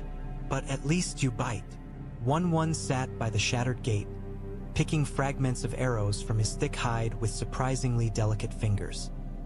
He rumbled to himself in his own tongue, occasionally baring his teeth in what might have been a grin when a splinter came free. Robb and Jon walked the wall walk above the yard, their cloaks snapping in the cold wind. Ghost and gray wind padded behind, step for step, the direwolf's breath steaming. Below, the bridge stretched between the towers, its stones slick with moisture. Men had walked that span in the night, checking for sabotage, for hidden traps. They had found none. Walder Frey had trusted in his haul and his numbers. It had not been enough. "You saved me," Robb said at last, breaking a long silence. His voice was quiet, almost lost in the wind. "If you hadn't come, if I'd walked into this hall thinking only of mended alliances and pretty words." "It was more than me," Jon said. "Tormund, your men. My dream only gave us the shape of the danger. We still had to choose to believe it." "Still," Robb said. He looked down at the yard, at the mingled mass of fur and mail, of wildlings and Northmen. "You changed the tale. Whatever songs they sing of this night, they'll have to find a new name for it. No red wedding." Jon thought of the blood that had still been spilled, less than the dream had promised, but enough to stain memory. "There was still red," he said, "just not all ours." Robb's mouth twisted. "No," he agreed, "not all ours." They walked a few paces more. "What now?" Jon asked. It was a simple question that held whole winters in it. Robb drew in a breath that misted the air. "Now I honor my word," he said. "The Blackfish will marry his Frey bride. We'll keep those Freys who bent the knee under close watch, but we won't slaughter a house for the sins of one man. The twins will be held in the king's name, a Stark garrison. Frey blood, where it's clean enough to keep the tolls moving." He glanced at Jon. "And now I think of the north, of Winterfell, of the wall." "Mance is still coming," Jon said. "He won't know what happened here. He'll only know that some of his men left his host and didn't return. He'll push against the wall with all he has." "And you think we should open it?" Robb said. He did not make it a question. "Not for all at once," Jon said. "Not yet. The Watch will fight him. They must. That's their purpose. But after, when the dead come in greater numbers than any man alive has seen, you will need every living soul who can hold a spear at your side. Free folk or no." Robb leaned his forearms on the parapet, staring north, though the wall itself was only a line in his mind from here. "My lords will scream," he said. "They already think me half-mad for trusting so much to a bastard's dream," he said. "If I tell them I mean to break bread with the same wildlings, to grant them land. That's what kings are for," Jon said. "To do what's needed, not what's easy." Robb snorted softly. "You sound like father," he said. "A beat. You looked like him last night." Jon didn't answer. There was nothing he could say to that would not feel like a lie. Below, in the yard, Tormund barked laughter as he instructed a cluster of Frey men in the proper way to brace a spear against a charging giant, using one's shins as a purely theoretical target. Era walked among them, correcting grips, cuffing ears. "They'll never make free folk out of these tower rats," Tormund called up when he saw Jon watching. "But we can make 'em die a little slower when the dead come. That's all any of us can hope for," Jon said. Robb straightened. "When this is ordered," he said, "when we've seen to Winterfell and are dead, come north with me. Stand before my lords in my hall. Tell them what you've seen. Speak of the Whites and the others of Mance Raiders' host. I'll stand at your side. So will Mother. So will any man here who heard ghosts howl and lived. They'll call me Turncloak," Jon said. "Oathbreaker." "They'll call you alive," Robb replied. "And they'll hear you because I'll make them. Because the king they follow nearly died in a Frey hall and didn't, thanks to a bastard brother who chose duty over comfort." Jon looked at him, at the crown, at the man beneath it. "I'll come," he said, "if the wall still stands. If the watch will have me back long enough to let me go again." "They will," Robb said firmly. "Or they'll answer to the king in the north." His mouth quirked. "And to Tormund Giantsbane, if he hears they've done you wrong." A low, answering howl rose from the yard, where Ghost and Grey Wind had begun a circling dance, sniffing each other, tails lifted. Jon felt it in his bones, that sound wild and clean in the damp morning air. The Red Wedding had not happened. Instead, another story had taken its place. One of blood and steel, of broken oaths and kept ones, of a bridge taken rather than a king lost. Ahead, winter still waited, with dead men in its train and a wall between. But for the first time in many nights, as Jon rested his hand on Ghost's head and watched the pale sun struggle through the mist, he felt that the realm might yet have a chance, not because the gods had shown him a fate, but because men had chosen to defy it. They left the twins as the first pale smear of dawn crept over the green fork, touching the tower's stone faces with ghostly light. The bridge stones were slick with mist. The river below moved slow and dark, as if reluctant to leave the night behind. Robb led the column across, Grey Wind pacing ahead, his gray fur bristling. Jon rode close at his shoulder, Ghost trotting with easy grace, paws silent on the damp stone. Behind them came Catelyn and the Blackfish, the Great Jon, Meage Mormont, and a hand-picked company of northern and riverland men. Among them rode Tormund Giantsbane and Era, their wildling furs a rough contrast to Stark wool. One followed on foot, the bridge shuddering faintly with each of his ponderous steps. "You're sure it'll hold him?" Tormund called, glancing down at the river swirling far below. "Be a shame if we lost a giant to some southern mason's shoddy work." "The Freys built this bridge to hold half their brood at once," the Blackfish replied. "If it breaks under your overgrown friend, I'll call it the first honest thing Walder Frey ever built."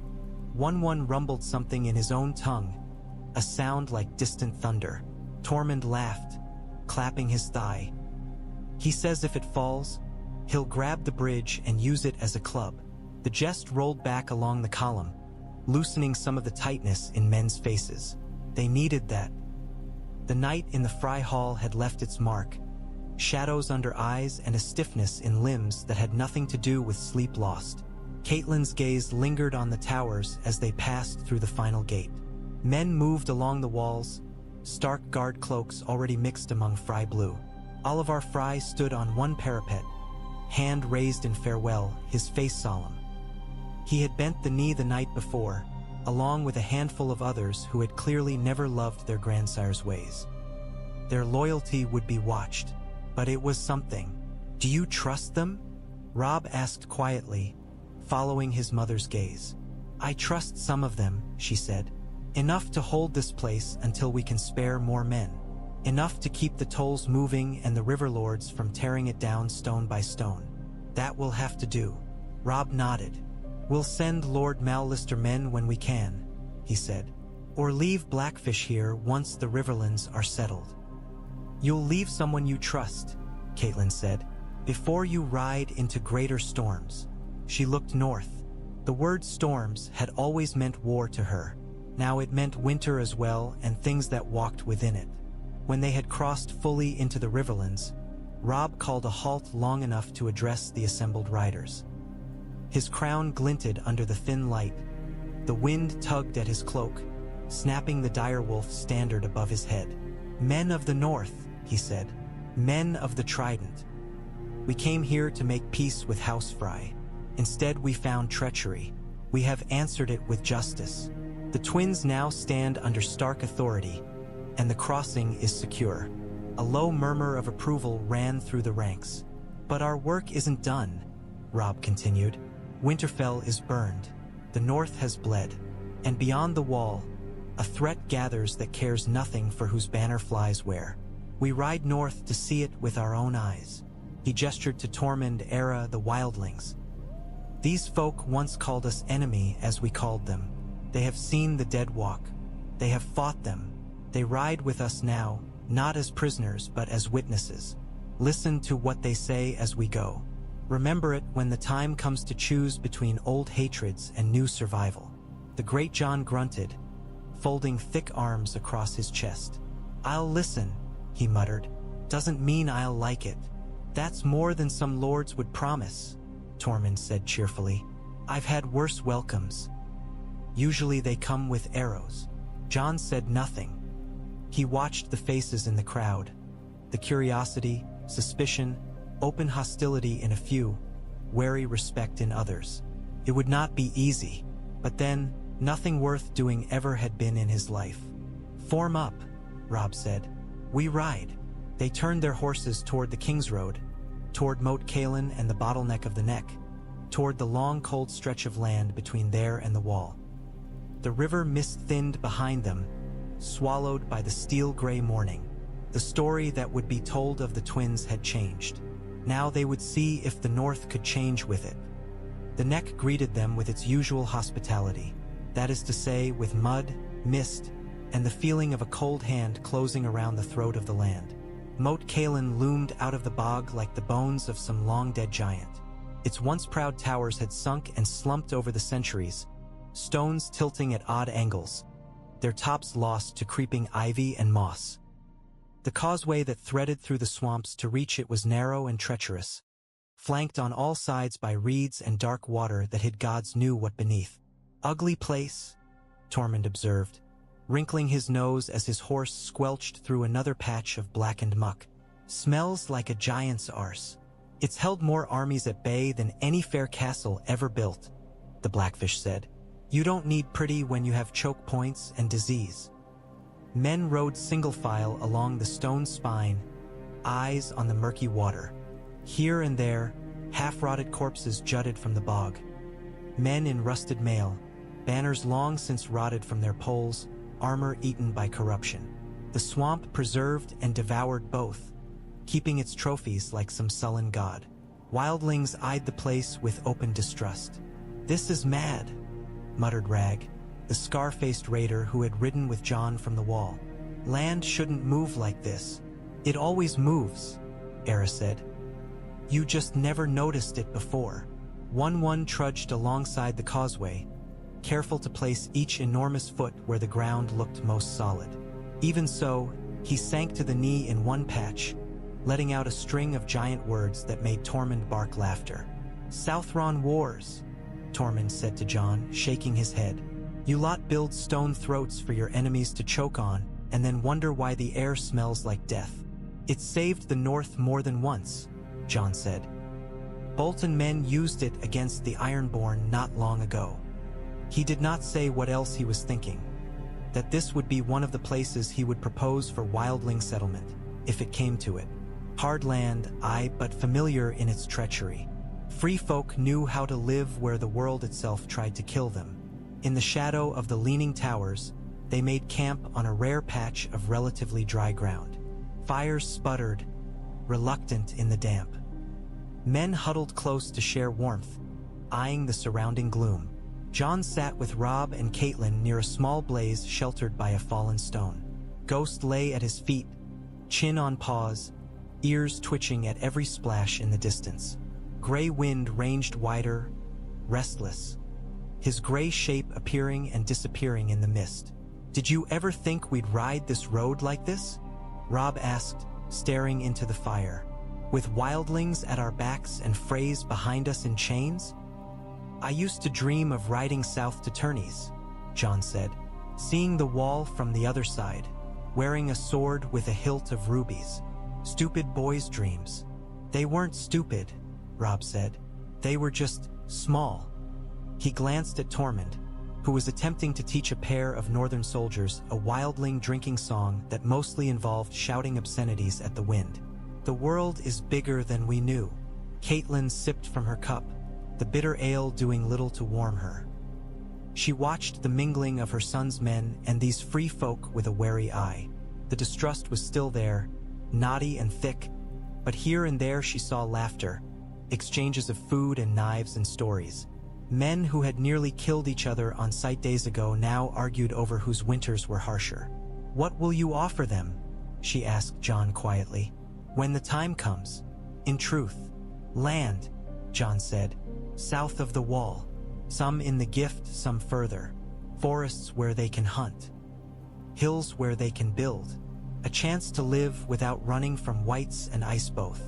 "And what will you ask in return?" "Their spears," Jon said. "Their eyes on the wild places. Their promise that when the dead come, they'll stand with us and not against." Catelyn's gaze turned to the swamp. Mists curled like pale fingers between the reeds. "You're asking them to change everything they've believed," she said. "I'm asking everyone to," Jon replied. "Them. The North. The Watch." She said nothing, but her hand tightened on her cup. Somewhere in the distance, a marsh bird called, a sound like a lost soul. The next day, they crossed out of the neck and into the north proper. The air changed. It grew sharper, clearer, with a taste of snow on the wind even though the ground was still mostly bare. Men's backs straightened. Even the horses seemed to sense they were stepping onto a different story. For Jon, every mile north felt like a thread tightening. The wall loomed in his mind, a white line pulling him onward. Beyond it, Mance's host waited, and beyond that, shadows with blue eyes. They reached Winterfell on the 5th day after leaving Moat Cailin, or what was left of it. The castle rose out of the northern plain like a wounded beast, its proud lines broken, its towers burned and slumped. Smoke no longer rose from its chimneys, but the black scars of fire crawled up the stone like fingers. The great hall's roof had caved partially in. One side of the main keep was a jagged gap of collapsed masonry. Snow had begun to gather in the hollows of the ruined courtyard, white patches against the char. They halted on a low hill overlooking the wreck, men falling silent as the new shape of home revealed itself. Robb stared. His face went very still, all expression locked down behind a mask that reminded Jon painfully of Ned Stark in the worst of times. Only the flex of his jaw, the whiteness of the knuckles gripping his reins, betrayed anything. Catelyn's breath hitched, audible in the sudden hush. "Gods," she whispered. "Ned's hall." Jon felt his own choked in his chest. He had known Winterfell was burned. He had heard the tales, ironborn raiders, Ramsay Snow's treachery, Theon Greyjoy's desperate bid for glory gone to rot. But knowing and seeing were different things. Memory overlaid itself on the ruin. He saw ghosts of stone where stone now lay in rubble. The old gray walls whole and solid, the familiar slope of the first keep, the steaming, comforting plumes from the hot springs. He saw himself and Robb running across the yard, practice swords in hand. Arya perched on the battlements, legs kicking. Bran clambering up the broken tower with reckless joy. Sansa walking with Septa Mordane, hands folded, eyes wide. All gone, or changed beyond recognition. Gray wind paced along the hill's edge, hackles raised, nostrils flaring. Ghost sat, a white shadow at Jon's boot, his eyes fixed not on the ruin but on the land around it, as if he looked for threats in the present, not ghosts of the past. Tormund reined in beside Jon, squinting down at the shattered walls. "This your home?" he asked, voice unusually subdued. "It was," Jon said. Tormund blew out a breath. "Looks like a place the dead would love," he said. "Ruins, holes, no warmth.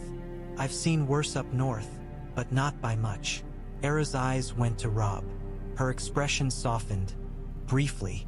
"Castles fall," she said quietly, more to herself than anyone. "Halls burn. Stones can be stacked again. Not the ones in our heads," Jon thought, but he didn't say it. Robb nudged his horse forward. "We go down," he said, voice rough.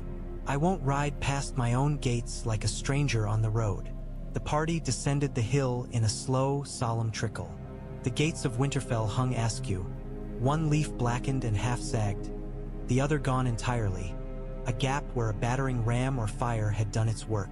The moat stank, stagnant water fouled by ash and debris. The drawbridge was gone.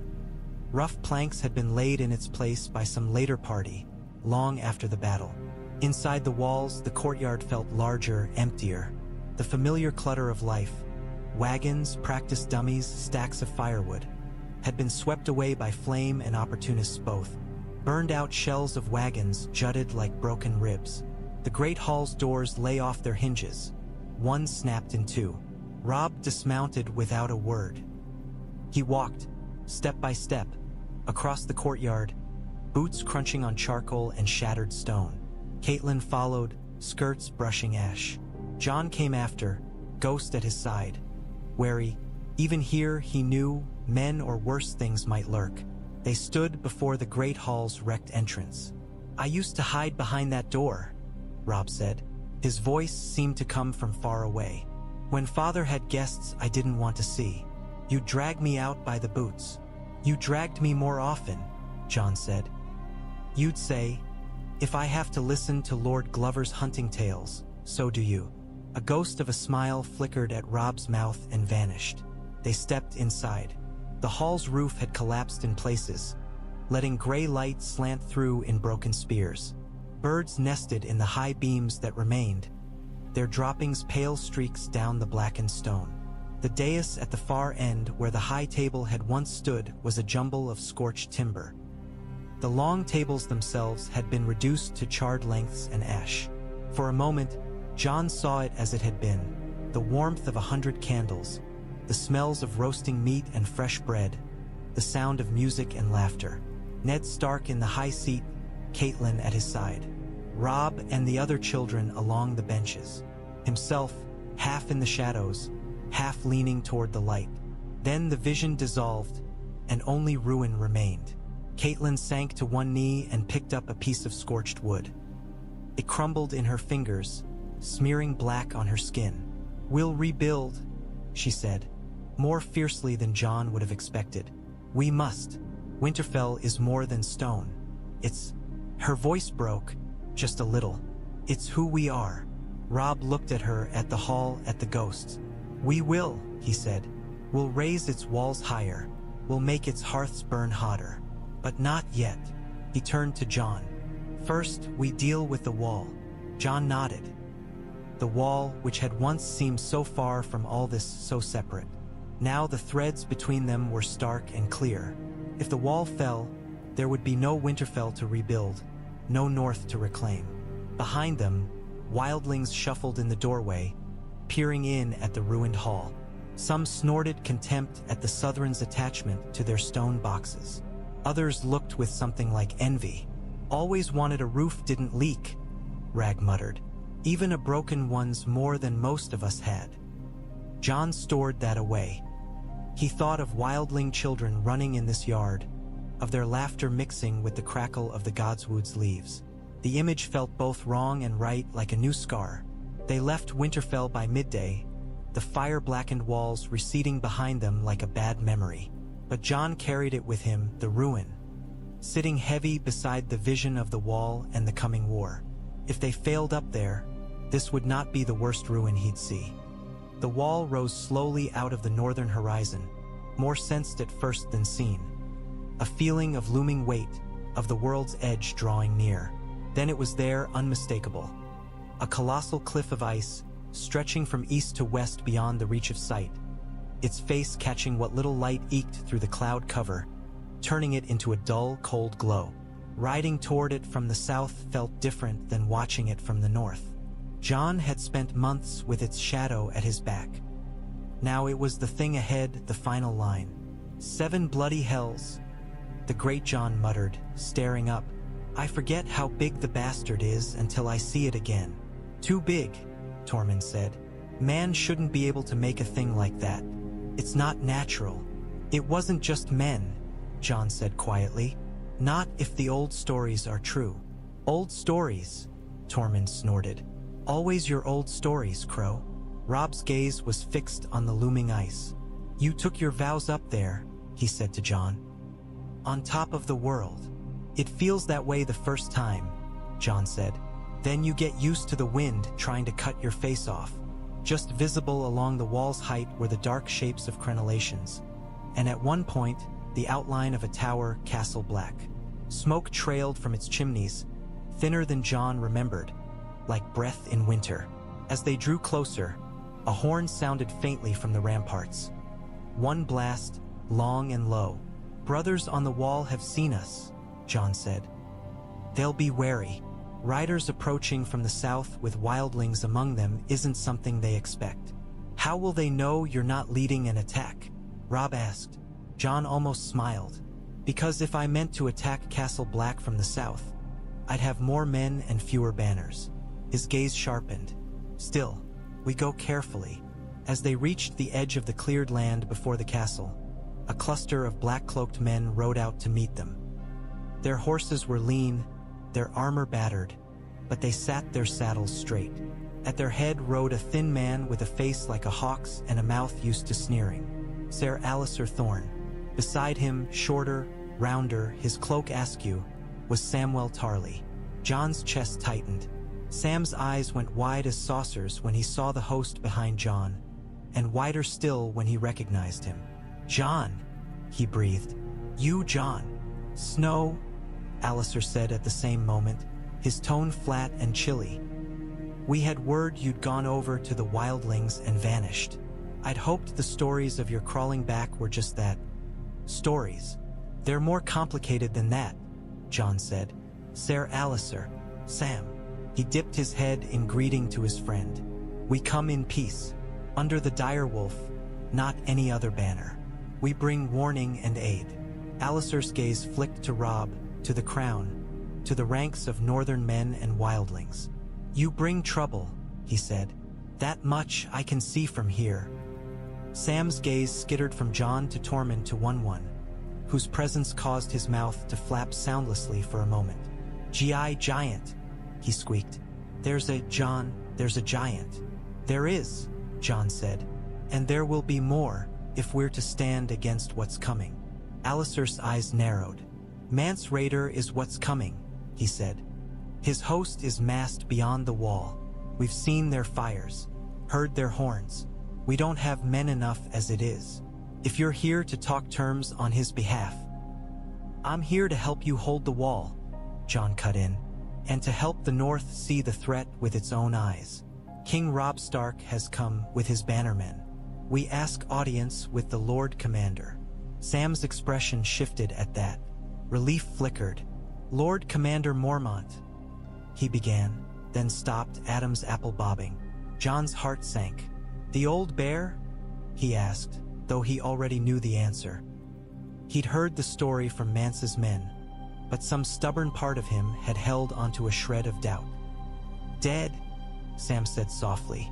At Craster's, there was mutiny. The whites we will tell you inside. I'm sorry, Jon said. The grief hit him anew, fresh and sharp. Who commands now? Maester Aemon advised we hold an election, Sam said. It's unfinished. In practice, Ser Alliser leads the defense. Alliser's mouth tightened, but he didn't contradict. Then we'll speak with Ser Alliser and Maester Aemon, Robb said, nudging his horse forward. I am Robb Stark, king in the north. This is my mother, Catelyn Tully, my brother, Jon Snow. We've come to stand with the watch against the wildling host, and against worse.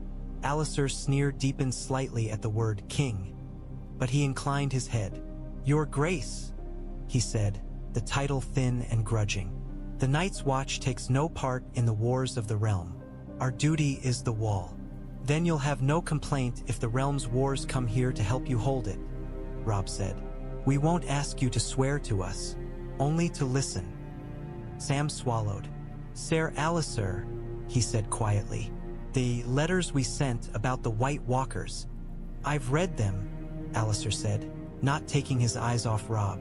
And I've seen things beyond the wall I'd rather not speak of. Very well. You and your entourage may enter. Your wildlings will stay outside the gates under guard until we know their intentions are as friendly as you claim. They're my friends, Jon said, and allies. Tormund Giantsbane helped me keep your brothers alive on the wrong side of the wall. One has crushed more whites than we have men here. They're still wildlings, Alliser snapped, and this is still Castle Black.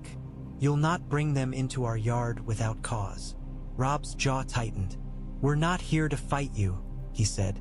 Let Jon speak for us inside. Hear what we've seen. After that, we can decide together whose spears stand where. Alliser looked as if he'd swallowed something sour. He hesitated, then jerked his head in a stiff nod. Very well. The king, his banners, and our wayward brother may enter. The rest will pitch camp along the south road. We'll keep an eye on your Jon. You do that, Tormund said cheerfully. He snores louder than a falling tower. One rumbled again, unimpressed. As they rode toward the open gates, Jon glanced up at the wall's height, at the black line of the walkway. Men's shapes moved there, small against the vastness. He could feel the old oaths tugging at him like chains and like a lifeline both. Beyond this barrier, Mance's fires burned. Between them stood the Watch, the North, and a future that could be written more than one way. The library tower smelled of paper and dust and old, dry feathers. Ravens muttered in their cages outside, their calls muffled by the thick stone walls. Inside, candles guttered in sconces, pooling yellow light over stacks of scrolls and the hunched figure of Maester Aemon. He sat wrapped in furs, his sightless eyes milky, his hands thin and veined. Yet when he turned his head at the sound of their footsteps, his face was sharp with awareness. Your Grace, he said to Robb, voice soft but steady.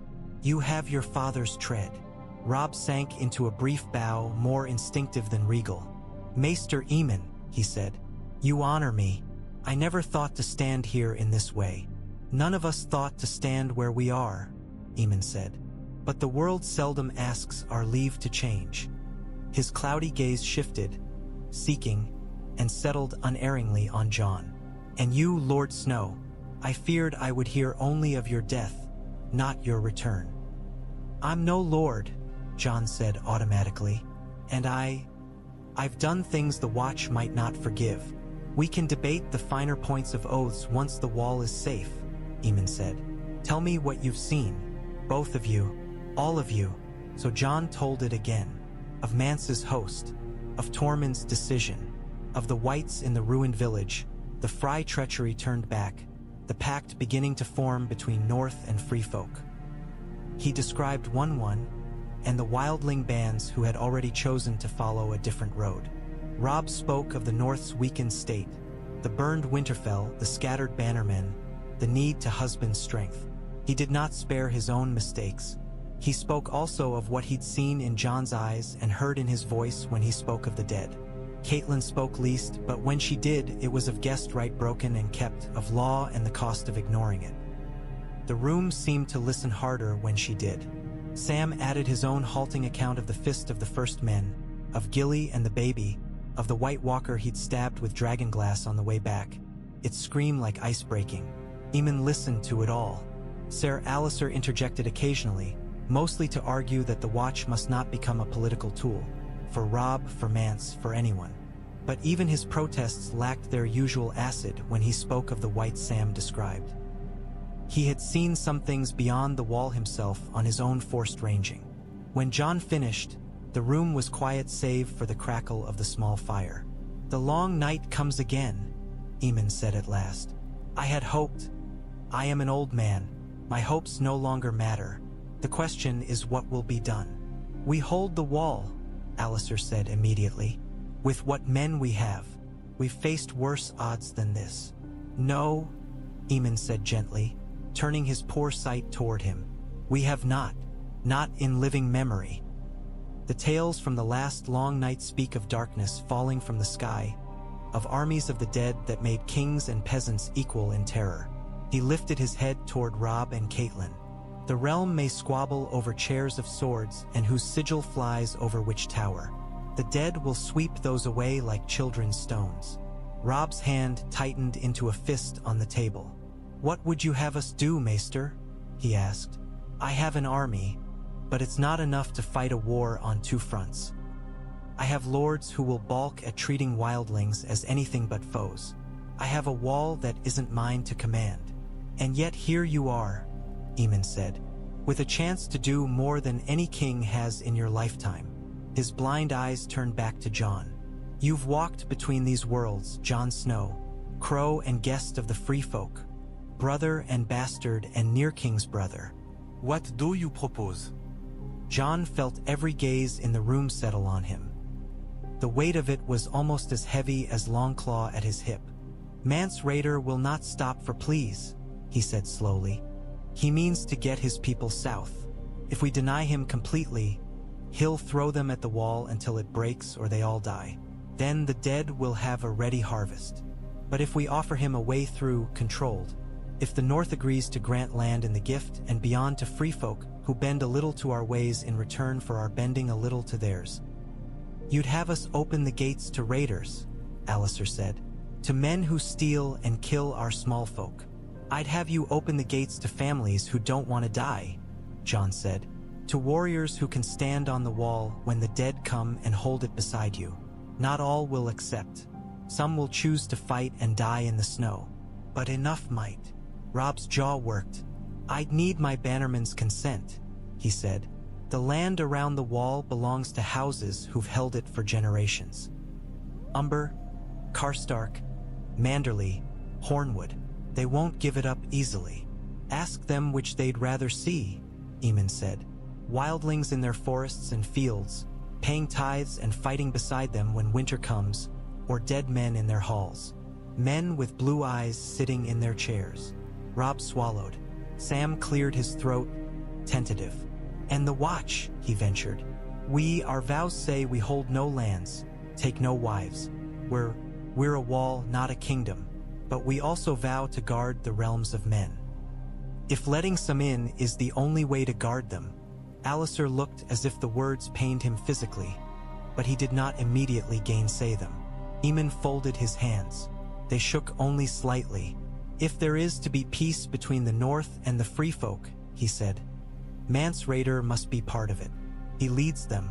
His word carries weight. I am too old to go into the snow. But you—" He turned toward Jon, then toward Robb, his blind gaze somehow finding them both. "You can." Robb frowned. "You'd have me ride beyond the wall under parley?" he said. "And you, Jon, back into a camp where they may call you traitor?"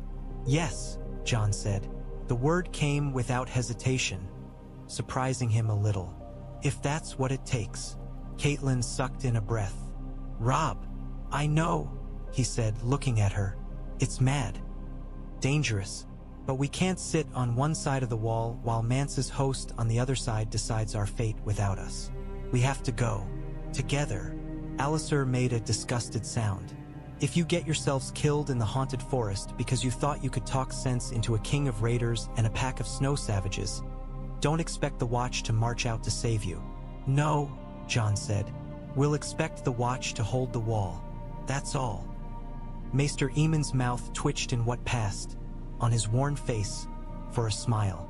"I am an old man," he repeated. "I have seen Targaryens crowned and fall. I have seen summers that lasted a lifetime. I will not see the end of this winter, but I would like to die knowing that someone tried to make more of men than their fear." He reached out, groping, and Sam guided his hand to rest on Jon's arm. The grip was surprisingly firm. "Go," Aemon said. "Show them a different story." The haunted forest felt different when approached from the south. Jon had expected that. He had not expected how much. The trees seemed closer together here, their branches knitted like hands in prayer, heavy with frost. The light that filtered through was dull and blue, flattening colors. Snow lay in drifts, some crusted hard, some soft enough to swallow a man to the hip.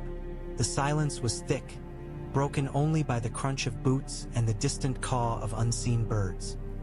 They had left Castle Black by the eastern gate under a white flag, a small party only: Jon, Robb, Tormund, Era, the then warrior who had ridden south with them, and a handful of Stark guards, no more. Ghost and gray wind ranged ahead, their pale shapes weaving between trees. One came as well, his massive form both shield and target. "They'll see you coming from half a league," Tormund had said. "Good. Let them know we didn't slink." Mance Raiders scouts had found them first. Shadowy shapes flickering between trunks, buckskins and bones and painted faces. Tormund had called out, naming himself and Jon, demanding parley. Now, in a small clearing scooped from the woods, they faced the king beyond the wall. Mance stood wrapped in a cloak of mixed furs, a patchwork of different lives. His armor, pieced together from stolen bits of mail and plate, still sat comfortably on his frame. His hair had more gray in it than when Jon had last seen him, his beard a little fuller, but his eyes were the same, keen, weighing, with a dry humor at the edges. "Tormund," he said, "I wondered what sort of trouble you'd gone to make. I didn't expect you to bring a wolf king and a crow in the same breath." He looked Robb over, taking in the crown, the armor, the posture. Then his gaze flicked to Jon. "Snow," he said, "you've been busy." "Busy not dying," Jon said, "and trying to keep others from the same." Rattleshirt, with his grizzly bone armor, made a disgusted sound. "He's betrayed us," he said to Mance. "Rode south, brought Nealer armies. Now he comes back like a dog that's eaten from two bowls." "If I'm a dog," Jon said, "then I chose to bite the same enemy from both sides." "You chose to break your word," the then chief said softly. His eyes were hard as chips of flint. "You sat in our camps and spoke as one of us. Now you stand with a crown at your side." "I stand between," Jon said, "because someone must or we all fall." Mance raised a hand, silencing further mutters. "Let him speak," he said. "Then we'll decide what to call him." Robb stepped forward, gray wind at his heel. The direwolf's growl was low but constant, his eyes never leaving the wildlings across the stone-marked line in the snow. "I am Robb Stark," he said, "king in the north. I did not come here to fight you, Mance Raider. That will happen at the wall soon enough if we cannot find another way. I came because my brother told me the truth of what walks in your wake." Mance's gaze shifted slightly. "The dead," he said. "The dead," Robb agreed. "Whites, White Walkers, whatever name you give them. I've seen their work in burned villages south of the wall. I've seen men I trusted bleed to death at the hands of men who thought politics more important than lives. I will not see the North drowned in both blood and ice if I can help it." He drew a breath. "You want to get your people south. I want my people to live long enough to see another spring. The Watch wants to hold their wall. All of those wants can't happen if we cling to what we've always done." Mance studied him. "And what are you offering?" he asked. "We've had offers from southern kings before. They all sounded fine if you stood at the right distance. Up close, they smelled of chains." "No chains," Jon said. "Land." The word hung in the air like a spark. "Land in the gift," Robb said. "And in the hard places beyond it where my southern lords have never managed to coax more than a few pitiful crops from the ground. Forests, hills, ruins you can make your own." "In exchange," Jon said, "your people come through the wall in smaller groups under watch, those who agree to certain terms. No more raiding our farmers, no more stealing women from their beds. Will be allowed to stay and hold what they work. Those who just want to pass further south to warmer lands can try their luck with the southern kings. But here in the north we make a pact." Mance's brow furrowed. "What terms?" he asked. "Say it plain." "You fight," Jon said. "When the dead come, when the White Walkers bring their storm down from the far north, You'll stand with the Night's Watch and with the North. Your spears on the wall. Your giants in the yards. Your archers on the towers.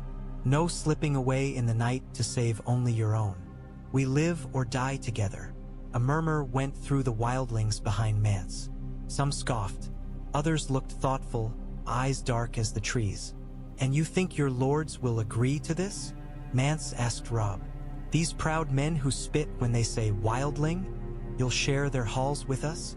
Their daughters. The halls are theirs, Robb said.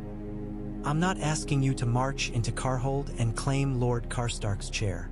I'm saying we can find land we can spare now if it means we'll have men when we'll need them. There's more empty ground in the north than there are people to fill it with all we've lost. Empty ground, Tormund echoed. Sounds like home.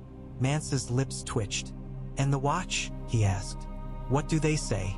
They've been bleeding themselves thin holding that ice for centuries. You think they'll thank you for bringing their old enemies inside their walls? They don't thank me for much, Jon said wryly.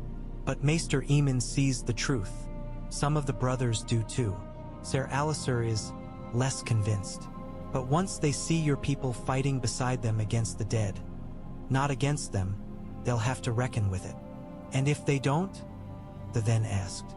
Then they'll find themselves guarding a wall that has more men on its walkway than they could have dreamed, Jon said. And all of them will be needed when the worst comes. They can grumble about wildlings all they like while they knock arrows and light pitch. Silence stretched. Snowflakes drifted between them, lazy and fat. Finally, Mance lifted his head, looking past Jon and Robb, toward 1-1. What do you think? He asked in the old tongue. The giant rumbled a reply that sounded like stones grinding. Tormund chuckled. He says, Tormund translated, that he's tired of walking, that if the kneelers will let him sleep by a fire and not try to stick him with spears every time he scratches his arse, he'll smash as many dead men as they like. Mance's mouth curved. Hard to argue with that. He looked back to Jon, to Robb. I became king beyond the wall because I wanted to give my people a chance, he said. A chance to live, not for glory, not for conquest. For children not to freeze or rise with blue eyes. His gaze sharpened. If I agree to this, if I tell them to trust you, some will say I bargained their freedom for comfort. You'll be bargaining it for survival, Jon said. There's no freedom in being dead. Mance studied him for a long moment, then nodded once. We'll need terms in more than words, he said. We'll need places named, numbers counted. We'll need to see the gates opened, not just hear promises that they will be. They'll open, Robb said. I'll see to it, and if my lords balk, they'll look into the haunted forest and see your host. Then they'll look up and see the dead.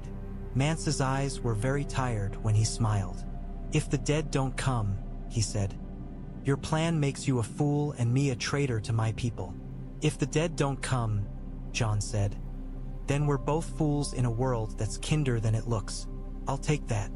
Mance let out a breath that misted the air. Very well, he said. We have a beginning. The wind shifted. One moment it was merely cold, threading through the trees with a familiar sigh. The next it carried something else. A razor edge, a smell like metal and old, dry snow. The temperature seemed to drop a dozen degrees in a heartbeat. The hairs on Jon's arms rose under his furs. Ghost's head snapped up. Gray Wind's growl started low and climbed until it was a rumble in Jon's bones. 1-1 straightened, nostrils flaring. Feel that? Tormund murmured. Jon did. It was the same feeling he'd had at the Fist of the First Men, when the Whites had come in the dark. The same he'd felt at Craster's Keep, when the dead thing had clawed its way back to life on the floor. The forest fell abruptly silent. No bird calls, no creak of branches, only the wind, moaning now like something wounded. Then the horn blew. It was not the Watch's horn, no long note, no pattern that said riders or wildlings. This was a sound older and deeper, a hollow, bone-shaking tone that seemed to come from everywhere and nowhere. It made Jon's teeth ache. Mance went very still. No, he whispered. Not now. Blue light flickered between the trees. Shapes emerged, at first only shadows, then more. Whites in a ragged line, their clothes in worse shape than any wildlings. Their skin gray or black with frost, eyes burning with a cold, unnatural blue. Behind them, more ranks. Behind those, Jon saw the White Walker, tall, thin as a spear, its armor a weird, organic thing that looked grown rather than forged. It stepped into the edge of the torchlight with slow, deliberate grace. Ice rimed its hair. Its eyes were twin stars of frozen fire. In its hand, it held a blade of crystal so clear it was almost invisible, save for the way it warped the air around it. "Bugger me with a weirwood," Tormund breathed.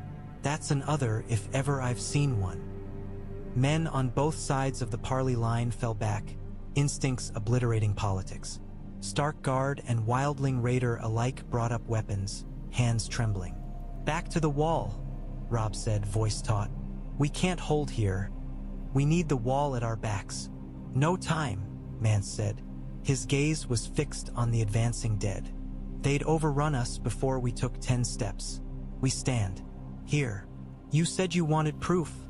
Jon thought wildly toward Robb and every lord who doubted. "Here it is." He stepped forward, Longclaw coming free of its sheath with a sound like a promise. Ghost slunk to his side, teeth bared. "Loose," Mance shouted to the wildling archers. "Aim for the bodies. Take the legs if you can't take the heads." The first volley of arrows flew, a dark cloud against the brightening blue. They thudded into whites, some knocking them back, some pinning limbs. The dead staggered, then came on. One arrow sank into a White Walker's chest and shattered like glass, the shaft falling in splinters. The White Walker raised its sword. The air around the blade hissed. Frost blossomed on the nearest tree trunks where its tip passed. "Keep away from that one," Jon snarled. "I'll take it. Alone," Robb said. "Don't be a fool." "You've never seen one fight," Jon said. "I have." He remembered the White Walker at the fist, its easy grace, the way its blade had sliced through ordinary steel as if it were nothing. Remembered Sam's story of dragonglass, of spear points that melted them. Longclaw was Valyrian steel. If the old tales were true, that might be enough. The Whites hit their line like a wave. They came with no battle cry, no hesitation. Only that eerie, relentless forward pressure. Stark Guards jabbed with spears, cutting them down. Wildlings hacked with axes, severing limbs that kept twitching in the snow. Gray wind and ghost leapt, tearing out throats that did not bleed, ripping arms from sockets. A corpse in the remnants of a watch cloak lunged at Jon, fingers hooked like claws. He met it with Longclaw shearing through its neck. The body collapsed, but the head's eyes still burned, jaw working soundlessly in the snow. "Fire!" he shouted. "We need fire." "Our fires are back at the wall," Robb grunted, driving his sword through a White's chest, then kicking it off. "We didn't bring torches to a parley with men we expected to see in daylight. Then cut them apart and throw the pieces into piles," Mance snapped. "We'll burn them later if we live long enough." The White Walker moved among its shambling vanguard like a lord among peasants. It seemed almost to glide over the snow, ice sword leaving a faint, freezing mist in its wake. Where it passed, Whites straightened, their movements sharpening, as if its presence were a whip. It saw Jon. Their gazes met across the churned snow. A flicker of recognition crossed its strange, sharp face, the barest tilt of its head, as if remembering a gnat that had stung once and not been swatted. "Come on then," Jon muttered. He stepped forward, away from the worst of the melee, carving a path with Longclaw. Ghost stayed at his heel, lips peeled back. "Snow!" Robb shouted. "Don't!" But he was already moving, and the White Walker turned fully toward him, curious, like a cat toward a mouse that had unexpectedly bared teeth. The White Walker moved with eerie grace, every step measured, as if it danced to music only it could hear. Jon's own breath rasped loud in his ears, steam blasting out with each exhale. His heart hammered so hard it felt like it might burst through his ribs. "Remember," he told himself, Fast. Don't let it touch your blade with anything but long claw. Snow swirled around them, driven by a wind that seemed to spin out from the walker's presence. Frost crawled up the trunk of a nearby tree in delicate, lethal patterns. Ghost snapped and darted, looking for an opening, forced back each time by the sheer cold radiating off the creature. Then they were within reach. The walker's sword came in low and deceptively slow, a lazy swipe that Jon barely turned aside. When the blades met, there was a sound like a bell being struck under ice. Frost bloomed along Longclaw's edge, then cracked and fell away in shards. The force of the blow drove Jon back a step. His arms tingled with numbness. Strong, he thought, teeth gritted. Stronger than it looks. He countered with a high cut aimed at its neck. The walker flowed aside, its joints bending in ways that made no sense, as if it were less bone and more some strange, jointless creature. Its sword flicked out, nearly taking Jon's hand off at the wrist. He jerked back, felt the whisper of deadly cold stir the hairs on his fingers. Ghost lunged, jaws aimed at the walker's leg. The creature moved no faster than it had before, but it moved in the right direction. A simple, efficient step aside that let Ghost's bite close on empty air. It swung its sword down in a casual arc to split the direwolf's skull.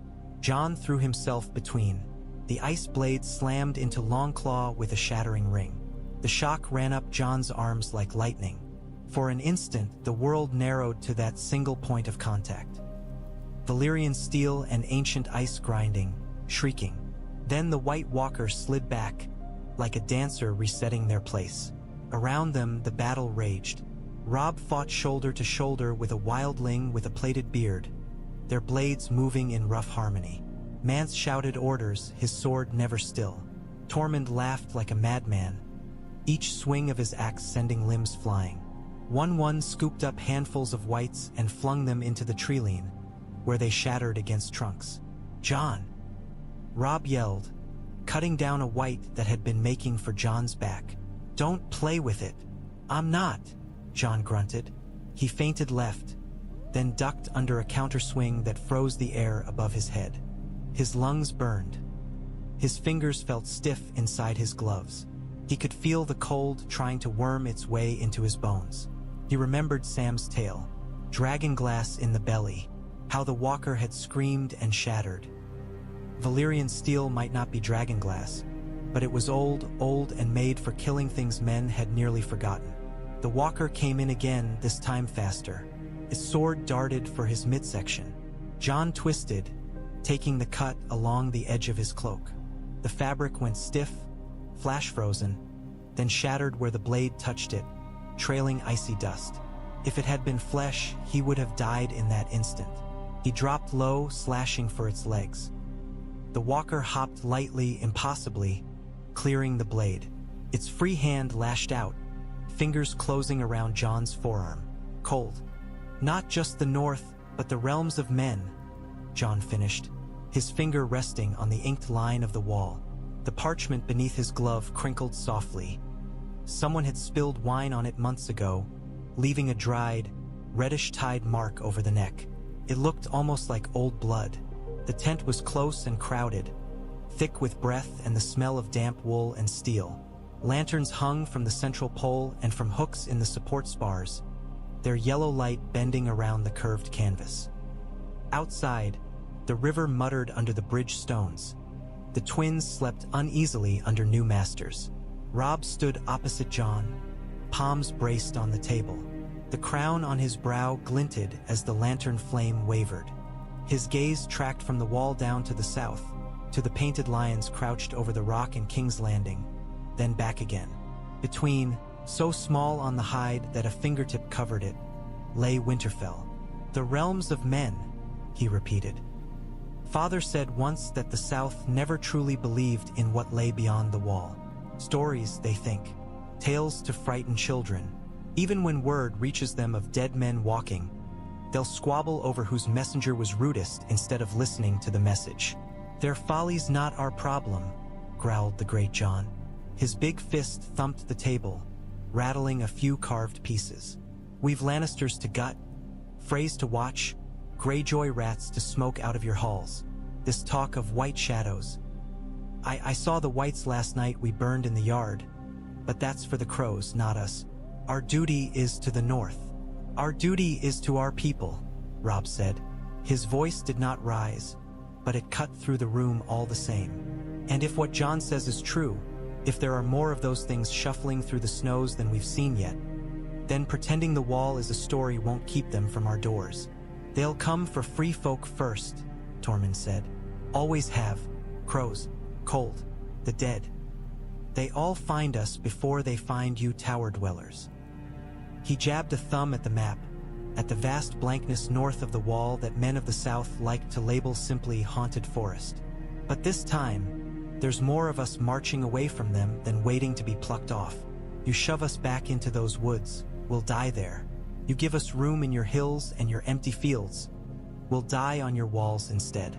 Might even take a few blue-eyed bastards with us. Era folded her arms, the leather of her jerkin creaking softly. We've seen more whites these last years than in all my grandmother's stories, she said. The old women in our tents talk like they did before the first long night. I don't care one goat's turd for your iron chairs and your lion kings, but I care that my grandchildren don't end up with ice in their veins. If that means standing on a northern wall next to a man with a wolf on his banner instead of a raider with a bone in his hair, I'll do it. Roose Bolton's pale eyes slid from Jon to Tormund to Robb, assessing, calculating. Your Grace, he said mildly. It is one thing to avoid being murdered in a Frey hall, another to suggest we unmake an enmity of thousands of years in a single winter. Your lords won't like this. Many won't obey. They have blood feuds old as the first men with these people. Blood feuds older than you, Flayer, Tormund said cheerfully. And I'm still here. They didn't finish the job then. They won't now if they've sense. Enough, Robb snapped, though faint humor ghosted his mouth. Lord Bolton speaks partly true. I can't force men to take wildlings into their halls at sword point and expect peace afterward. But I can place my own men where they're needed. Claims on the gift, holds along the wall that answer to Winterfell. If the watch cannot hold, someone must. The gift belongs to the watch, the Blackfish said. In law, if not in fact. In fact, it lies half empty and poorly tilled, Jon replied. The watch can't work it. They've barely the men to guard their own gates. Give them more hands. Men who know cold, who can hunt where southern farmers wouldn't last a week. Let the watch have the oaths. Let the north have the spears. The land cares little whose name is inked on a scrap of parchment if no one's there to sow it. Bolton's fingers tapped once on the table. And you trust these free folk to swear to a northern king? To hold a line rather than slip away into raiding? They'll swear to survival, Jon said. To fires that stay lit and children who don't wake with frost in their lungs. Give them villages they can hold in their own fashion, with a hand of the king in the north. His mouth twitched. The old southern term sounded different wrapped in northern chill. To answer to when things go wrong. Men like Tormund, Era. Those your lords can stand to treat with. And the crows? Asked one of the lesser lords. Serwyn, perhaps, or Tallheart, Jonas or Helman, brown-bearded, brow furrowed. Night's Watch has old ways, old pride. They won't like us meddling. I'll speak to them, Jon said. To Lord Commander Mormont, if he still lives. To Maester Aemon. To Sam, if he's made it back from the fist. The thought of his friend's round, worried face twisted something inside him. It was for them I went out beyond the wall. For the watch. They may yet hear that, beneath the fur. Silence settled, thick and uneasy. The lantern nearest the tent's pole popped as some impurity in the oil burned away, sending up a brief, sharp scent. Robb looked slowly around the circle, at the Greyjoy's stubborn set jaw, at Bolton's hooded stare, at the Blackfish's wary pragmatism, at Era's blunt resolve, at Tormund's irreverent grin. I ask a great deal of you, he said finally. I ask you to bend old hatreds to a new need. I ask you to share your land, your food, your walls with men you once called raiders. I ask you to fight a war most of the South won't even admit is real. You're the king in the North, the the great Jon rumbled. He scratched his beard, then nodded once, a gesture as heavy as a hammer blow. You ask, we answer. That's how it works. I don't have to like it, but I'll stand where you tell me to stand when the dead come. And if these goat humpers beside us know how to put a spear through a white's eye better than my own lads, I'll not spit on the help. One by one, other lords gave their reluctant assent, some with more grace than others. Even Bolton inclined his head, though his mouth was a thin line. I'll do as my king commands, he said, and see what skin we can save. Then it's settled for now, Robb said. He straightened, the lantern light catching in his crown, turning the rough iron points into a dark halo. We reorder the crossings here. We leave a garrison we can trust. Then we turn our banners north. Winterfell first, the wall next. After that, Jon said, we see what's left of the world. That night, when the councils had dispersed and the fires in the Frey halls burned low, Jon lay wakeful in a borrowed chamber that smelled of damp stone and old rushes. Ghost was a white weight at his feet, breath slow and steady. The sounds of the twins seeped through the walls. A guard's cough, the distant splash of river against stone, the clank of chains as someone adjusted the drawbridge for the night.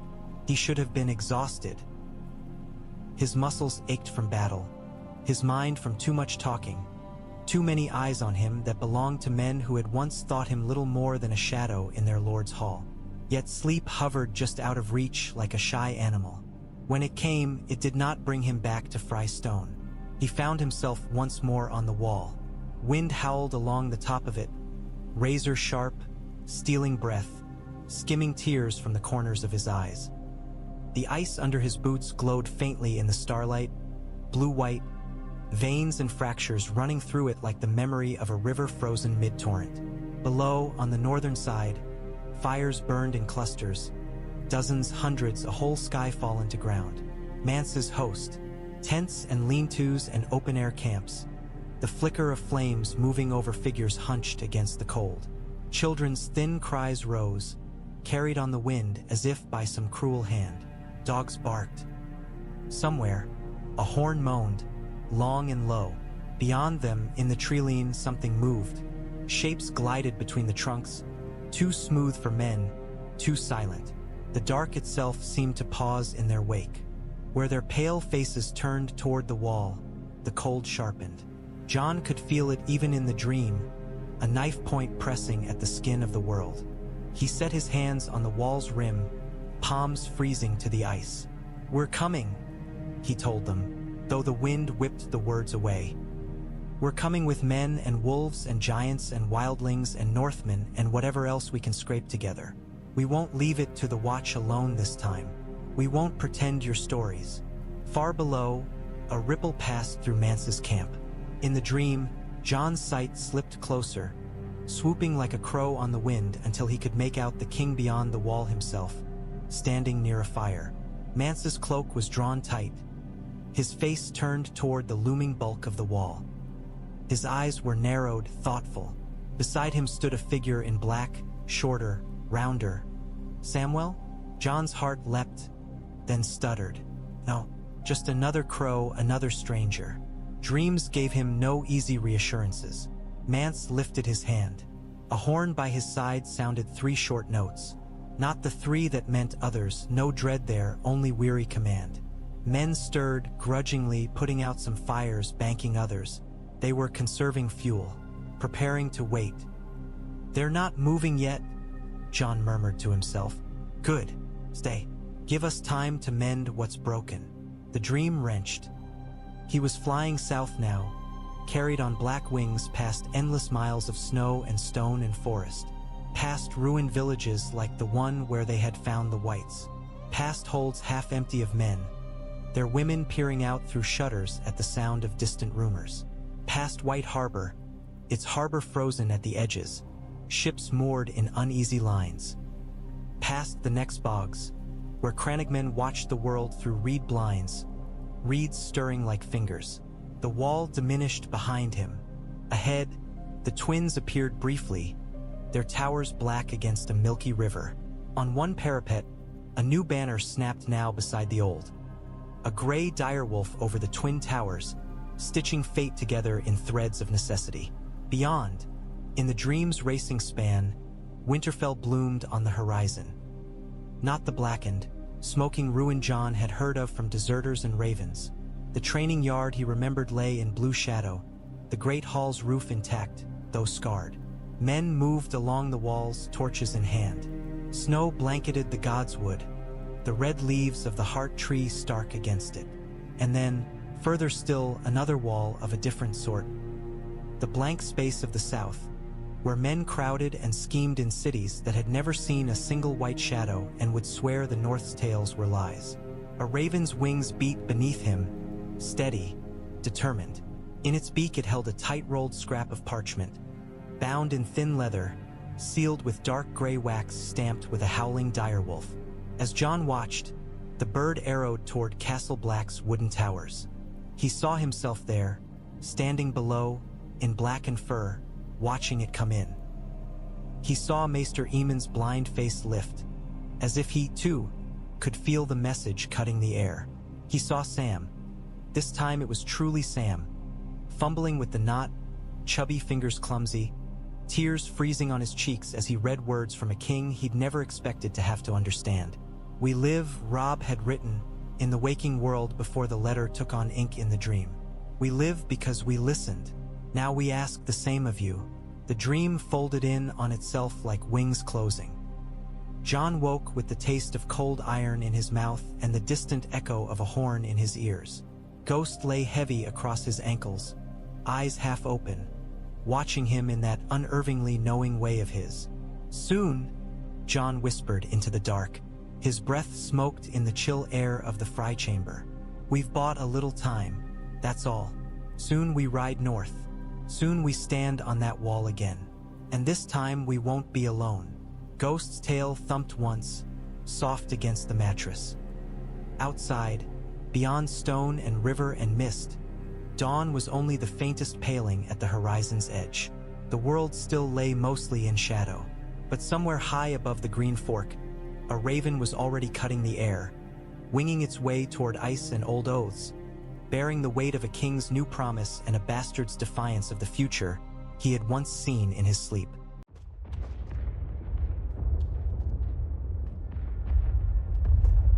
They left the twins under a sky the color of old pewter, the green fork sliding slow and sullen beneath them. The bridge stones were slick from a night's mist. Hooves rang hollow as the host crossed in files, banners stirring in a fitful breeze. Behind them, the towers watched with new eyes. A stark direwolf now flew beside the twin towers, gray on white, snapping in time with Frey blue. It was a compromise Catelyn had pressed for.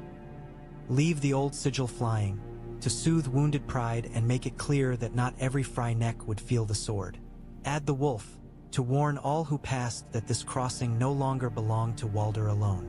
Beneath those banners, a garrison remained.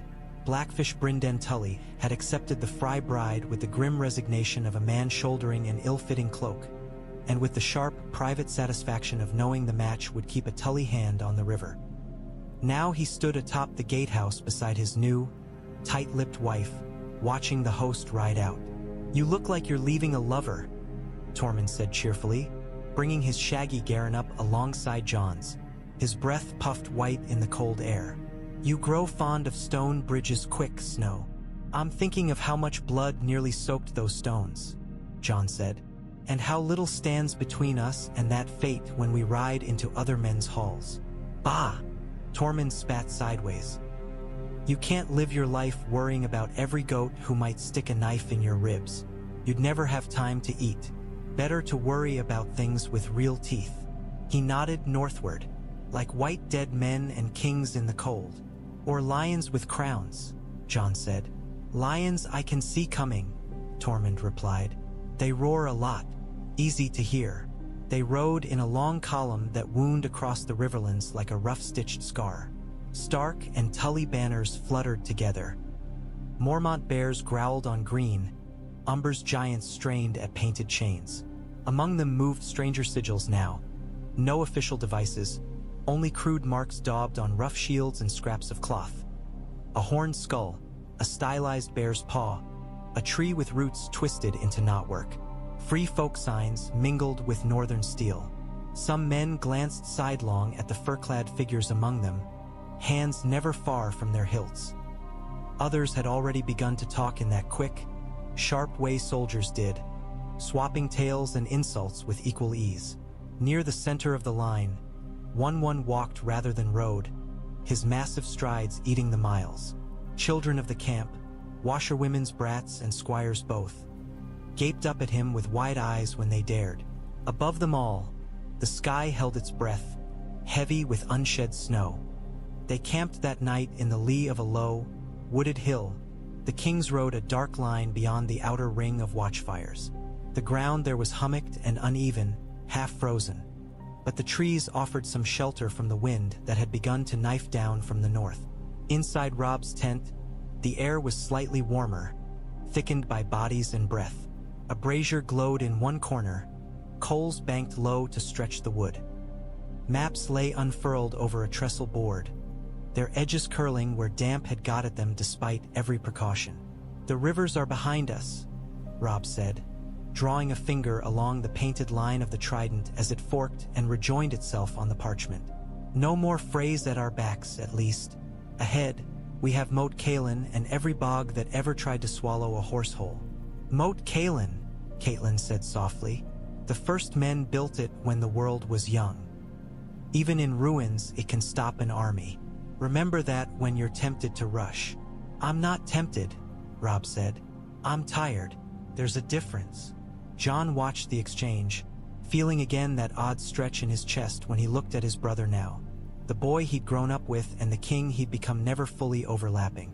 The crown on Robb's brow looked more natural tonight than it had a month ago. Blood had a way of aging men very quickly. He reached for one of the smaller maps, the one that showed the neck in more detail. A smear of green and gray between the North and the Southron kingdoms, laced with blue threads. "The ironborn still hold the moat," he said. "You'll need to pry them out if you want to bring the host home.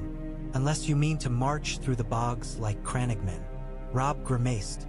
"I've no wish to drown half my army in the first mile." "Then we break the moat," Tormund said, tearing at a roasted onion with his teeth. "Or climb over it. Or under." Men are so fond of their walls and castles they forget how many ways there are to deal with a pile of stones. "It's less the stones than the arrows they give shelter to," Caitlin said. "Your father wrote once that 10 determined men in those towers could hold back 1,000 if the 1,000 were fools." "Are we fools?" Tormund asked, amused. "We'd be bigger fools to charge straight at those walls," Jon replied. He traced the swamplands around the little inked fort. "The crannogmen know paths none of us do. Father trusted Howland Reed. If we can find his people, or send a raven north." "Already done," Robb said. He tapped a small circle inked near the swamps. "I sent word the moment we turned our banners toward home. A rider went ahead at dawn from the twins. If Reed hears, he'll meet us on his own ground. He's no man for courts, but he understands the stakes." Caitlin's eyes softened briefly at the mention of the quiet Lord of Greywater. "He saved your father's life once," she said. "Perhaps he'll save yours again in a different way." Robb smiled faintly, then sobered. "And the watch?" he asked, looking to Jon. "Your raven must have reached Castle Black by now, if it didn't find a snowstorm or a hungry hawk first." Jon thought of the dream. The raven's flight over forests and frozen fields, the wall looming at the end of the world. "If it got through," he said, "Aemon will read your words. Mormont will listen. They won't send men south, they can't, but they'll be ready. Or readier than they were." "And if it didn't?" Caitlin asked. "Then we send another," Jon said. "And another. Crows are stubborn. So am I." Tormund snorted. "Stubborn," he says, as if that covers half of what's wrong with him. He leaned back, the tent poles creaking as his shoulders brushed them. "You lot talk and talk. Never seen folk so fond of words. When we see this moat, we'll see the way round it. Until then, this is all piss in the snow. This piss kept you from being shot full of crossbow bolts at the twins, Catelyn said dryly. He grinned. Aye, that was a good piss. Despite herself, Catelyn's mouth twitched. Outside, a wolf howled, long, low, and not unfriendly. Gray wind, picking up Ghost's patrol as they circled the camp in overlapping arcs of white and gray. The sound seeped into the tent, wound around their words like smoke. The pack survives, Jon murmured. Robb's eyes met his over the map. If we keep it together, he said. If we don't let old grudges tear it apart before the dead ever get the chance. The neck smelled of rot and old secrets. It wasn't the rank stench of a battlefield or the sourness of an unwashed camp. It was deeper, older, the perfume of standing water and slow decay, of things growing and dying in the same breath. The air itself seemed thicker, turned to soup by the mists that coiled above every pool and hummock. Moat Cailin rose out of that ghostly landscape like the broken teeth of some enormous, long-dead beast. 3 towers still stood, more or less. Squat, thick, their tops crumbled, their stone black with age and damp. The rest of the fort had long since sunk back into the earth, swallowed by peat and mud. Only the raised causeway of the King's Road still held firm ground, winding up between the towers like a tongue. Ironborn banners drooped from the ramparts, their krakens dull against salt-stained cloth. Men moved atop the walls, lean, hard shapes against the pallid sky, axes on their belts, reavers' swagger in every line. They've improved the place, Tormund said, eyeing the crude reinforcements the Greyjoys had thrown up. Fresh stakes driven into the mud, rope-lashed palisades where none had stood before, which is to say, they've made it uglier. Robb's jaw tightened as he studied the defenses. Straight assault will be costly, he said. Arrow fire from the towers, mud to swallow any man who steps off the road. We'd be piling corpses just to build a ramp. Then don't go straight, said the man at Jon's side. Howland Reed looked nothing like the lords of the South. He was small and slight, his hair bound back in a simple strip of leather, his clothes a mottled blend of greens and browns that made him fade into the reeds when he wished. Mud streaked his boots and the hems of his cloak, and something like moss clung to his sleeves in places. His eyes, though, were keen. You came, Robb said, relief flickering across his face. You called, Reed replied, as if that explained everything. His voice was soft as marsh wind. Ned's boy, and Ned's boy's bastard. He inclined his head to Jon. You have your father's look, both of you. It's disconcerting. Jon felt heat rise to his cheeks. Lord Reed, he said. He had never met the man before, but he had known his name all his life. His father had spoken of Howland only rarely, and always with an odd mixture of fondness and regret. We're grateful for any help you can give. Reed glanced out at the towers. The Ironborn are loud, he said. They stamp and shout. They throw their axes at the trees when they're bored. They think the only danger here is straight up the King's Road. They forget that the Neck has more paths than any man can see. You have paths we can't, Robb said. We do, Reed agreed. My people have walked them since before any king south of the Neck had a word in our tongue. We can bring men close to those towers without their knowing. Not all your host, but enough to crack them. Tormund chuckled. Little man, big promises. Reed's mouth twitched. I've seen giants before, he said, glancing at one who loomed in the distance like an oddly shaped hill. Big things move slowly. Small things slip through cracks. He nodded toward Jon. I can take 20, maybe 30, through the bogs to the base of that tower. He pointed to the leftmost, its stones slick with green. Climb their own walls while their eyes are on your banners. Robb considered. If we attack on the road at the same time, they'll look at what's loudest, Reed said. They always do. Jon's blood quickened, the way it did before a climb in the Frostfangs, before a raid. I'll go, he said. I know something of climbing rotten stone, and I've fought Ironborn before. Robb's eyes flicked to him, then to Tormund. And you can't let the crow have all the fun, Tormund said, grinning. Besides, I've never killed a man on a tower that small. Be a new story. Reed's gaze went to Ghost, who crouched in the reeds, white fur beaded with damp. He'll need to stay, the Crannogman said.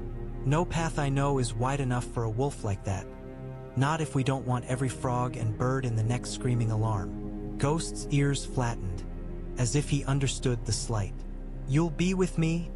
Jon murmured, scratching behind his ear. On the other side of the walls. Ghost blinked, slow and unblinking, and did not argue. The swamp closed around them like a second skin. Cold water seeped through boots and greaves, up to knees and thighs, numbing as it climbed. Reeds whispered. Mud sucked at their feet, reluctant to let them go. Insects hummed in pale, wavering clusters, drawn to the faint phosphorescence of bog lights that drifted over distant pools like ghostly lanterns. Don't follow those, one of Reed's men muttered when Tormund eyed a particularly bright cluster. The Crannogman's face was painted in streaks of green and brown. They'll have you stepping where the ground isn't. Ground isn't, Tormund echoed under his breath. Bloody place. Howland moved like a shadow, his steps sure even where the muck looked identical to every other patch. Keep to my prints, he said softly. Step where I step. If the water suddenly goes cold as the wall, stop. That's reassuring, Jon murmured, but he did as he was told, placing his boots in the shallow eddies Reed's passage left. The water lapped at his thighs, sending little shivers of chill up his spine. His sword was wrapped in oiled cloth and slung across his back. He carried only a dagger loose at his belt, hilt tied to keep it from catching. Above them, the tower loomed, its stones slick with moss and lichen. The line where its foundation met the swamp was indistinct. Roots and mud had crept up over the first courses of stone. Voices drifted down, ironborn, trading jests in rough accents, their words blurred by height and mist. Tell me again why we're not just walking up the road and hitting them with the giant? Tormund whispered. Feels more honest. Because I'd like some of us to survive the day, Jon said. He could just make out the faint, distant movement of Stark banners on the causeway, gray shapes in the fog. Robb will give them something to look at soon enough. We have to be in place when he does. Howland led them to a stretch of the wall where the stone bulged outward, forming a low, sloping buttress half swallowed by muck. Here, he said. We dug this out years ago when we first thought of how to take this place from the south. Never needed it till now. Always dig your bolt holes before the fire starts, Tormund said approvingly. They gathered beneath the bulge, pressed close. The stone was slick under Jon's fingers, slime cold and unpleasant. He wiped his hand on his cloak, then tested higher. Here, nearer the dry line, there were cracks and ledges. Small, but enough. Above, a horn blew, a raw, challenging note from the roadside. That will be your king, Howland murmured, being loud. Almost at once, the voices overhead sharpened. Boots thudded as men rushed to the ramparts facing the causeway. The Ironborn liked nothing better than a stand-up fight, axes in hand, a straight line of stone to defend. Now, Jon breathed. His heart beat a little faster. Climb. He went first, fingers finding holds where none seemed to exist. Tormund followed, his muttered curses almost as constant as his breath. Behind them, two of Reed's men moved with eerie ease, their light frames hugging the wall, their mud-camouflaged faces nearly indistinguishable from the stone. The world narrowed to stone and breath and the scrape of leather. Jon's muscles burned. His thighs ached from the cold of the swamp and the strain of lift, plant, pull. Twice his boots slipped, moss skidding under his weight, but his fingers held. Halfway up, a wet clod of something landed near his cheek. He froze, pressing himself flat. Above, an ironborn guard leaned out, spitting into the swamp. Look at the bloody fools, the man said, voice thick with amusement. Marching straight up our throat. We'll gut em and send their king's head to pike in a sack. Should have done that when we took his castle, another replied. Be less trouble. Castle. Winterfell. Jon swallowed and forced himself not to look toward the north. The memory of gray stone and blue banners burned anyway. The ironborn turned away, attention drawn by another horn blast. Jon climbed. The top of the tower was a ring of broken teeth. Merlins, some still standing, others crumbled away, jutted around the circumference. Between them, the world fell off into gray, mist over swamp, over causeway, over the distant shape of the Stark host arrayed just out of bowshot. An ironborn watchman leaned over one of the narrower gaps, cupping his hands around his mouth. "Come on, you milk drinkers," he bellowed down the causeway. "We've axes for all your pretty northern heads." His laughter blew back on the wind. A hand reached up from the shadow below the parapet. For an instant, Jon dangled, fingers gripping the inner edge of the stone. His arms burned. Then he heaved, dragging himself up in a smooth, desperate motion. His boots found purchase on the inner walkway. He rolled, coming up in a crouch. The ironborn turned, eyes widening, mouth opening on a shout that never fully formed. Jon's dagger sank into his throat. Hot blood washed over his hand. The man's weight collapsed forward. Jon pushed, guiding him down between the merlins. The body slid over the edge and fell silently into the mist, swallowed in an instant. "Ugly views from up here," Tormund muttered as he hauled himself onto the stones. His face was flushed, beard dripping swamp water. "Too much sky. Keep low," Jon said. "We don't want them on the next tower seeing us until it's too late." The inside of the parapet walk was narrow, barely wide enough for two men to pass without jostling. A small wooden door led into the tower proper, its iron hinges streaked with rust, its handle worn. Voices drifted from beyond, ironborn, laughing at some shared joke, punctuated by the occasional clang of steel on stone as a man sharpened his axe. Jon wiped his dagger on the dead man's cloak, then sheathed it and reached back for Longclaw, unwrapping the oiled cloth. The Valyrian steel looked almost black in the morning light, its ripples catching what little brightness there was. He glanced at Howland's men as they pulled themselves onto the walkway, faces streaked with grime but eyes clear. "Two of you to the western merlins," Jon whispered. "If they sound a horn below, shoot the first man to reach the stair. Tormund and I will take the door." "No crown, but you give orders like one," Tormund murmured. There was no heat in it, only observation. "Somebody has to," Jon said. "You'll frighten them more on the stairs." Tormund's grin flashed brief and fierce. They moved. The door opened inward with barely a creak. Someone had tended it recently, a smear of grease still clinging to the hinge. Beyond, a spiral stair clung to the inner wall, torches guttering in brackets, their smoke staining the stone. The smell of tar and unwashed men thickened. Jon went first, Longclaw angled low. Half a turn down, he met the first ironborn. A bearded man in a patched leather coat, axe across his shoulder. The man's eyes widened. For half a heartbeat he froze, the sight of fur and mail and a sword where no sword should be breaking his sense of the world. Then he shouted. The cry was cut off when Longclaw took him across the chest, driving him back into the man behind, who cursed, stumbled, and went down in a tangle of limbs. Tormund barreled into them both, axe swinging, laughter booming. "Wake up, Krakenspawn!" The wildling roared. "You've got guests!" Below, others shouted back, alarm rising. From outside came the muffled thump of something heavy, Robb's probing attack on the causeway, pressing just close enough to sting, not close enough yet to break. Arrows sang. Men yelled. The ironborn on this tower had thought it all just good sport. Now they heard something else beneath it, the note of danger. Too late. The stair was a choke point, a stone throat where every sound was amplified and every step could be death. Jon moved downward, blade a dark arc in the close air. An ironborn lunged at him, teeth bared, salt-sour breath hot against Jon's face. Their blades met with a sharp ring, the force of it jarring up Jon's arms. The man snarled and shoved, trying to bull past. Jon yielded a half step, then twisted, letting the man's weight carry him forward. Longclaw turned, bit into exposed flank as the ironborn overreached.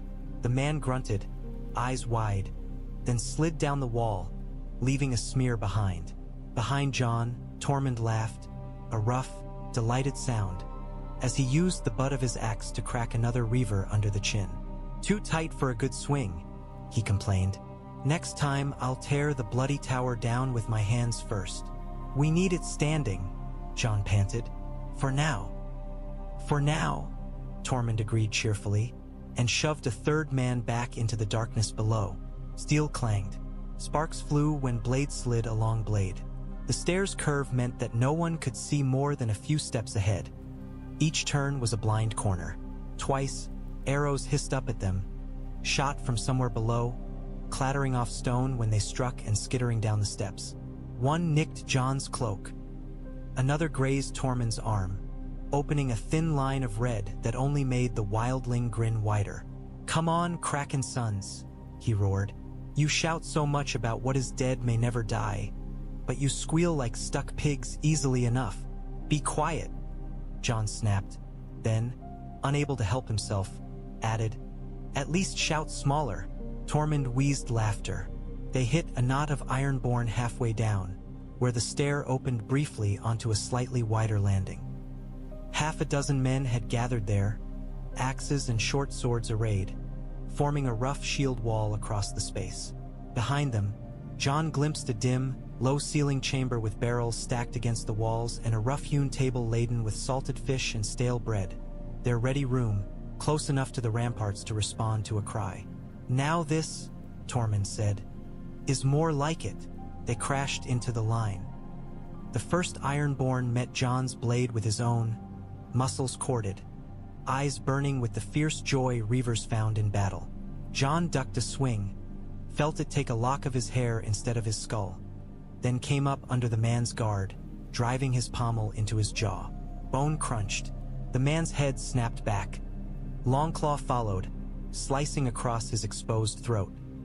To Jon's right, Tormund simply shouldered into his opposite, using his weight and the tight quarters to smash the man back into the one behind him. The two toppled, tangled, and the wildling's axe came down twice in short, brutal chops. "Break!" someone shouted in the ironborn tongue. "Break formation!" They did, but in the wrong direction. Backward, each man suddenly less eager to be the first to stand against the Valyrian steel and the mad giant of a man with the blazing eyes. One tried to dart down a side passage. A Crannogman arrow took him in the neck from the stair above. "Yield!" Jon called over the noise, breath ragged. "Throw down your weapons and you live to see the sea again." For a moment, all he heard was panting, the drip of blood on stone. Then one man let his axe fall with a clatter. Another followed. The third spat on the floor, eyes burning, but his fingers were trembling on the haft of his weapon. "You'll kill us anyway," the spitter snarled. "Not if you stop trying to gut us," Tormund said. "We've enough dead for the day. There's more coming tomorrow." The man's grip loosened. His axe hit the stone beside the others. From the ramparts above, a horn sounded higher, cleaner than the Ironborn's harsh blasts. The note of a northern war horn. Jon's heart jerked. "They're on the walls," he said. "Then this tower's theirs," Tormund replied. He wiped his axe on a fallen man's cloak and slung it over his shoulder. "Come on, Crow. Let's go see how your king's doing with his gate." The gates gave way not with a glorious crash, but with a reluctant groan, as if the old timbers resented being asked to move at all. The iron portcullis rattled up just enough to admit a man hunched over, then stuck, its corroded teeth squealing. It was enough. Northern men surged through the gap, boots slipping in the churned mud of the King's Road as it transitioned into the ruined courtyard beyond. Arrows hissed from the remaining towers, but fewer now. Many archers lay dead on their own battlements, fallen to Crannogman shafts and blades in the back. Robb entered in the second wave, not the first. He had listened to counsel on that, at least.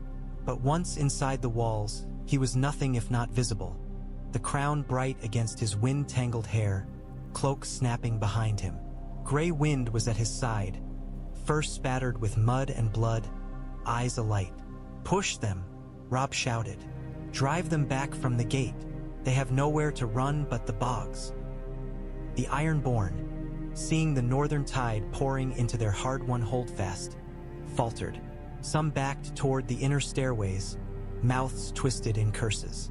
Others, remembering salt and stone and the promise that what is dead may never die, bared their teeth and charged. Steel rang. Men crashed together in the narrow courtyard, the sound muffled by mist and the sucking pull of wet earth underfoot. A Stark man went down with a kraken axe in his chest. An ironborn toppled after, Grey Wind's jaws clamped on his arm. From a side door burst Jon and Tormund, trailing a ragged string of disarmed reavers guarded by crannogmen. Jon's hair was plastered to his skull with sweat and swamp water. His face was streaked with grime, his eyes very clear. Longclaw's edge was darkened, but unbroken. "Your Grace," he called, herding his prisoners toward the nearest wall. "This tower's yours." Robb spared him a look, a blink of surprised relief, a nod, and returned his attention to the fight before him. Ghost appeared a heartbeat later, bursting from the reeds where he'd waited at Jon's earlier gesture. The dire wolf plunged into the melee with savage joy, attacking any man who smelled of sea salt and kraken. Tormund waded into the fray with a bellow, axe clearing space around him. "This is more like it," he exulted. "Mud, blood, and too many fools in too small a yard. Watch your toes, boys." The ironborn resistance, fierce as it was, could not withstand pressure from both gate and tower. With every passing heartbeat, more northerners spilled into the moat, more reavers fell or were forced back. At the far end of the courtyard, near the stump of what had once been a central keep, a horn blew, a single wavering note. An older man in rust-splotched mail, gray in his beard, held it. His face was cut in several places, blood streaking his brow. "Enough!" he rasped, voice ragged but loud. "Enough! Throw them down!" He let his axe fall first, hitting the mud with a dull thump. Some ironborn ignored him, frenzied, eyes gone glassy with battle lust. They died where they stood, cut down by northern steel or dragged under by wolves. Others seized on the permission like men offered a plank in a storm. Their weapons dropped, their shoulders sagged. One young reaver, no beard yet, salt-crusted hair hanging in his eyes, glared at Jon as he relinquished his sword. "You'll kill us anyway," he said. "Starks and Krakens don't make terms." "We make ours," Jon said. "Whether your lord's honor theirs is another matter." He looked to Robb. The king stood in the churned mud, chest heaving, sword lowered. His gaze swept the yard. The dead, the wounded, the living who might yet be either. He seemed, for a heartbeat, immeasurably tired. "Those who threw down their weapons when bidden live," he said. "Those who kept swinging after the horn fell die. We have no food to waste on men who would rather feed the crows. Those who live go to the wall. Let them freeze, they're serving the realm they tried to pillage." A murmur went through the northern ranks. Approval, relief, the restless itch of bloodlust seeking outlet and being denied. Robb's eyes dared anyone to argue. No one did. The hall of Moat Cailin had not sheltered true lordship in centuries. Its roof had fallen in long ago, leaving a jagged mouth through which damp and sky poured in equal measure. Moss grew on the fallen stones. A tree had seated itself in a corner, its roots pushing between ancient flagstones, its thin branches scraping at the open air. Someone had contrived a hearth of sorts out of broken masonry and scraps of scavenged iron. A fire burned there now, smoke curling up past the missing rafters. Its heat barely pushed back the chill, but it gave light enough to see by. Robb sat on a half-collapsed block that might once have been part of a throne dais, his cloak wrapped tight, a cup in hand. The crown on his brow was smeared with mud where someone's bloody hand had brushed it during the fighting. He hadn't bothered to clean it. Jon sat opposite, Ghost's flank pressed against his boots. The direwolf's fur was still damp, but his eyes were closed, his breathing even. gray wind lay near Robb, head on his paws, one ear twitching whenever someone shifted. Tormund had sprawled with his back against a fallen stone, legs splayed, horn resting on his stomach. He drank like a man who knew how quickly provisions vanished on campaign, but who also believed that the gods would send more if the stories were good enough. Howland Reed perched on a broken pillar stub, as at home as if he were on a log in his own bog. His clothes were still damp. He didn't seem to notice.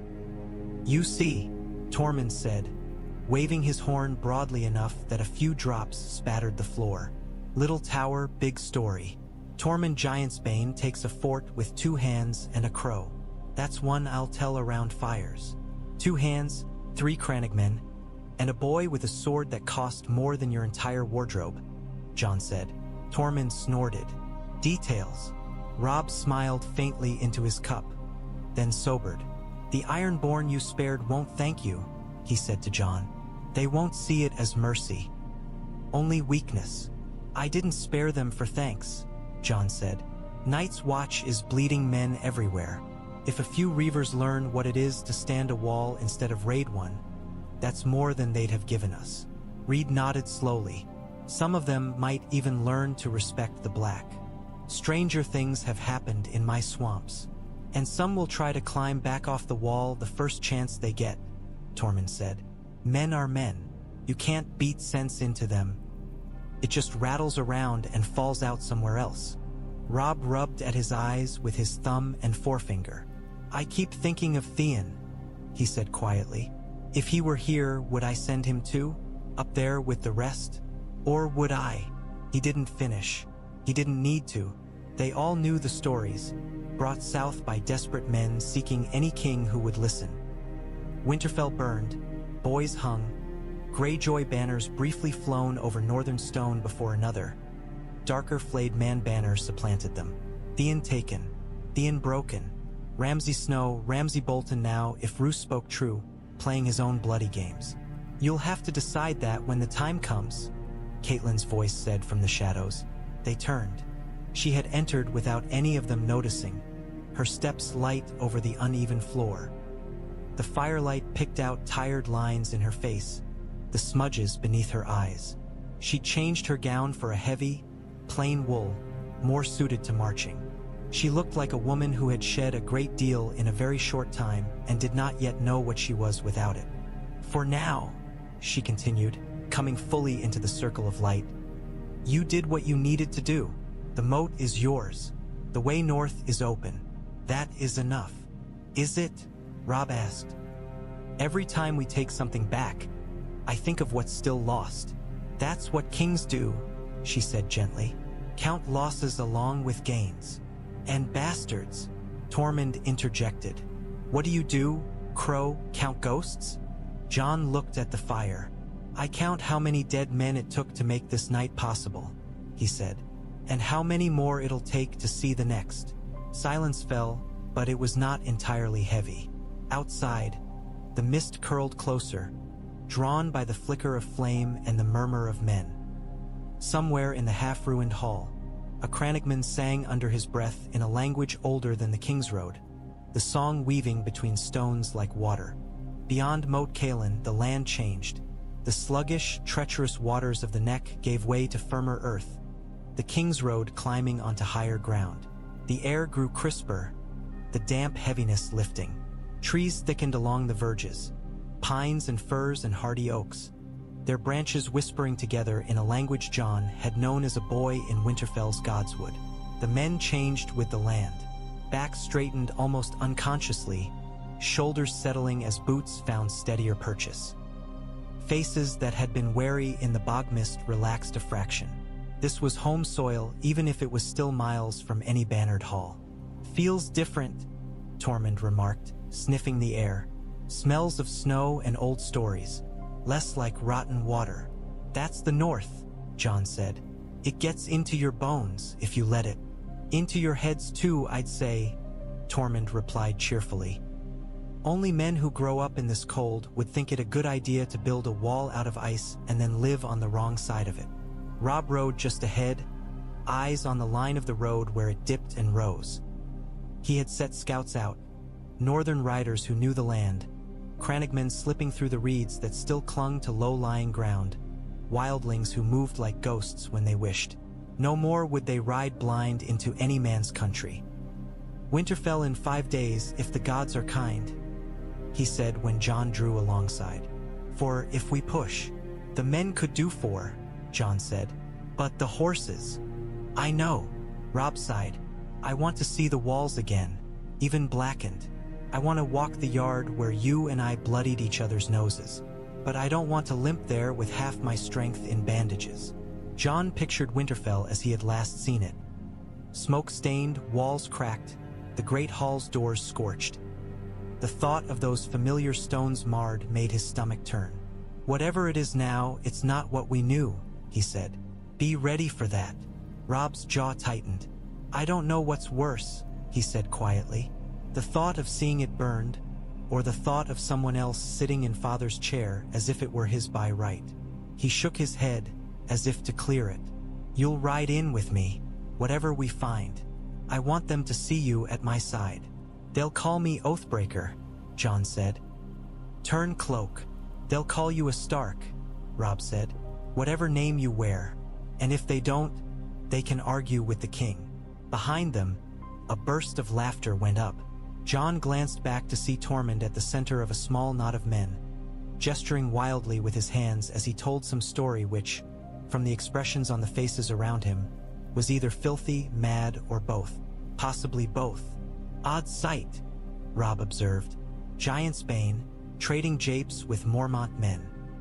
"That's what you wanted," Jon said. "A pack, not just a scattered lot of lone wolves. And lone bears and mad giants and crannic toads," Robb said. "Father would say I've gathered a strange pack." "Father marched south with a man for every corner of the north," Jon said. "Old gods, new gods, Starks and Karstarks, Manderleys and Umbers. You've just widened the circle." For a moment, Robb's expression softened, the boy in him peeking through. "He'd have liked you being so sure of me," he murmured. "He'd have liked that we're still alive," Jon said. "The rest is words on a wind." The wind picked up as they rode, sharp enough now to sting. It smelt of resin and frost. Somewhere ahead, beyond the next rise, lay the lands that ringed Winterfell. Forests where Jon had hunted, fields where he had watched harvests, villages where he had ridden through at Ned Stark's side, nodding to small folk who did not quite know what to make of the quiet boy at their lord's stirrup. Home and not. They saw Winterfell at dusk. The King's Road bent around a stand of tall pines and climbed a gentle slope. At the crest, the trees fell away on one side, giving a view across a shallow valley. There, on its low hill, wrapped in its ancient walls, stood the castle that had been more home to Jon than any other place in the world. For a heartbeat, his mind rejected what his eyes told him. The curtain walls were still there, mostly, but in places blackened, stones cracked and spalled by fire. The great tower that had housed the maester's rookery bore a dark smear up one side. The roof had fallen in. The empty sockets of arrow slits stared out like burned eyes. Within the walls, the great hall's roof was half collapsed, beams charred. The smoke that still rose did so in thin, indolent threads, the remnants of old burning, not any current blaze. The godswood's canopy had thinned. One corner of it bore a blackened patch where flame had tried to leap the moat and failed. Jon felt something twist under his ribs. Memory rose unbidden. Winterfell under snow, the courtyard alive with boys sparring, girls gossiping on walls, servants hurrying on errands. The warmth of the hot springs beneath the stone, fog curling along the base of towers on cold mornings. The smell of bread baking, of leather and horse and hearth smoke. All of it overlay now on the sight before him like a ghost, almost more painful than the ruin itself. Beside him, Robb sat very still. His face had gone pale under its windburn. Gray wind whined, a low, uneasy sound, as if he, too, smelt something wrong in the air. Tormund exhaled, long and low. "You lot build fine piles," he said quietly. "Even burned, it looks like it wants to stand. I've seen keeps that fell to ash quicker than a thatch hut." It wasn't the fire that killed it, Howland Reed murmured. It was the betrayal. Roose Bolton had spoken, earlier in the day, of Ramsay's victory over the ironborn who had holed up here, of the flayed man riding in the Grey Wolf's place, however briefly. Jon thought of that now. Ramsay Snow, bastard once, bastard in truth still whatever style he took, strutting through Winterfell's halls, deciding what to burn, what to spare, who to chain. His banners aren't flying now, Robb said, nor Greyjoy's. Who holds it? Ramsay stripped it when he rode south to hunt other prey, Bolton had said, pale and calm. Left only a token force, squatters and cowards. Easy for you to reclaim your grace when your road bends that way. Jon did not trust ease, not in war, not in men like Roose Bolton. We sent riders ahead, he said, scouts and crannogmen both. No sign of a large garrison, no sign of open banners, just smoke and a few men in the yards. That's more than enough for a few knives to do their work in the dark, Tormund muttered. Castles swallow men as easily as marshes do, when the stones are full of shadows. Robb closed his eyes briefly, then opened them. When he spoke, his voice was steady, if raw. I won't wait, he said. I won't sit another night out here while strangers sleep under that roof. We go in. Tonight, carefully, but we go. Caitlin, who had drawn up a little way behind, listened in silence. Her gaze was on the broken towers. Jon wondered what she saw in them. Ned's smile in the yard, Bran climbing walls, Sansa at her sewing, Arya slipping away with a wooden sword. Then we go in like ghosts, Howland Reed said. The outer walls have cracks, the postern gates are half rotten. My folk know every inch of those stones. For all you Starks like to pretend we don't slip through them whenever we please. Robb nodded once. You'll take point then, he said. Crannogmen first, my best men next. No banners, no horns. Just steel and quiet, until we know who's inside. And me, Jon said. Robb didn't argue. And you. And me, Tormund added, grinning. I want to see this place up close. If I'm to die in a Kneeler castle, might as well be a big one. You're not dying, Jon said. Not here. Tormund laughed softly. You don't get to say that, boy, but it's a nice thought. Ghost stood at the ridge's edge, fur ruffled by the wind, nose lifted toward Winterfell. His red eyes reflected the last smear of sunset on the horizon, making them seem to glow. Home, Jon whispered, though the word tasted strange now. Or what's left of it. Robb's hand tightened on his reins. We'll make something of it again, he said. Or we'll die trying. The wind shifted, bringing with it the faintest echo of the hot spring steam, of stone warmed from within. It might have been his imagination. It might have been a promise. Behind them, the host waited in the deepening dark, their fires banked low. Ahead, Winterfell's broken towers cut the sky like the bones of some great, fallen giant. The night to come would decide whether those bones would shelter wolves once more, or be left for the dead to claim when winter finally came in full. Night came down hard and cold. A thin rind of moon floated behind ragged clouds, its light just bright enough to turn the snow to dull silver and the castle walls to looming shadows. Winterfell's outline was both familiar and strange. The same curves of curtain wall and tower Jon knew from boyhood, distorted now by black scoring, by jagged gaps where stone had fallen. They went on foot. No banners, no armor bright enough to catch a stray gleam. Mail was muffled with leather and cloth. Helms left off in favor of soft-brimmed caps and hoods. Swords were piece-bound with wraps that could be cut in a heartbeat. Daggers rode loose at belts. Jon's hand rested on Longclaw's hilt, the Valyrian steel wrapped in dark cloth, its weight a promise under his palm. Howland Reed moved at their head, a low shadow against the snow. Behind him came a knot of crannogmen, painted and silent, their frog spear hands as steady on stone as in marsh. Jon, Robb, and Tormund followed, with a handful of picked northern guards behind them. Men Robb trusted to keep their wits as well as their blades. Ghost and Grey Wind moved ahead, pale and dark, their paws making no sound at all. The air around Winterfell felt different. There was the usual smell of smoke, old mostly, but threaded through with fresher traces from cook fires. The hot springs sent up their familiar ghost breath through cracks in the stone, seeping into the night. But beneath that, Jon's nose caught a taint that did not belong to his memories. Char too deep to be from hearth fires, the faint tang of old blood, of fear soaked into wood and straw.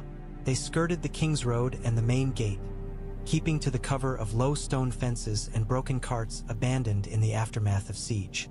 The shadow of the first keep reared on their left, square and hunched.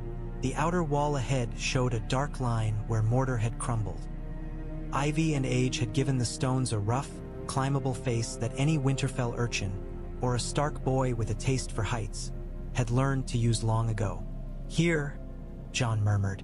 "Bran used to slip out this way when old Nan told stories that put fear into him.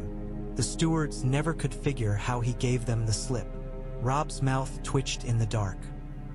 "He fell more often than he told us," he said. "Tried to hide the bruises from father." Howland Reed laid a palm flat to the wall, fingers spreading, feeling for holds. "Good cracks," he whispered. "Old builders did not imagine frog-eaters or wolf boys." "Up and over, then," Tormund said. "Last one in has to share his ale." They climbed. Any other night, Jon might have felt the old thrum of illicit excitement in scaling these stones. As a boy, he traced every path the masonry offered, seeking vantage points from which to watch unseen. The yard, the godswood, the hall. Now, the holds under his fingers felt changed. Rougher where fire had cracked them, crumbly where heat had eaten at the mortar. Halfway up, a chunk of stone flaked away under Tormund's hand, skittering down into the snow with a faint crunch. All three men froze. Above, a sentry's silhouette moved along the parapet. A harsh voice muttered something, too indistinct to catch. Footsteps thudded, receding. Jon let out a breath he hadn't realized he'd trapped in his throat. He resumed climbing more carefully. At the top, Reed slipped over the crenellation like a shadow. Jon followed, belly sliding over cold stone, then rolling into a low crouch. The walkway was empty, no guard in immediate sight. The nearest torch bracket held only a stub of blackened wood. Whoever watched this stretch had either gone to warmer ground or been lax. "Ghost," Jon breathed.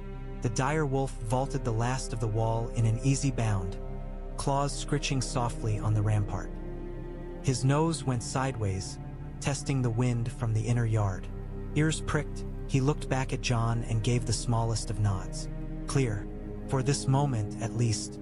One by one, the others hauled themselves up, dropping lightly onto the wall walk. Robb's face was set, jaw clenched hard enough that muscles jumped along it. Tormund grinned like a man who'd just stolen another man's boots. "Feels like being a boy again," the wildling murmured, "sneaking into places we're not wanted." "For you," Jon replied under his breath. "That's any place with a roof." Tormund's eyes gleamed. They slipped down the nearest stair, into Winterfell's broken heart. The courtyard he stepped into was both exactly and nothing like the one in his memory. The shape of it was the same. The broad expanse of packed earth, now pitted and frozen mud, where men had trained and horses had been exercised. The lines of buildings ranged around the perimeter, the armory, the smithy, the old barracks. The wooden gallery that had run along one side was half gone, its supports charred and leaning drunkenly. Snow dusted everything. A thin, uneven veil that did little to hide the injuries. The forge was dark, its chimney blackened by more than soot. The familiar clang of hammer on anvil was only a ghost in Jon's mind. One corner of the yard was piled with rubble where a tower had partly slumped. Stone blocks tumbled like dice. The great hall's wide doors were scorched, iron bands warped by heat. One hung askew on a broken hinge, leaving a gap through which warm light flickered. No guards paced the open space. That unsettled Jon more than the damage did. Winterfell had always had eyes in its yard. Stable boys, stewards, guards on their rounds. Now only the wolves moved openly, white and gray shapes sliding over snow. Ghost's nostrils flared, He veered toward the kitchens, head low. Gray Wind's hackles rose as he sniffed toward the great hall. "There are men here," Jon whispered, "but not many. Ghost would be growling if we were about to walk into a whole garrison." "Or he likes me better than you," Tormund muttered. Reed had gone ahead again, slipping from shadow to shadow. He reappeared by a half-collapsed stairwell, motioning them close. His eyes were bright in his painted face. "Dozens, not hundreds," he murmured. "A handful in the hall, some in the old barracks. One on the wall we saw half asleep. They haven't the discipline to keep proper watch." "Who are they?" Robb breathed.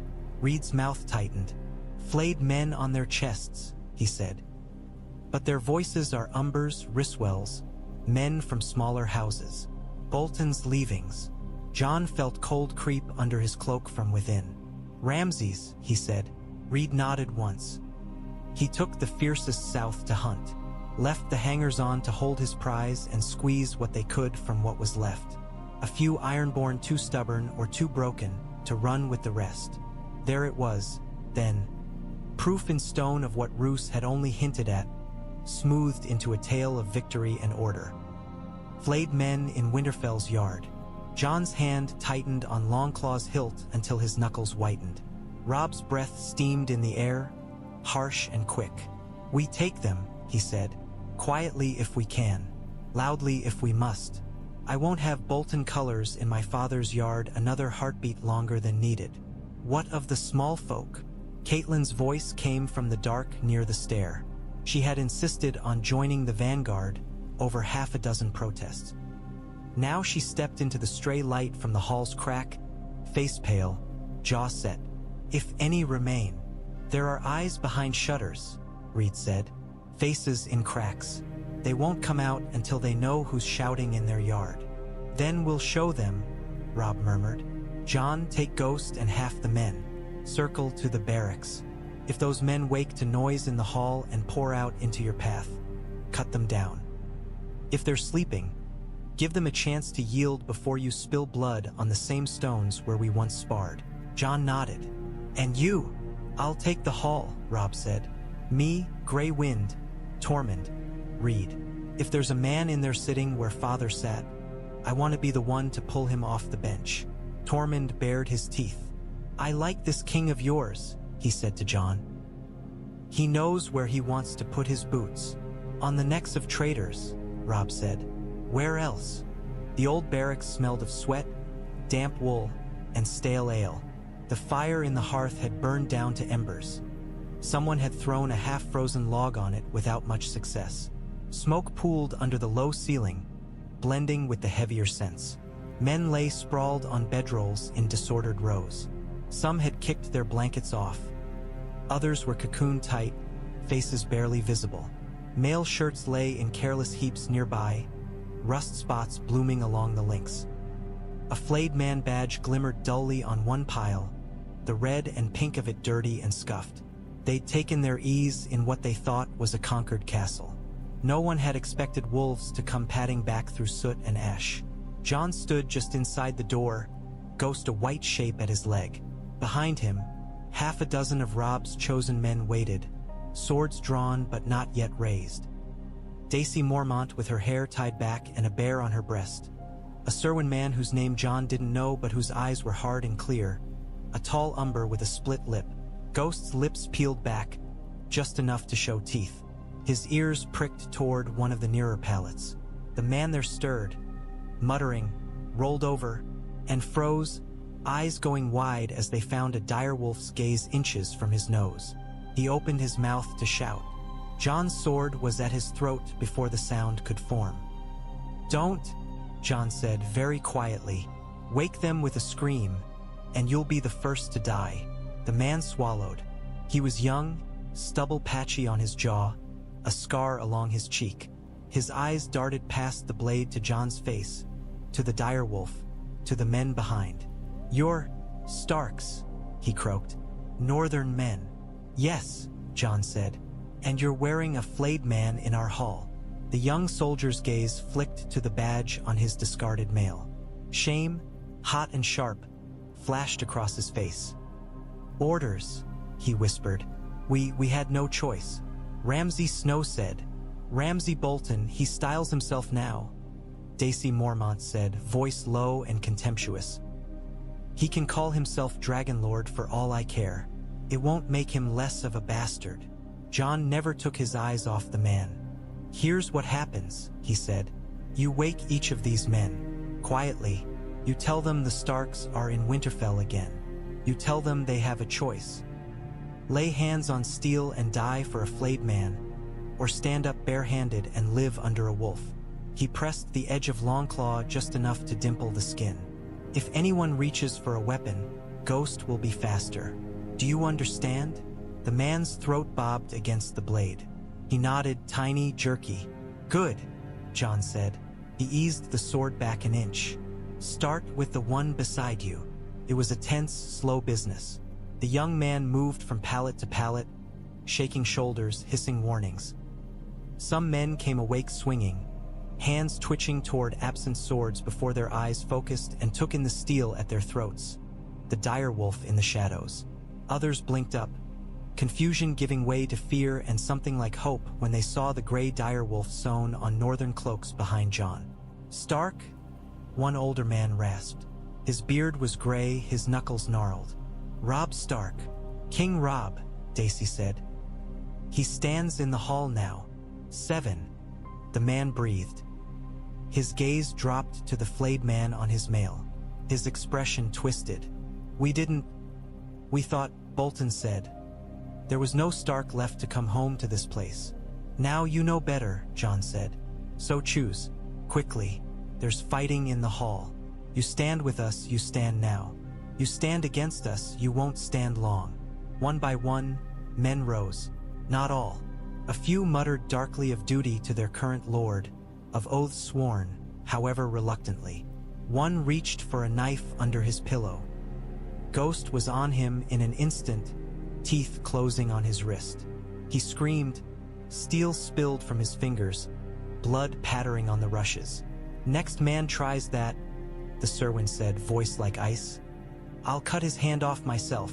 In the end of the 20 and some in the barracks, a bare dozen chose to stand unarmed, hands raised. 5 muttered loyalty to Bolton and were bound, wrists lashed behind their backs. 2 lay dead. One under Ghost's paws, the other felled by a Mormont sword when he'd lunged toward the door with a curse. Jon felt every choice like a stone in his pocket. Men lost, men gained. Wolves and flayed men and the thin line between. Get them out into the yard, he said finally. We'll sort them proper when the hall is ours. For now, keep the knives sheathed unless they push us. And if they run? Daisy asked. Let them run, Jon said. They carry the story of who holds these walls now. The great hall was a wounded beast. Char scars climbed the stone walls. Black claws raked up toward the rafters. The long trestle tables were mismatched now. A few of the old Winterfell boards, burn-scored but usable, interspersed with cruder replacements knocked together in haste. Tapestries that had once shown the history of House Stark. Wolves in snow, kings in fur-lined cloaks, the Grey King wrestling sea dragons, were gone. Some entirely burned, others stripped bare. In their place hung only damp-smoked stone and a few crude banners. The flayed man of House Bolton, hastily painted. A salt-stiffened kraken, drooping and dull.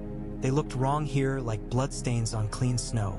At the high table where Eddard Stark had once sat, 3 men lounged with flagons in hand. 2 wore Bolton colors. The third's mail was bare, but his accent as he laughed at some joke marked him as ironborn. A 4th slumped nearby on a bench, snoring loudly, his head tipped back, mouth open. It's not so bad, one of the Boltons was saying. Roof doesn't leak much. Plenty of wood left to burn. No Starks to tell us not to piss in the corners. The boy king might come back, the ironborn said, smirking. Heard he lived through the twins. Hard bugger to kill. Let him try, the Bolton man replied. He'll find a warmer welcome on a flaying rack than at his own hearth. That so? A new voice said, came from the doors. The scorched planks crashed inward under gray wind's weight. the great wolf bursting through in a flurry of splinters and snarls. Behind him, framed in the ragged mouth of the entrance, Robb Stark strode in, sword bared, cloak flaring. The crown on his brow caught the firelight, throwing sharp glints. For a heartbeat, the hall froze. The Ironborn's flagon paused halfway to his mouth. The Bolton men swayed to their feet, hands scrambling for weapons not yet in reach. One knocked over a bench in his haste, the crash echoing off stone. "Robb Stark," the nearer Bolton rasped. "You're dead." "Not yet," Robb said. "But you will be if you don't throw down those blades." Grey Wind padded forward a pace, lips peeled back. Behind Robb, Tormund entered with a roar of laughter, axe over one shoulder, as if he just burst into a particularly rowdy inn. Howland Reed slipped in low along the wall, his men melting around him, bodies pressed to scant shadows. "Bold thing to say," the Ironborn sneered, though his eyes flicked nervously to Grey Wind. "You're one king with one wolf. We've more men than that." "Do you?" Tormund asked pleasantly. "Count again." As he spoke, crannogmen rose from behind the nearer tables, mud-painted faces appearing where only shadows had been a heartbeat before. Knives glinted in their hands. Additional figures filled the doorway. Northern soldiers, hard-faced, swords already out. The snoring man on the bench jerked awake, blinked, and beheld the scene. "Oh," he said somewhat stupidly. "Shit. Language," Tormund chided. The nearer Bolton man's hand closed on his sword hilt. For an instant Jon, had he been there, might have seen the choice play out behind his eyes. Yield and live as a prisoner in the halls he'd defiled. Draw and die with steel in hand. He drew. Grey Wind hit him before he'd half cleared the blade. The great wolf slammed into the man's chest, knocking him back into the high table. They went down in a tangle of limbs and splintered wood. The man screamed as teeth closed around his forearm, bone crunching. The second Bolton went for a knife at his belt. A crannogman's dart took him in the throat. He dropped, gurgling, clutching at the shaft. The Ironborn actually had the sense to throw his flagon instead of his blade. The metal cup clanged off Tormund's shoulder, ale splashing. The wildling blinked down at the wet patch on his furs. "Waste of good drink," he said, almost sadly, then hurled his axe. The Ironborn tried to duck. The axe took him in the shoulder instead of the head, spinning him sideways into the hearth. Sparks flew. "Anyone else?" Robb asked, voice taut. The last man standing. A sallow fellow with greasy hair, Bolton badge tarnished on his chest. Looked at the axe in the hearth, at Grey Wind's bloody jaws, at the knives ringing the hall. He dropped to his knees. "Mercy," he gasped. "I never Ramsay he." "Take him," Robb said. "We'll hear his tale in daylight. For now, bind him and toss him somewhere dark." Tormund hauled the man up by his collar, as easily as if lifting a child. "You're lucky the boy's in a generous mood," he told the prisoner. "If this were my hall, you'd be a story already." Robb stepped past them into the center of the hall. He turned slowly, taking in the scorched beams, the ruined tapestries, the flayed men hanging where his house's symbols had once been. His hand tightened on his sword. For a moment, Jon's dream of the twins flickered at the edges of this scene. The hall, the treachery, the blood. But this was different. Here, the wolf had come back. "Strip those banners," Robb said quietly. "Every flayed man, every kraken. Get them out. Burn them in the yard. Tonight."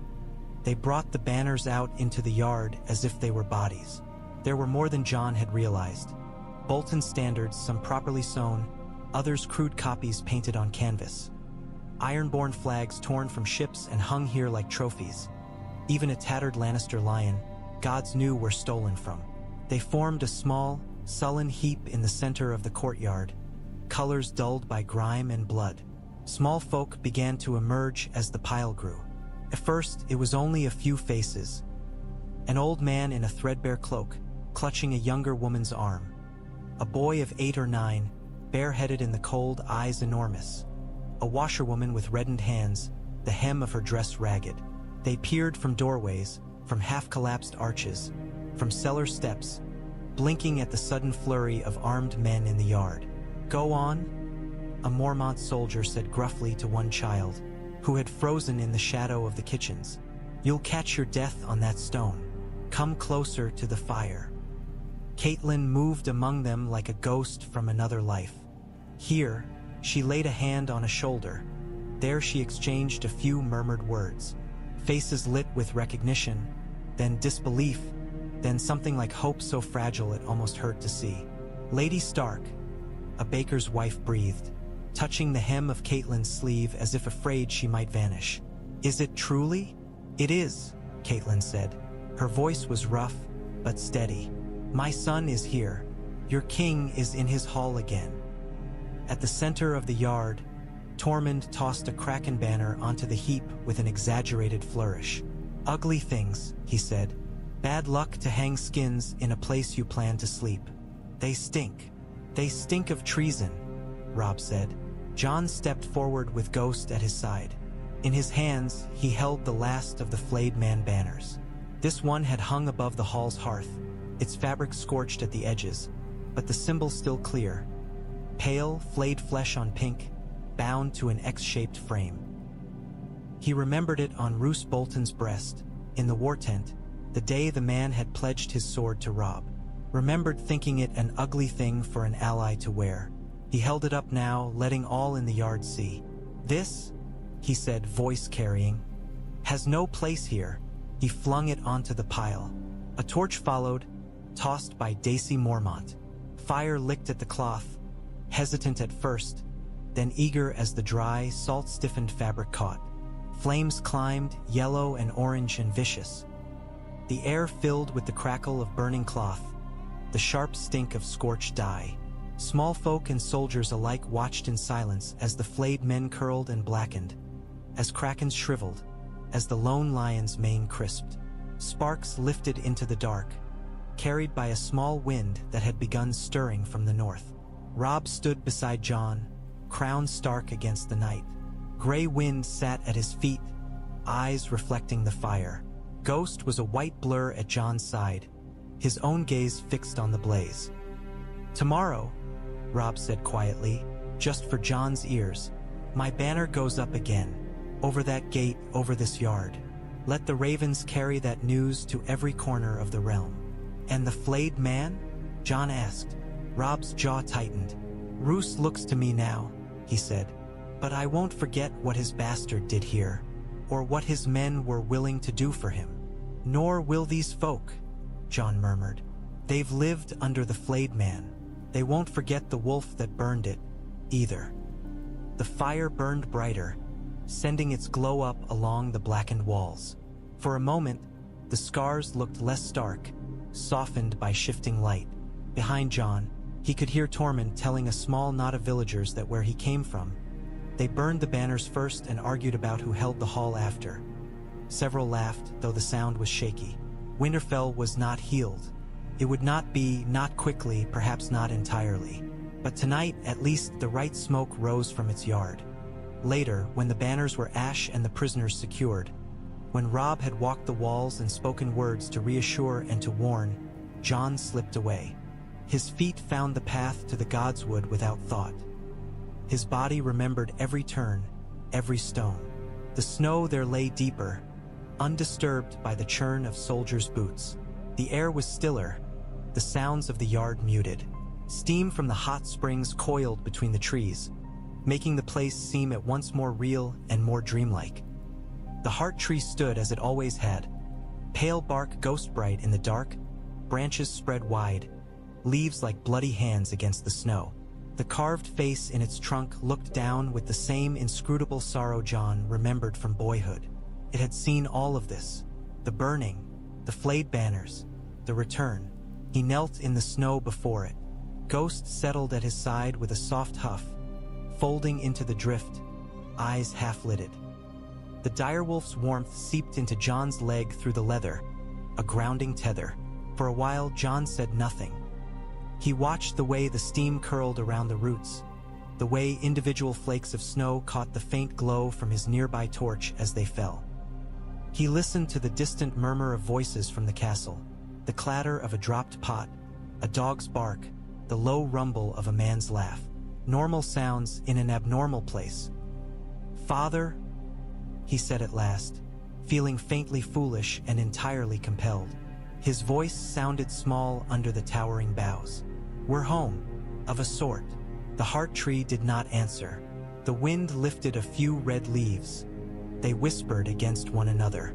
"We nearly lost Robb at the Twins," Jon went on. "He nearly lost all this. All for a marriage pact and an old man's spite.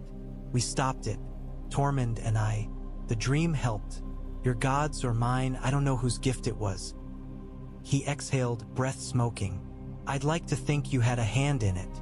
You always said to keep my eyes open." Silence. Jon smiled ruefully at himself. "Ghost saved us as much as anything," he said. "He and Grey Wind. They were faster than any of us at hearing the wrong notes." He looked up, eyes tracing the weeping grooves of the carved eyes. "We've got more wolves now. Wildlings, crannogmen. Men who don't swear to us by old oaths, but who'll stand when the dead come because there's nowhere else to run." His mind slid north, in the way dreams and thought did, to the vast white line of the wall, to Mance raiders' campfires, to pale shapes moving between black trees. "They're coming," he whispered. "You believed in them. You told us stories. The South thinks them tales. But you knew." A cold breeze sighed through the godswood, stirring the steam, ruffling Ghost's fur. The dire wolf lifted his head, ears pricked, as if hearing something Jon could not. "I don't know where I belong," Jon admitted to the tree. "Here, with Robb at his side with a wolf on my cloak, or up there on the wall with black on my shoulders and ice in my lungs. I broke my vows to save them, but I swore them to protect them in the first place. Feels like I'm walking a blade between." He closed his eyes. "I'll go north again," he said. "When Robb's settled here. When Winterfell breathes steady. I'll stand on the wall and look for the dead. I'll come back if I can. I'll keep going if I must. I just needed you to know that we're still fighting. That your sons aren't all lost. That the North remembers, even if the South forgets." Snow kissed his eyelashes, melt dampening his lashes. When he opened his eyes, the heart tree looked exactly as it had before. No sterner, no softer. Still, something in his chest eased. Ghost huffed once and lay his head on Jon's knee. Jon's hand dropped into the thick fur, fingers curling there. "We'll manage," he told the godswood. "One way or another. We'll manage." The leaves whispered overhead, their sound like the faintest murmur of ascent. Dawn seeped into Winterfell like water into dry earth. The first light was a thin, gray wash that gradually picked out edges, the jagged line of the broken tower, the low mist pooling over the yard, the faint glimmer of frost on the godswood's branches. Smoke from the banked fires rose straight up, no wind yet to bend it. In the solar that had once been Ned Stark's and had later housed Theon Greyjoy's brief, drunken reign, Robb stood at the narrow window, watching. The glass had cracked in places from heat. Shards were missing entirely. Cold air crept in.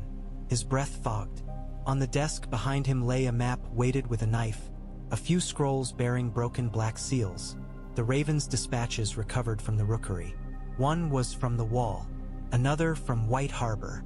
A third, its script thin and precise, bore the hand of Roose Bolton. Jon stepped in quietly, Ghost slipping past his legs to curl by the hearth, where a meager fire tried to warm stone. "You're up early," Jon said. "So are you," Robb replied without turning. "You always did like the cold." "I like the quiet," Jon said. "It doesn't last long in a full castle." Robb huffed a sound that might have been a laugh. "Full," he echoed. "Feels half empty now. Every step I take, I remember who's not here to hear it." Jon moved to stand beside him at the window. From here, they could see the yard where the banners had burned, now only a blackened patch of slush. The stables with steam curling from their vents. The open gate, where Robb had ordered the dire wolf of House Stark hung again, its gray cloth crisp and new against the old stone. "It's more full than it was," Jon said. "Yesterday there were flayed men here. Today there aren't. That's something." "Letters came in the night," Robb said. He gestured with his chin toward the desk. "Ravens have long wings." Jon glanced back. "The wall." Robb said.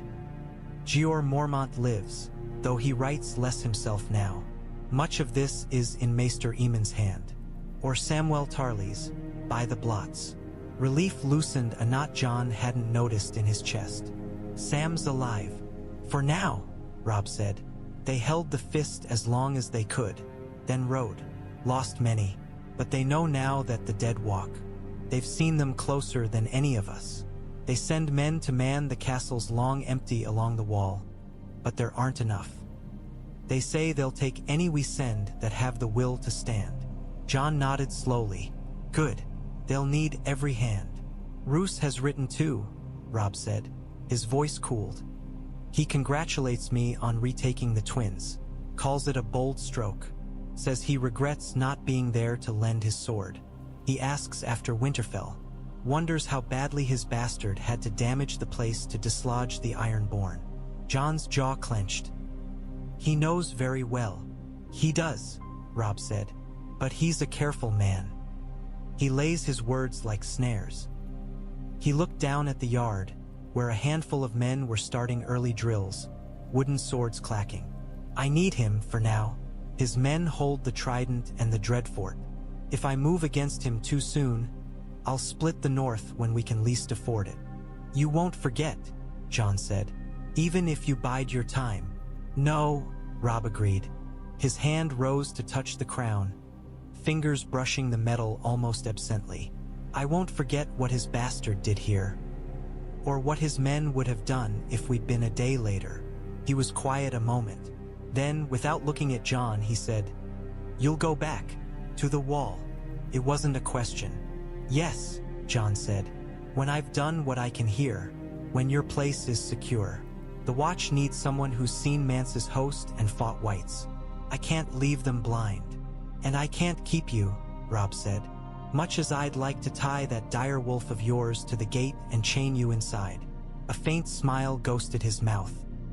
"I'll need someone to speak for me up there, someone they might listen to even if they're too stubborn to listen to ravens." "I'll speak," Jon said, "and shout if I must." "And then?" Robb asked. "When the dead come in numbers even the wall can't hold alone. When Mance pushes and the ice cracks and winter swallows half the north. Then we stand where we have to," Jon said simply. "You at Winterfell, me on the wall, Tormund wherever the fighting's thickest. We'll make lines, and we'll bleed on them, and we'll hope it's enough." He glanced sideways at his brother. "Kings don't get easy choices. Neither do bastards, it seems." Robb's hand dropped from his crown. He turned to face Jon fully. "You'll be my man at the wall," he said. "Not as some distant vassal, but as—" he searched for the word.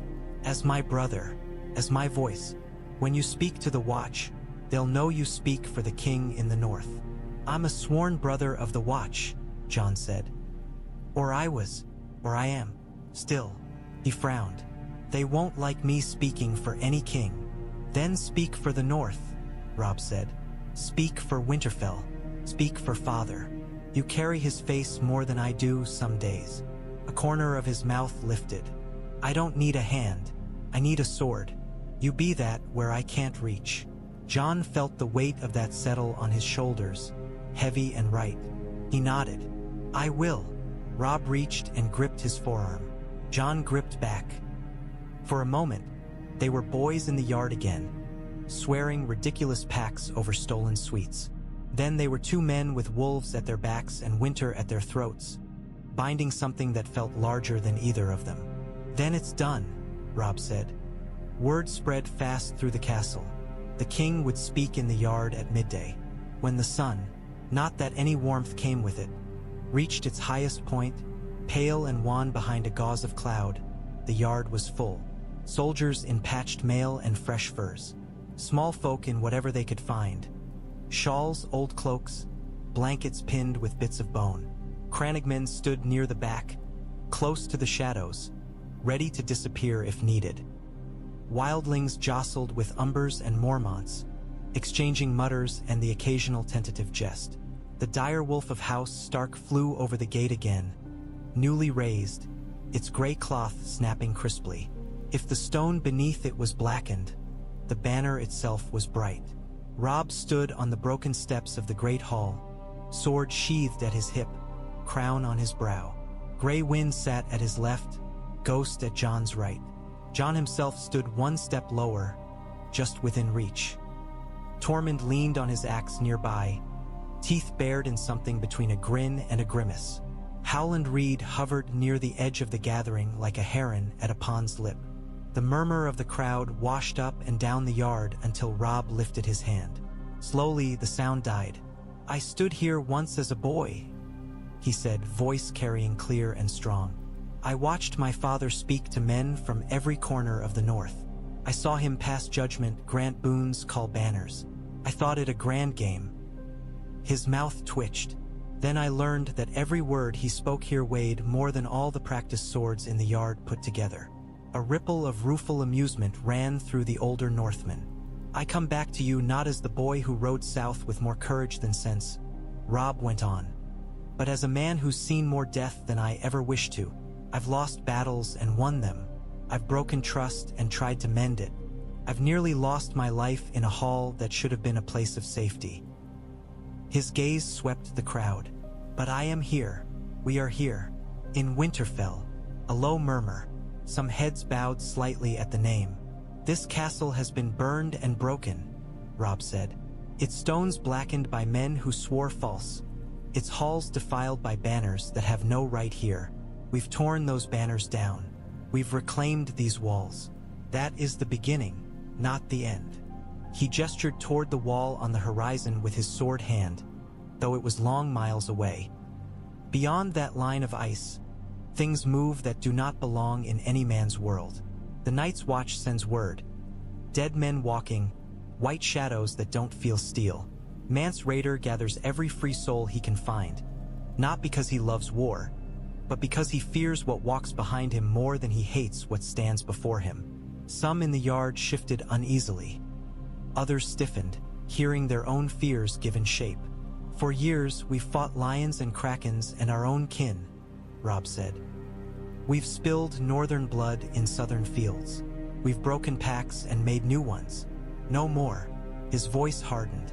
"The North will still answer when wronged. We will still defend what is ours. But we will not waste the sons and daughters of winter on petty squabbles while the dead mass at our door." Tormund snorted approvingly. "Petty squabbles he calls your lion kings," he muttered. "I like him." Robb lifted his sword then, the steel catching what little light there was. "Here's my word," he said. "Winterfell stands. The North stands. We'll mend these walls. We'll plant these fields. We'll bring food and fire to those who need it. We'll make peace where we can, with free folk who'll stand a line, with southern lords who remember their oaths. And when the time comes, we'll march north together. We'll stand on the wall and beyond it, shoulder to shoulder. Northmen, free folk, crannogmen, any man or woman who'll raise a spear against the dark." He lowered the sword, its tip resting lightly on the stone. "If you'll have me still as your king," he said quietly, "I'll stand that line with you. If you won't, say so now, and we'll know who prefers flayed men and lions to wolves." For a heartbeat, the yard was silent. Then the great Jon stepped forward, boots crunching in the snow. He drew his own sword and slammed it point down into the earth. "The king in the north," he roared. "Robb Stark, the king in the north." Echoed Mormont voices, deep and fierce. "The king in the north," cried others, Serwins, Hornwoods, Ryswells, men who had once doubted and still might, but whose blood remembered a Stark in Winterfell. The shout rose, swelling, rolling over the yard like thunder. Even some wildlings took it up, the words strange in their mouths but the sentiment familiar. A war leader who'd stand where the fighting was worst. Jon did not shout. He stood beside Robb, heart hammering. listening as the name and title beat at the sky. The last time he'd heard those words, it had been in a forest camp, in the first flush of victory. Now they sounded different. Less like a battle cry, more like a vow. Robb glanced sideways at him, eyes very bright. Jon inclined his head, saying without words what he did not voice aloud. I stand here, for now. Soon he knew his feet would turn north. But for this moment, in this yard, with Ghost at his side and Winterfell's stone under his boots, Jon Snow allowed himself to feel, just once, what it was to be part of something whole. Later, when the shouting had faded and the fires banked low, Jon found himself on the outer wall. The snow had thickened, flakes drifting down in fat, slow spirals, catching in his hair and on his lashes. The yard below was a patchwork of dimly glowing coals, like embers in a giant's pipe. The godswood was a darker smudge, punctuated by the pale trunk of the heart tree. Beyond the walls, the land fell away into darkness, the King's Road a ghostly line under the fresh fall.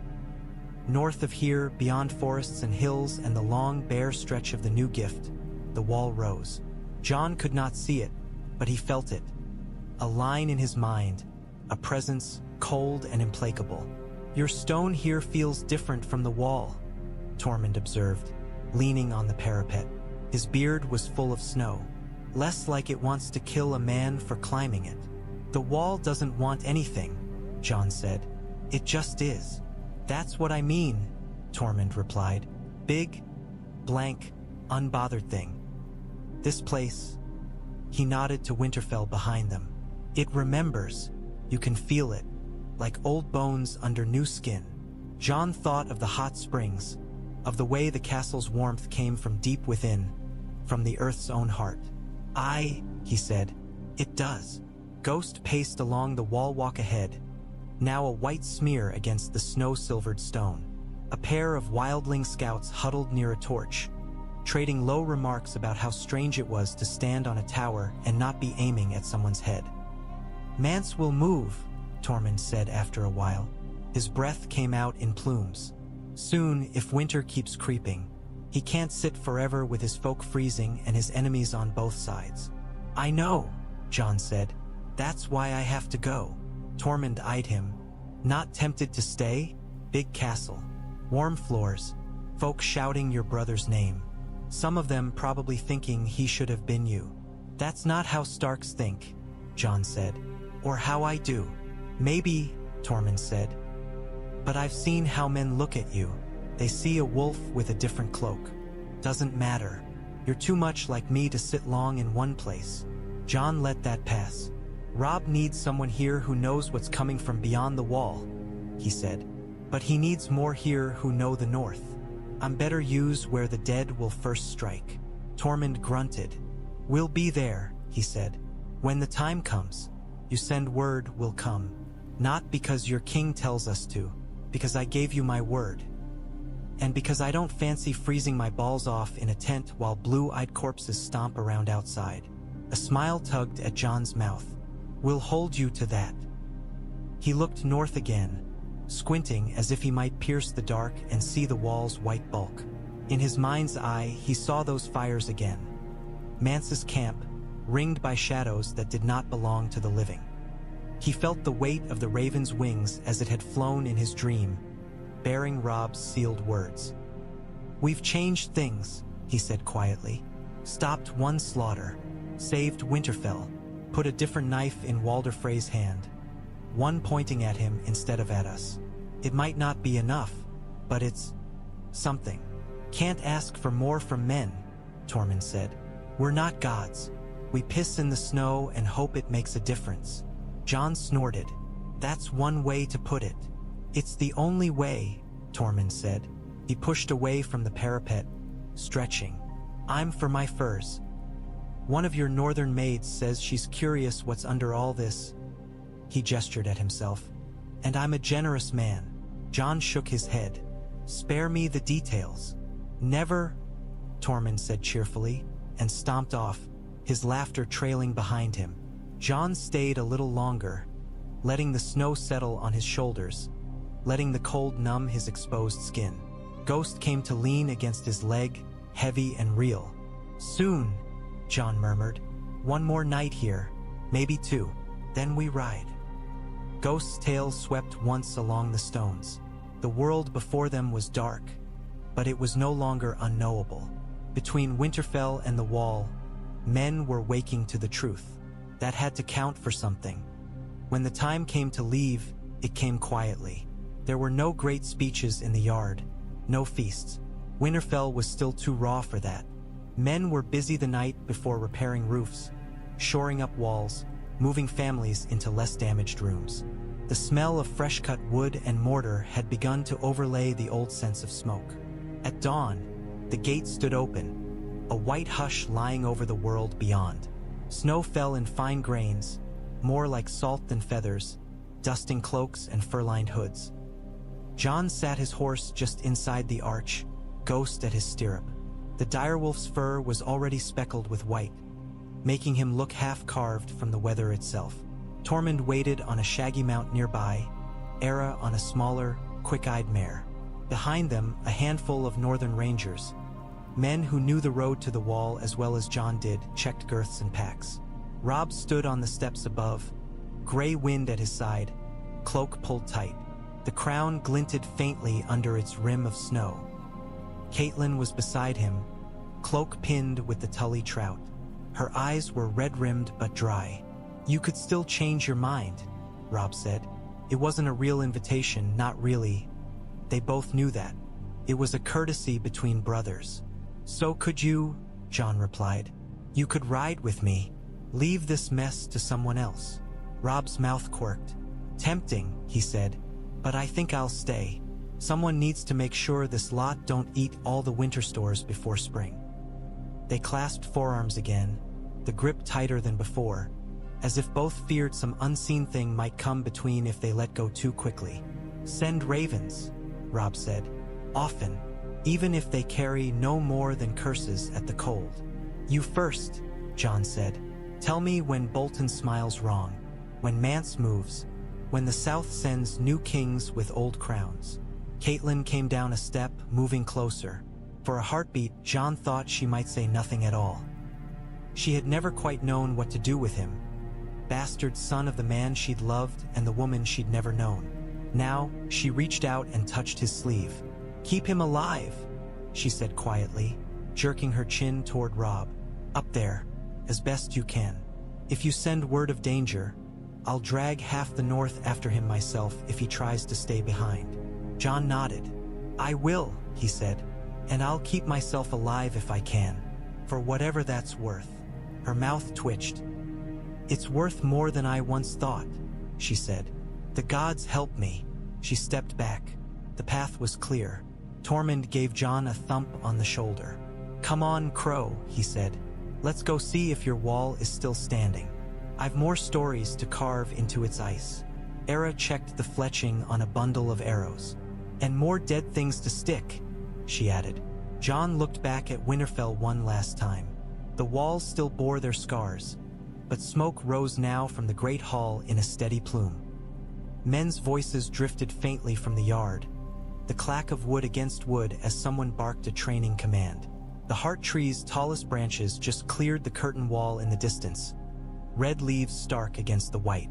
Home, he thought. For them. For me, for now. He turned his horse's head north. Ghost loped ahead, sure-footed in the snow. The small column formed behind him, Tormund humming some half-remembered tune. The rangers settling into the long, steady pace of men who knew there were many miles yet to go. As they passed beneath the direwolf banner, it cracked in a small gust, the stitched wolf seeming, for an instant, to lift its head to the sky. The road to the wall lay white and waiting. Beyond it, Mance's fires burned in the dusk of another world, and pale shapes moved in woods where no man should walk alone. But between those fires and these walls, there was now more than stone. There were men who knew what awaited them. Wolves in fur and leather, in wildling skins and crannig mud, under crowns and under none. Jon Snow rode north with a direwolf at his side and a king's trust on his shoulders, toward the line where stories ended and the real war would begin. For the Wall, for Winterfell, and for the realms of men that both had sworn in different ways to protect.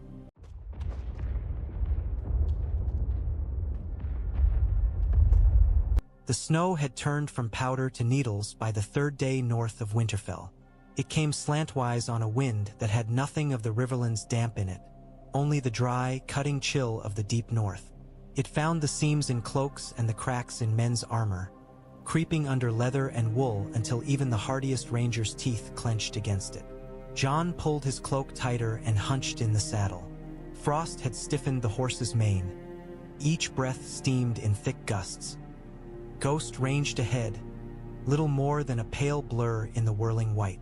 Every so often Jon would lose sight of him completely, and a knot of cold would form in his gut until the dire wolf reappeared, shaking himself and snorting as if offended by the wind. "Your sky's trying to kill us," Tormund shouted over the gusts, his beard a mass of ice-clotted hair. "I liked it better when it only tried to freeze my arse, not flay my face." "You're the one who wanted to see the wall from this side," Jon called back. The words came out in ragged puffs. "It doesn't change just because you're tired of the cold."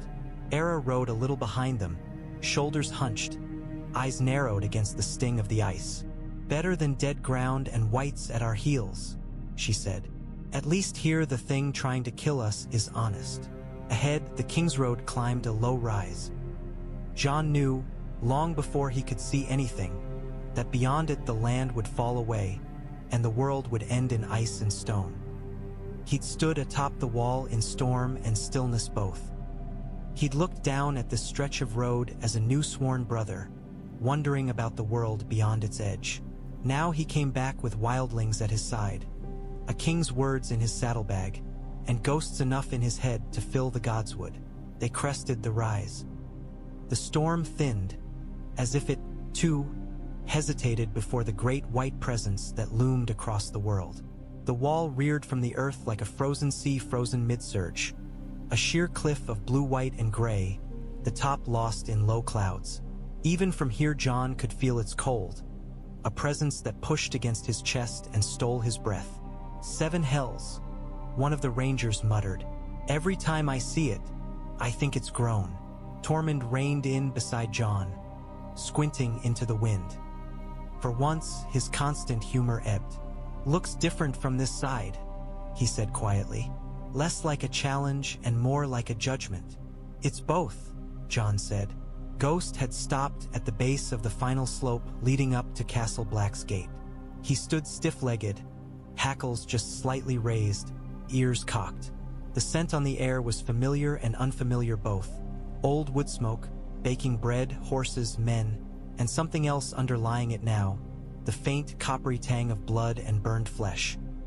"The fist," Jon murmured to himself, thinking of ravens and blotted words. "They brought it back here." He nudged his horse forward. "Crows first," he said. "Then we see if they'll have wildlings inside their walls." The outer yard of Castle Black was a churn of half-frozen mud and trampled snow. The wooden palisade that ringed it looked more battered than Jon remembered. The sharpened timbers scarred and splintered where something large had crashed against them. New repairs showed in raw, pale wood. As Jon's party came into view, horns sounded from the low watchtowers, short, wary blasts.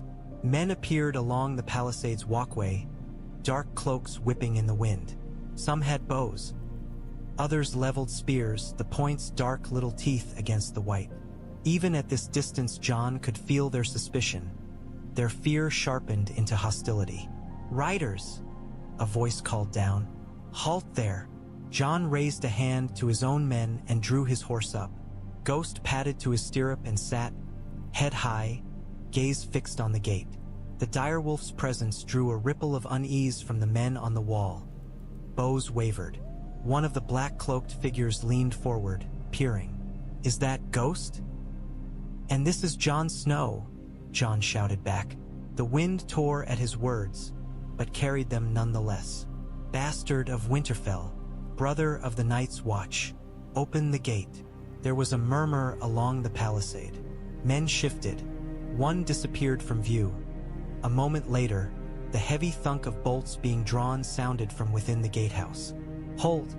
Another voice snapped from above, sharper, older. No one opens until we know who stands on our step. Bowen Marsh peered down, cheeks red with cold and drink both. His small eyes narrowed when he saw the furs at Jon's back, the rough armor, the giant silhouette of one further down the road, looming above the mists like some unsettling hill. "You left your post, Jon Snow," he called. "Marched with the wildlings, disappeared south without leave. Now you come back with them at your heels and expect us to raise our gates." "I come back with them at my side," Jon answered. "And with word from the king in the north, and from Mance Raider's host. You can count the cost of turning us away in dead men later, if you like." Tormund shifted in the saddle, impatience crackling off him. "Tell your turnip lord to open the bloody gate, Crow," he muttered, "before I start wondering how hard it is to knock your wall down from this side." "Let me speak to the Lord Commander," Jon called up. "If you think me a deserter, you can put me in chains for him to judge. But if you leave me out here in the snow while you argue, you'll answer to him for that as well." More murmurs. Ahead, Jon recognized Dolorous Ed, appeared at Bowen's shoulder, eyes hollowed by new shadows. "Let him in," Ed said, voice flat. "If he's come back to kill us, he's late." Everyone else already had a turn. The gate began to rise. As the great oak and iron leaves creaked inward, the smell of Castle Black hit Jon full in the face. Wood smoke, ash, the tang of cold iron, and beneath it all the sour reek of fear and too many bodies in too small a space. "Welcome home," Ed said as Jon rode under the lintel. "You'll find it much the same as you left it, only worse." Ghost slipped ahead into the yard. Men in black turned to stare, hands tightening on spear shafts and sword hilts. Some faces brightened with recognition, others tightened. "This is going to be fun," Tormund said under his breath. "You crows are almost as bad as my folk with strangers. We'll see who's stranger by the end of the day," Jon said. The hall at Castle Black felt smaller than Jon remembered. Perhaps it was the number of men crammed into it. Perhaps it was the weight of what those walls had seen. The return from the fist, the burning of corpses in the yard, the way the wind screamed around the towers now as if remembering the dead. Whatever the cause, the room that had once seemed drafty and half-empty now felt close, the air thick with smoke and the smell of boiled oats and sweat. Jeor Mormont sat at the high end of the nearest table, as he always had, his great bear's bulk wrapped in black. His hair had gone from gray to white, his lined face carved deeper by strain. The bear's head of House Mormont glowered from the pommel of his sword where it rested near his hand. Maester Aemon sat to his right, milky eyes turned toward the warmth of the fire. His thin hands were folded on the table, the veins standing out under papery skin. Beside him, a stack of scrolls bound with broken seals testified to nights spent listening to ravens more than to sleep. Jon stood before them, cloak dripping melted snow onto the flagstones. Ghost lay at his feet. The direwolf's ears twitched at every raised voice. Behind Jon, Tormund leaned against a beam with ostentatious nonchalance, his bright eyes taking in every man and every possible exit. The hall's benches were full. Black brothers crowded shoulder to shoulder, some still with bandages on wrists or brows from the fight at the fist, others newly come from Southron prisons or northern keeps. Their faces were a study in conflict. Recognition, suspicion, curiosity, fear. "You left your post," Bowen Marsh said, his voice edged. "You rode with the wildlings. You wore their furs. Now you return with them in tow. That is desertion, treason." Jon had expected no less.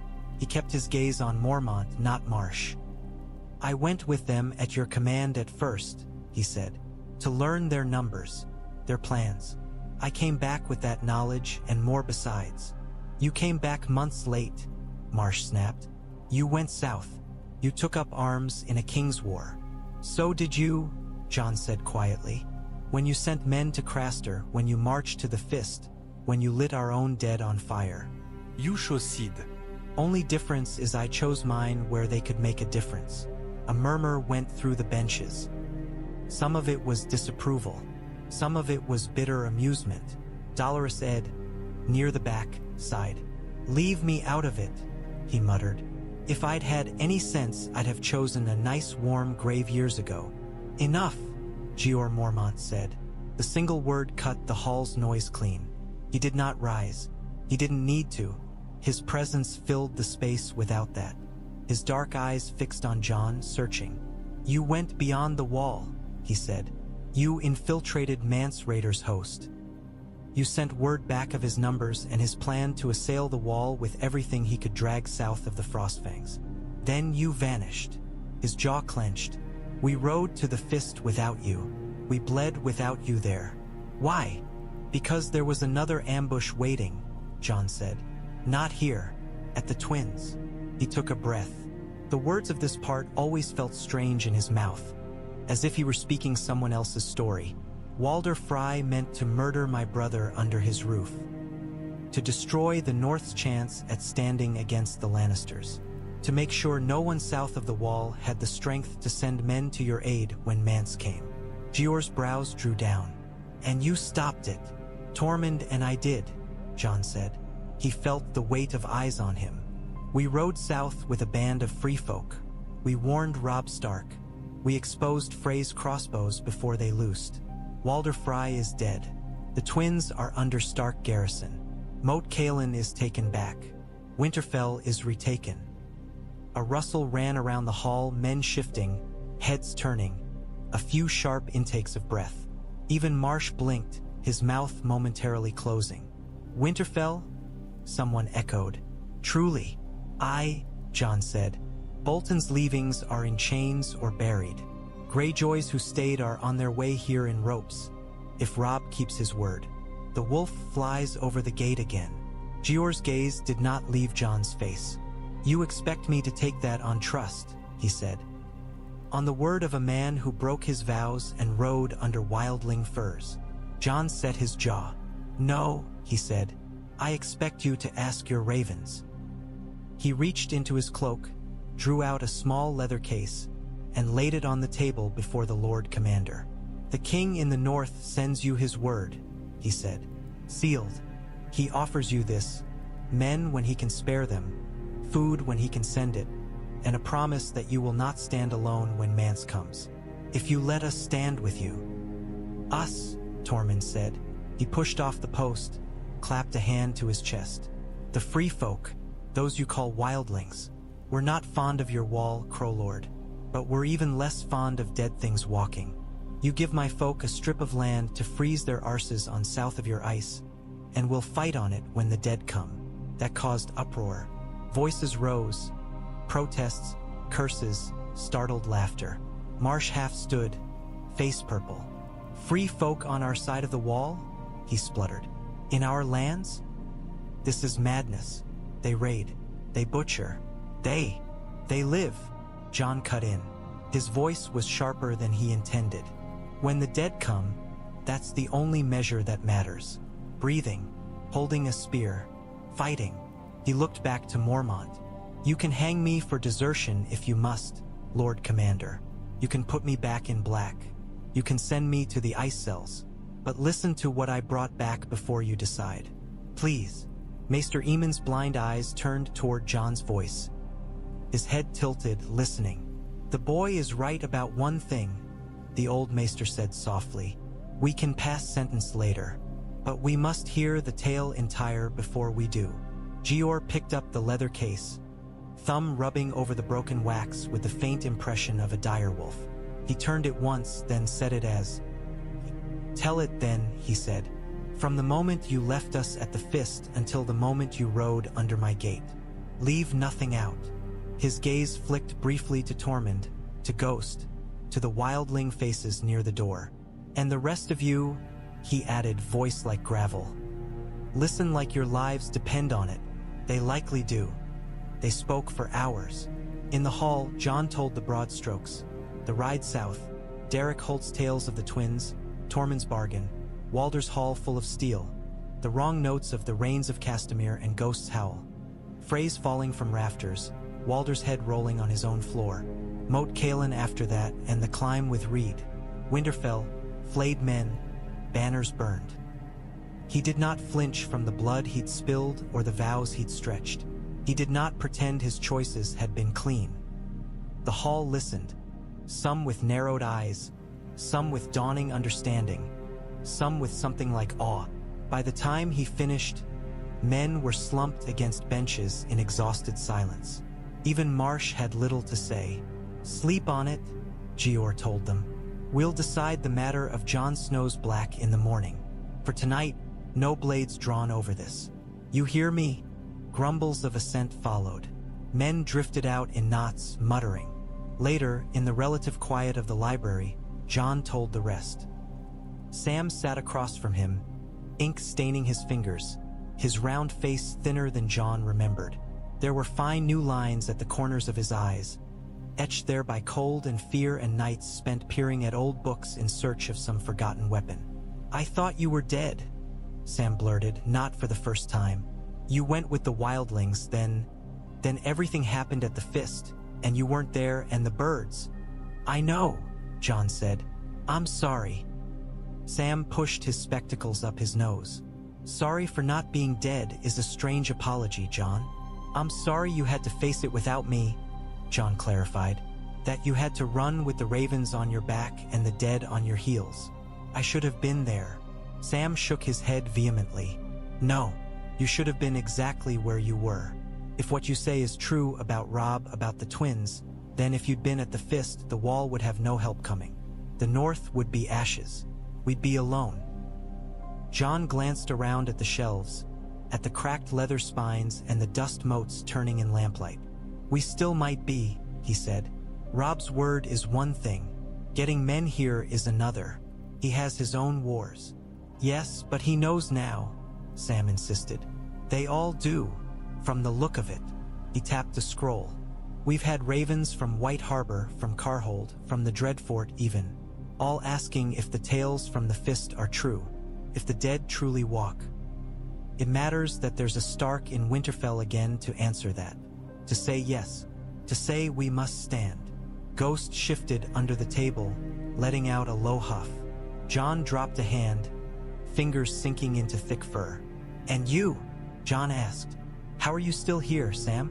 I heard of crows falling on the march, on the ride from the Fist. Men left behind. Men." He didn't finish. Sam swallowed. "I ran," he said. "I ran with the birds. I fell. I cried. I lost one and thought the world was ending. Then Gren and Dolorous Ed picked me up and told me if I was going to die, I might as well do it where the ravens could eat me." A weak smile tugged at his mouth. "I suppose I survived out of sheer spite, and because Maester Aemon needed someone to misread old books at him." "You did more than that." Aemon's voice drifted from the chair by the fire. Jon had thought the old man asleep. "Samwell Tarly sent warnings to kings who do not listen and lords who do. He looks at ink and sees patterns. He has found hints of things the wall has not seen in long years." Aemon's blind eyes turned toward Jon.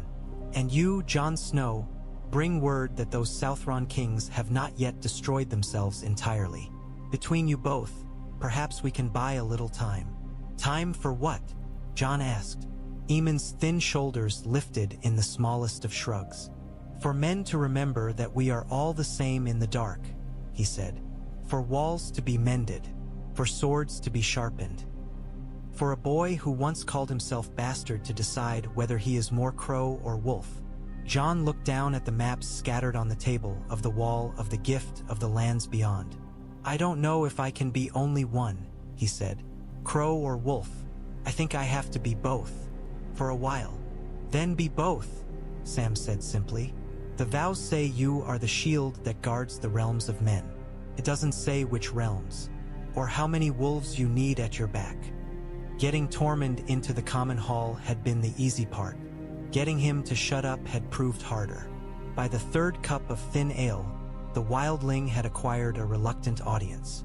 Men in black shifted closer under the pretext of seeking warmth, drawn as much by his booming voice as by morbid curiosity. A few sat with their hands on knife hilts, just in case. "And there I was," Tormund was saying, gesturing large enough to threaten the rafters. "Hanging by one arm from a cliff, Snow in my beard, wind up my arse, dead thing clawing at my boot, and this skinny crow shouting at me about handholds as if I hadn't been climbing rocks since before he pissed standing up. You tried to kick me off the cliff, Jon pointed out from his seat against the wall. But only because you were in my way, Tormund retorted. Anyway, I got us both up, didn't I? Ghost lay between them and the nearest cluster of black brothers, head on his paws, red eyes half-lidded. Men still flinched when his gaze slid their way, but the direwolf's presence kept hands away from blades as surely as any order. Dolorous Ed sat across from Tormund, tankard in hand, expression as perpetually gloomy as ever. So you lot live beyond the wall, Ed said. In the snow. On purpose. Tormund nodded proudly. No walls to hide behind. Just sky and wind and whatever you can steal from the crows. And now you want to live down here. Ed squinted into his ale. Where the food is bad and the beds are worse and the nights are full of dead things and worse. He sighed. You're madder than we are. Maybe, Tormund said, but I'm not stupid enough to stand on the wrong side of the ice when the dead come. Up there, my folk are in the stew. Down here, we're at least nearer the edge of the pot. A few men snorted despite themselves. One younger brother, barely grown, cheeks still fleshy with the last of boyhood, frowned. My father always said wildlings were savages, he said. That you'd gut us in our beds if we turned our backs. My father always said crows were cowards who sent bastards and criminals to die in the cold, Tormund replied. He shrugged. Turns out some of you can fight. Some of mine can be taught not to steal every goat they see. Maybe our fathers were both idiots. A rough chuckle went around the circle. The tension eased by a hair's breadth. You raided my uncle's steading, another man muttered. Took 3 sheep and one of the girls. Tormund squinted. Was she willing? He asked. I don't know, the man admitted after a moment. Then I wasn't there, Tormund said. If she'd been willing, I'd remember. He took another drink. Look, I won't stand here and tell you every free folk man is a saint. Half of them can't even spell the word.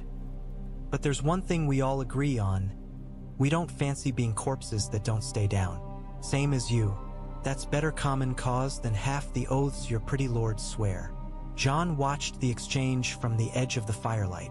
The black brothers' faces were a study in reluctance and grim recognition. They had bled on the fist. They had seen dead friends get up again with blue eyes and clawed hands. Prejudice didn't stand long against that. He caught Jeor Mormont's eye across the hall. The Lord Commander sat with his back to the wall, tankard untouched, watching. He wasn't smiling, but he wasn't ordering blades drawn either. First step, Jon thought. Then the next. The next morning they went up. The cage rattled and creaked on its way to the top of the wall, chains grinding in their housings. The wind met them halfway, cold as knives, slicing through cloaks and skin. Snow swirled in eddies along the ice face, snatched away and flung out over the emptiness. Jeor stood with his hands clasped behind his back, feet planted wide in the swaying cage as if on a ship's deck. Jon and Tormund balanced opposite. Bowen Marsh clung to the mesh with white knuckles. When the cage jerked to a stop at the top and the door clanged open, the wind punched Jon full in the chest. He stepped out onto the uneven ice and felt, as he always did, the strange mixture of awe and insignificance. From up here, the world looked very small. To the south, the King's Road snaked away into haze. The line of Castle Black's roofs huddled against the base of the wall like chicks under a hen's wing. To the north, the forest rolled away in a dark, endless carpet, broken only by white clearings and the twisted scars of old burns. And beyond the first thick belt of trees, the fires began. They were scattered at first. Here a small cluster, there a single coal of orange in the blue gloom.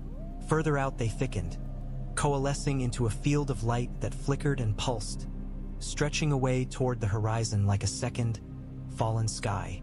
Mance Raider's host. Tormund's face had gone grim. More than when I left, he said.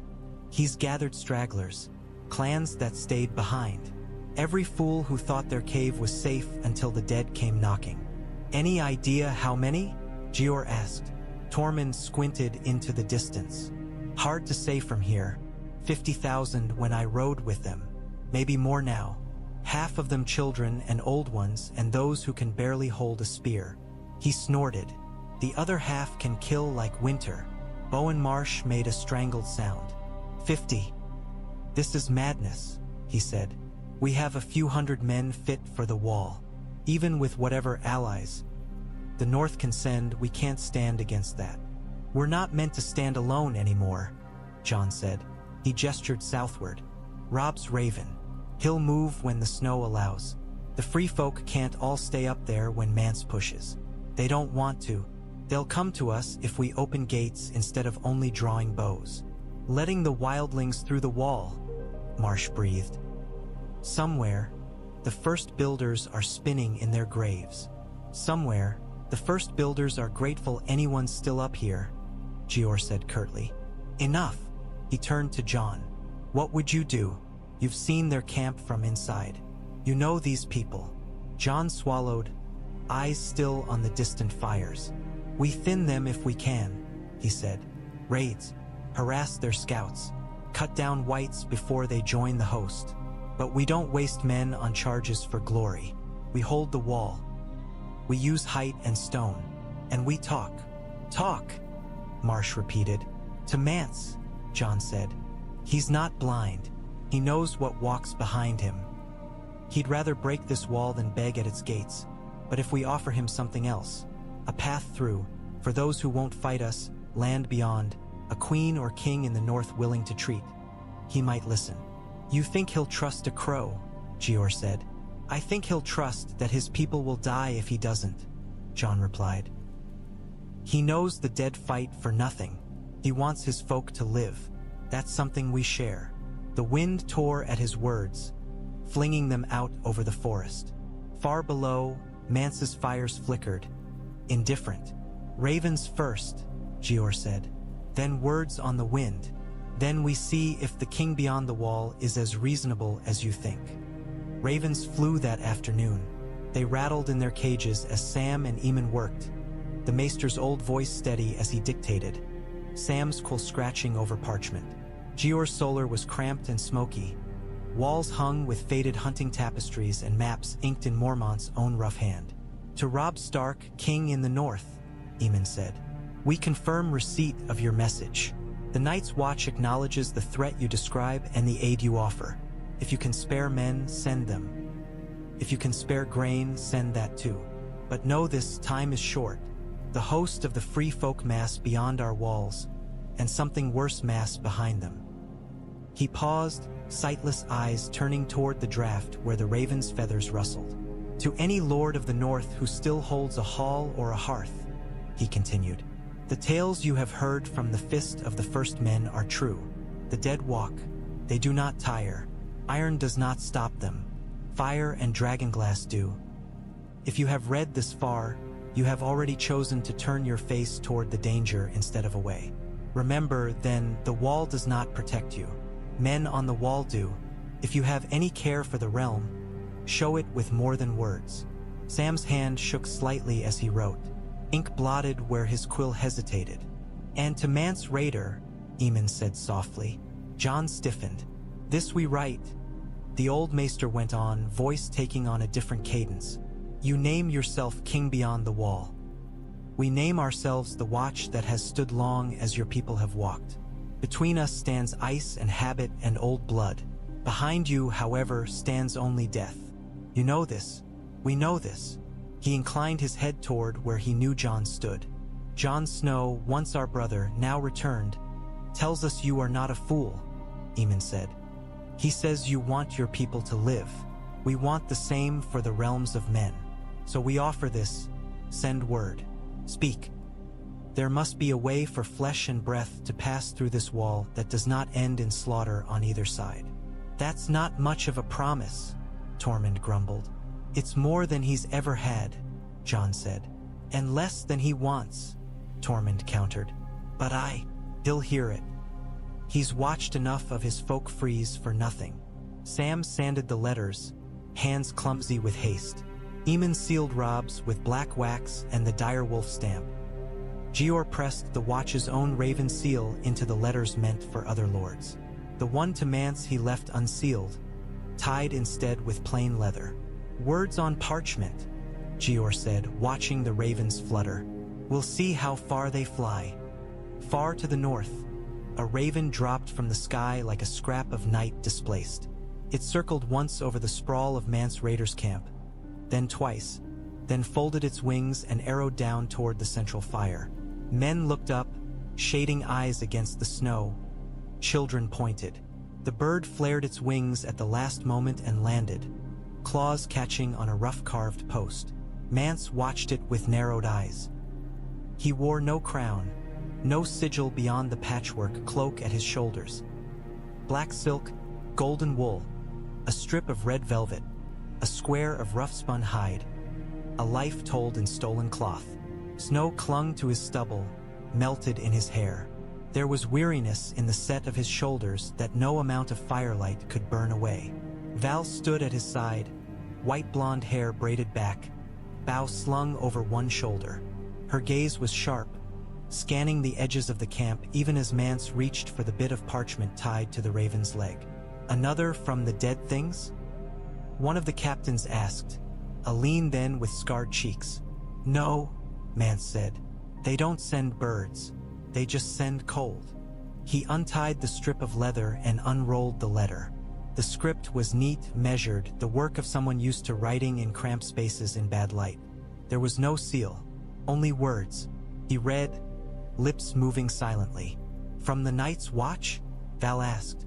"From a blind man with more sight than most," Mance said. "And from Jon Snow, if I know his clumsy turns of phrase." He read again more slowly, tasting each line. "We name ourselves the watch that has stood long as your people have walked. Between us stands ice and habit and old blood. Behind you, however, stands only death. You going to show that around?" Rattleshirt drawled from the other side of the fire, bones on his armor clicking. "Or keep it tucked in your bedroll for when the cold gets lonely?"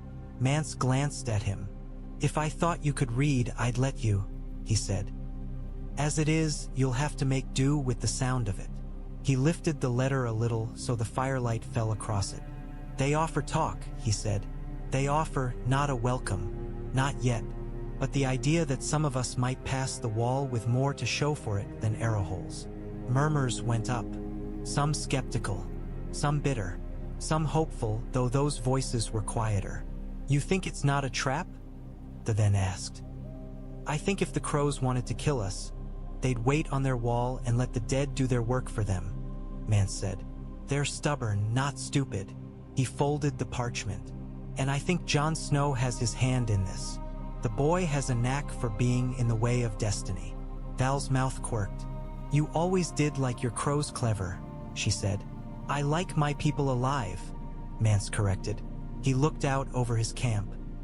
The ragged tents, the huddled shapes around fires, the shivering lines of children being given thin broth. "If there's a crack in that wall that isn't just ice, I have to at least look." Rattleshirt snorted. "You'll end up with a rope round your neck."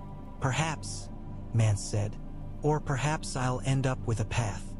He looked north, beyond the furthest fires, to the darkness where the dead marched. "The dead are coming either way. Better to walk into a crow's hall on my feet than wait to meet them on my knees." He tucked the letter into his belt. "Send word back," he told a nearby boy. "Find a raven not too stupid to remember the way. We'll talk." Days settled into an uneasy rhythm. The watch could not stop its duties to accommodate politics. Men still stood their turns on the wall, eyes watering in the wind, fingers numb on bowstrings. Fires still needed feeding, latrines digging, gear mending. The dead beyond the trees did not pause while crows argued with wildlings. Between watches, they trained. The practice yard rang with the familiar clack of wood on wood, the grunt of exertion, the occasional yelp when someone failed to move fast enough. What was new was who stood across from whom. A rangy free folk spearwoman circled a black brother with a short sword, feet light on the packed snow. She feinted at his face, then rapped him smartly on the knee when his guard went up. He cursed, more in surprise than anger, then grinned around split lips and came at her again. "Keep your feet under you, Crow," Tormund bellowed from the edge of the yard. "The ground's your only friend. Falls on you enough as it is, no need to help it." Nearby, a then with tattooed brow was showing Gren the proper way to set a spear against a charge, hands correcting grip without comment on the black cloak. On the other side of the yard, a pair of wildling youths traded blows with a tall lad from the Fingers, their laughter startling in its lightness. Not all mixed so easily. "You hit like a milkmaid," one crow sneered at a free folk man half his size. The smaller man smacked him in the face with his shield so fast the words barely left his mouth. Jon watched, weighing every interaction. Where tension flared, he stepped in, a word here, a correction of stance there. He paired men deliberately. Those most likely to throw fists kept too busy with swords to spare their hands. Those who would sulk were given responsibility, watching the gate, counting arrows. "Some of them will never like it," Sam murmured at his elbow, quill scratching as he made notes on a scrap of parchment. Numbers, pairings, the beginnings of some ledger only he fully understood. But they'll fight. That's something. "They'll have to fight together," Jon said. "If they don't, they'll fight alone. That's just another kind of death." Ghost sprawled near a pile of shields, tongue lolling, apparently unconcerned. In truth, Jon knew the direwolf was taking in everything. The smell of sweat and snow, the cadence of voices, the sharp metallic tang on the air whenever someone's practice cut went a little too deep. From the wall came the occasional horn call. Once short, once long, signaling patrols, nothing more. No alarms. Not yet. But the fires beyond the tree line still burned whenever Jon climbed to look. And one morning he saw a change. A single white scrap against the dark. A flag, raised on a pole just beyond the range of arrows. He knew, even from that distance, whose idea that had been. "Talk, then," he murmured. "Let's see if the wall remembers how." They met in the shadow of the wall. Not atop it. Jeor had refused that, and not beyond the treeline, where any parley would be one arrow away from disaster. Instead, they chose a narrow, windswept strip of stone north of the gate, where the wall's immense bulk loomed at their backs and the forest stood a bowshot beyond. Snow squeaked under boots as Jon walked out with Tormund at his side. Ghost ghosted along, fur rippling in the wind, seeming almost to glow against the ice-dark stones.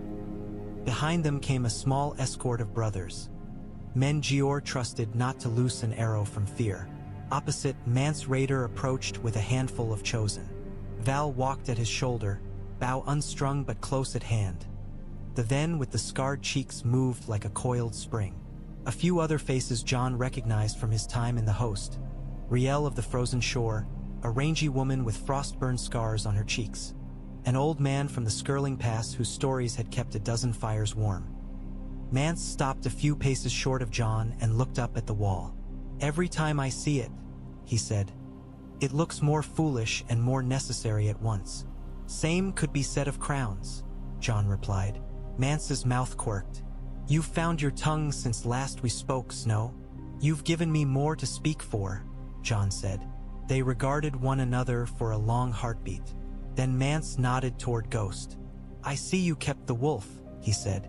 "I'd have been disappointed if you'd traded him for a lion." "I've traded nothing," Jon said. "I've added. Wolves, crows, free folk, kings, all tangled up, whether we like it or not. Dragons next, perhaps," Val murmured. "Let's not get ahead of ourselves," Tormund said. "One disaster at a time." Mance's gaze flicked to the wall, then to the campfires still burning beyond his shoulder. "The dead press us," he said without preamble. "We lose fires to them every week. Men go to piss and don't come back. Children vanish if they stray beyond the edge of the light. We can't stay where we are. We can't let 50,000 men and more pour over the wall at once," Jon replied. "If we open our gates and you storm them, the watch is finished. The North will see nothing but raiders. Any chance of standing together dies with us." So we're at a stalemate, Mance said. I have more people than you have arrows. You have more stone than I have time. We have something else, Jon said. Land. Empty land. Villages burned when you raided years ago. Fields fallow because men went south to die in a lion's war. The gift is half empty. The new gift too. There's room. Room for some, Mance said. Not all.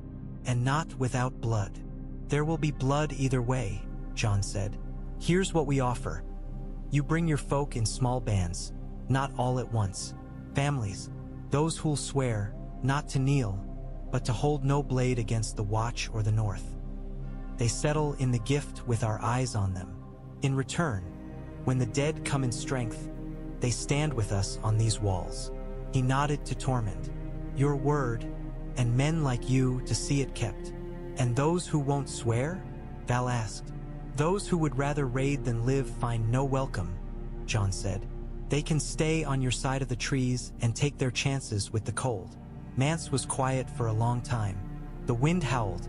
Snow eddied between them. Crows and free folk sharing fires, he said finally. Never thought I'd see the day. You may not, Tormund said cheerfully. We might all die tomorrow. Comforting as always, Mance murmured. He looked at Jon again. You speak for the Watch, Snow. But do you speak for the wolf in Winterfell too? I do, Jon said. And for the men with flayed men on their banners? Mance's head tilted. Rumors reach even us. Bolton plays a deep game. Bolton will be dealt with, Jon said. One war at a time. Mance huffed a breath that might have been a laugh. Very well, he said. We'll test your offer.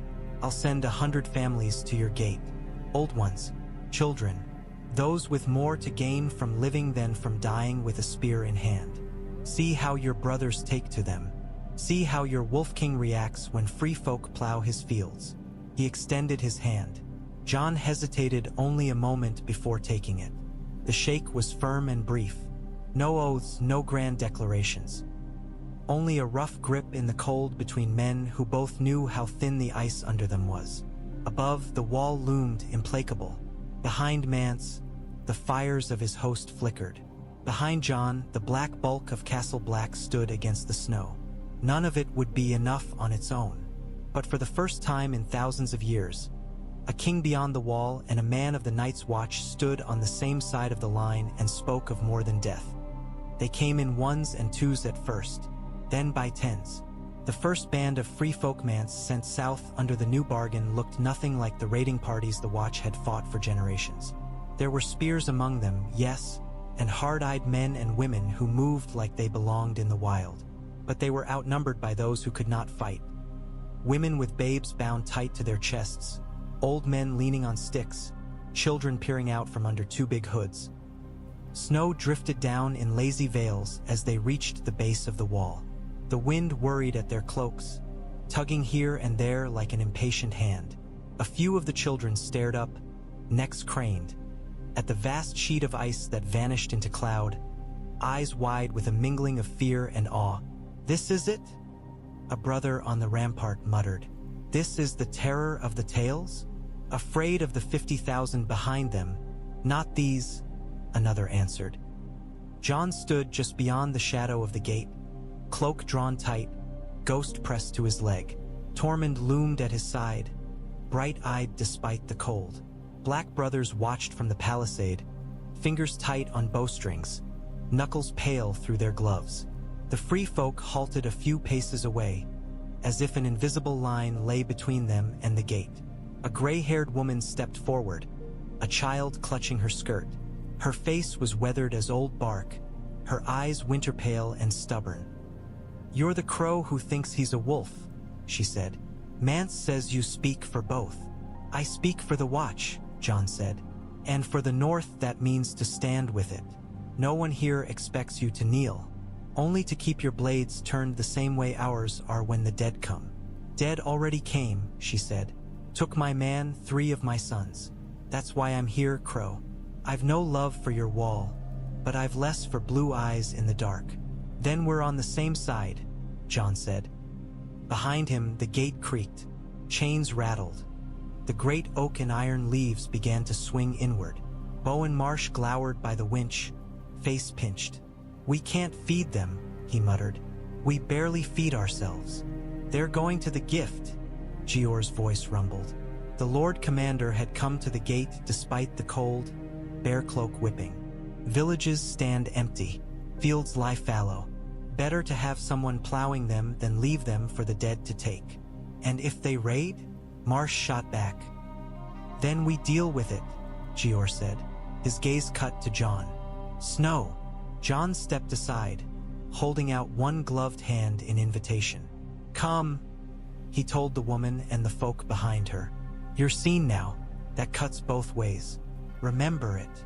The first of the free folk walked under the wall. Ghost watched them pass, nose working. Some flinched from his gaze. Others reached out quickly to brush thick white fur as if to steal a sliver of his luck. Above, a crow on the rampart spat into the snow. "Feels like letting the storm inside," he said. "Storm's already in," Ed replied gloomily. "This is just us pretending we own the roof."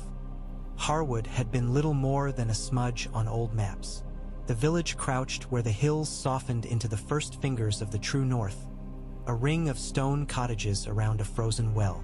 Most of the roofs sagged. One had fallen in entirely. A low wall of piled rocks marked the edge of fields now buried under snow, furrows only barely visible as faint ridges. Jon remembered passing through once as a boy on the road to the wall, when stubborn families still clung on. Those people were gone now, claimed by war, hunger, or Lord's summons. Only their ghosts remained. A cracked wooden cart half buried at the edge of the track, a horseshoe still nailed over a sagging lintel, a child's broken hoop tangled in dead grass.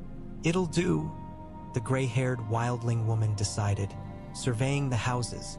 "Stone keeps the wind out. Better than canvas. Better than running." "Walls make some folk nervous," Tormund said.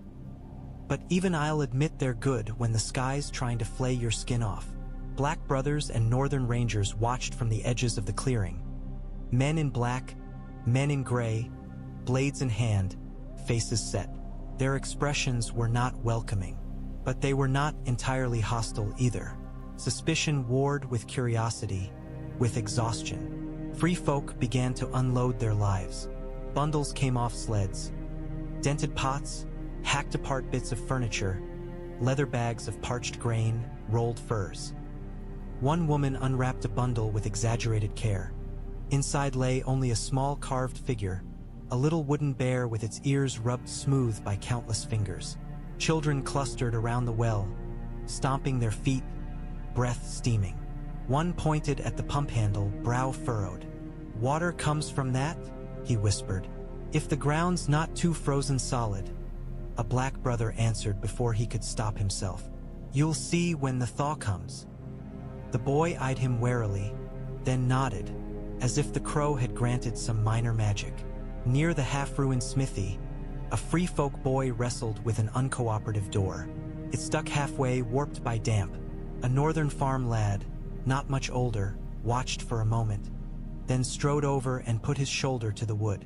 "Latch catches here," he grunted. "You have to lift it while you push." Between the two of them, the door gave. The wildling blinked, surprise flickering across his face. "Thanks," he said. The northerner shrugged. "If it falls on you, I have to drag your corpse out of my house," he said. "Less trouble this way." Jon heard it, tucked it away. "What do we tell the lords when they ride past and see wildlings in their fields?" One ranger muttered as Jon passed. "Tell them the truth," Jon said. "That these folks stand between them and blue eyes. That the land belongs to the living, whoever they were before." Ghost padded ahead of him, nose low, tail level. Snow swirled, muffling sound. Harwood would never be what it once was, but for the first time in years, smoke rose from more than one chimney. For now, Jon thought, for as long as we can buy them. News of wildlings south of the wall reached Winterfell on wings that had never known snow that far down. The Raven arrived close to dusk. Robb read the message by the hearth in the great hall, firelight gilding the edges of the parchment.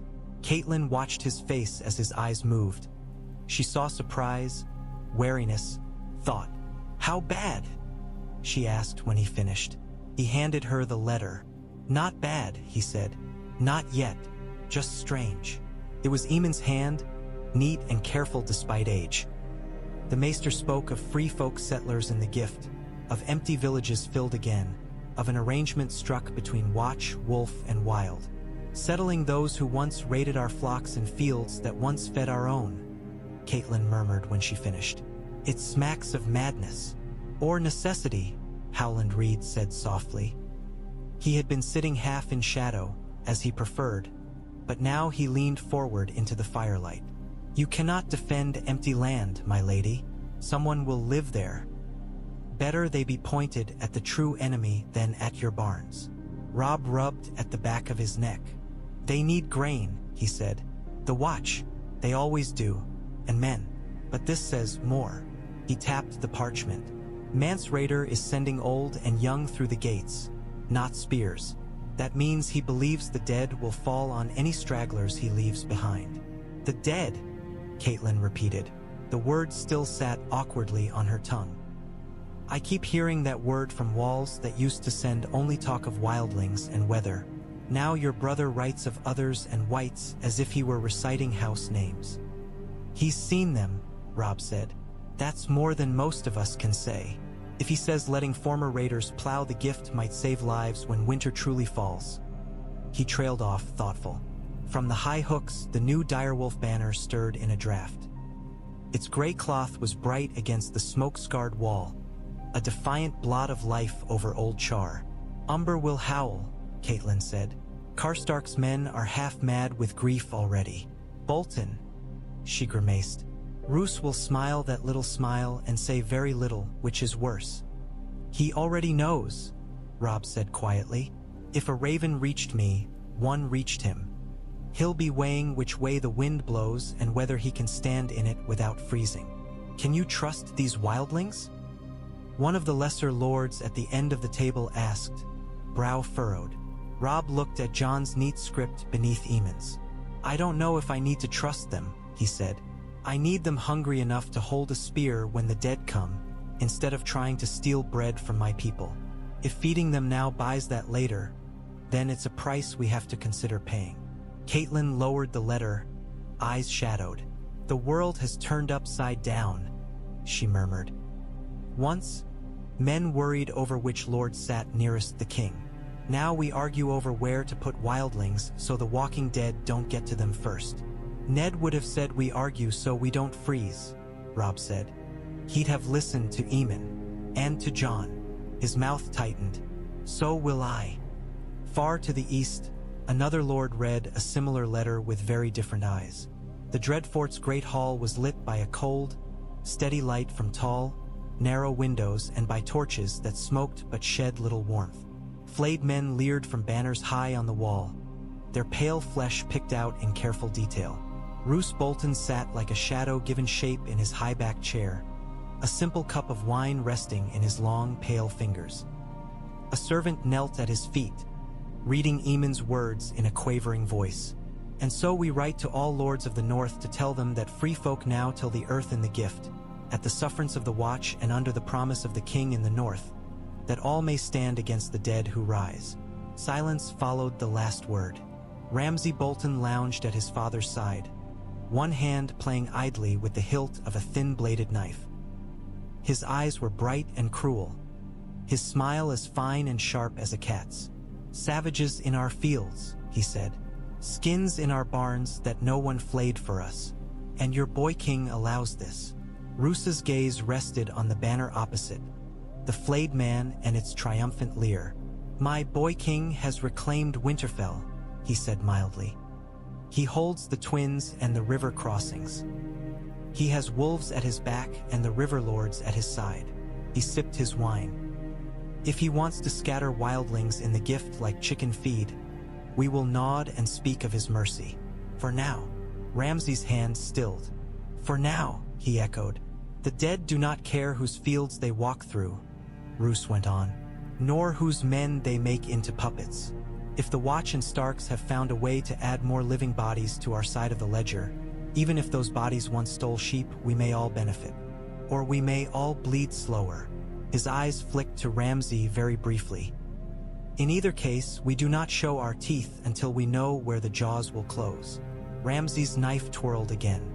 I don't like sharing my hunting grounds, he said. You may not have many left to hunt in if the others break the wall, Roose replied. Even your dogs cannot eat snow. The thought seemed to amuse Ramsay briefly. Maybe they can eat a few crows first, he mused, just to see the color of their bones. Roose said nothing.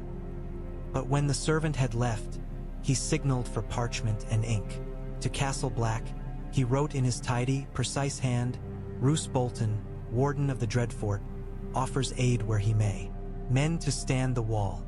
Grain where it can be spared. No mention of flayed men. No mention of Jon Snow. No mention of the calculations that never stopped behind his pale eyes. He sealed the letter with gray wax and the flayed man's sigil. If wildlings till the gift, he thought, and Starks freeze on the wall, there will be room for other banners when the thaw comes. If there is a thaw. It didn't take long for the first cracks to show in Harwood's uneasy peace. One afternoon, Jon rode in with a small patrol to find the entire village gathered near the well, voices raised, anger sharpening the air as keenly as any blade. You took them, a farmer shouted, face red under his beard. He jabbed a calloused finger at a wiry wildling with a single thick braid and a fox pelt on his shoulders. 3 hens, gone from the coop. Tracks in the snow, clear as day, right to your door. The wildling's chin lifted. Your hens? He scoffed. They were scratching in the snow. No mark on them. No rope. No brand. How are they yours? The snow doesn't belong to you. The coop does, the farmer snapped. The feed does. I shoveled the shit. I built the roost. A black brother stood between them, looking desperately like a man who wished he'd drawn latrine duty instead. We could share, he tried, or pay in grain. Grain we don't have, the farmer said. Grain we brought, the wildling shot back. You'd starve as quick as us without our hunting. We share what we kill. Why not your birds? Jon pushed through the ring of bodies, Ghost slipping ahead with a low growl that quieted a few tongues. What happened? Jon asked. Both men started talking at once. He held up a hand. One at a time, he said. Farmer first. The man took a breath. 3 hens, he said. Gone. I followed the prince. They go straight to his door. He jerked a thumb at the wildling. He says if I wanted to keep them, I should have slept in the coop with them. The free folk man snorted. If a beast feeds itself off open ground, it's whoever takes it first, he said. That's how it's always been. We never had fences up there, only cliffs and cold. You want a thing, you hold it. And down here, Jon said, we live long enough to need more than one harvest. Those birds lay eggs. Those eggs become more birds. If we treat them like wild game, we eat well once and starve later. He looked between them. Here's the law then, he said slowly. If a thing lives inside a fence or under a roof, it belongs to the one who built that fence or roof. If it lives outside, it's whoever catches it. You took from inside. He met the wildling's eyes. So you bring the hens back, alive if you can manage it, and you help mend that coop so foxes, dead things, and children alike have a harder time getting in. The man bristled. And what do I get for my trouble? He demanded. A share of the eggs next season if there's plenty, Jon said. And a neighbor who doesn't reach for a pitchfork every time you pass his door. Murmurs ran through the gathered folk. A few chuckled. Someone muttered that it was about damn time someone made a rule. The wildling eyed the farmer, then Ghost, then Jon. Fine, he said at last. But if he names the hens, I'm eating them out of spite. Later, as the two of them chased outraged birds around a half-mended coop, Jon noticed a smaller exchange. On one side of a sagging fence, a free folk boy held a crude wooden eagle. On the other, a northern boy clutched a carved horse. They stared at each other, unblinking. Then, very solemnly, the free folk boy held out the eagle. After a heartbeat, the northern boy extended the horse. The trade was made without a word. Ghost watched from a porch, tail thumping once before he settled his head on his paws again. Not much, Jon thought, but more than nothing. The dead did not care about hens or toy trades. North of the wall, in the deep spruce forests where snow lay in drifts taller than a man and the wind whispered secrets through branches older than some kingdoms, a free folk patrol went out and did not return.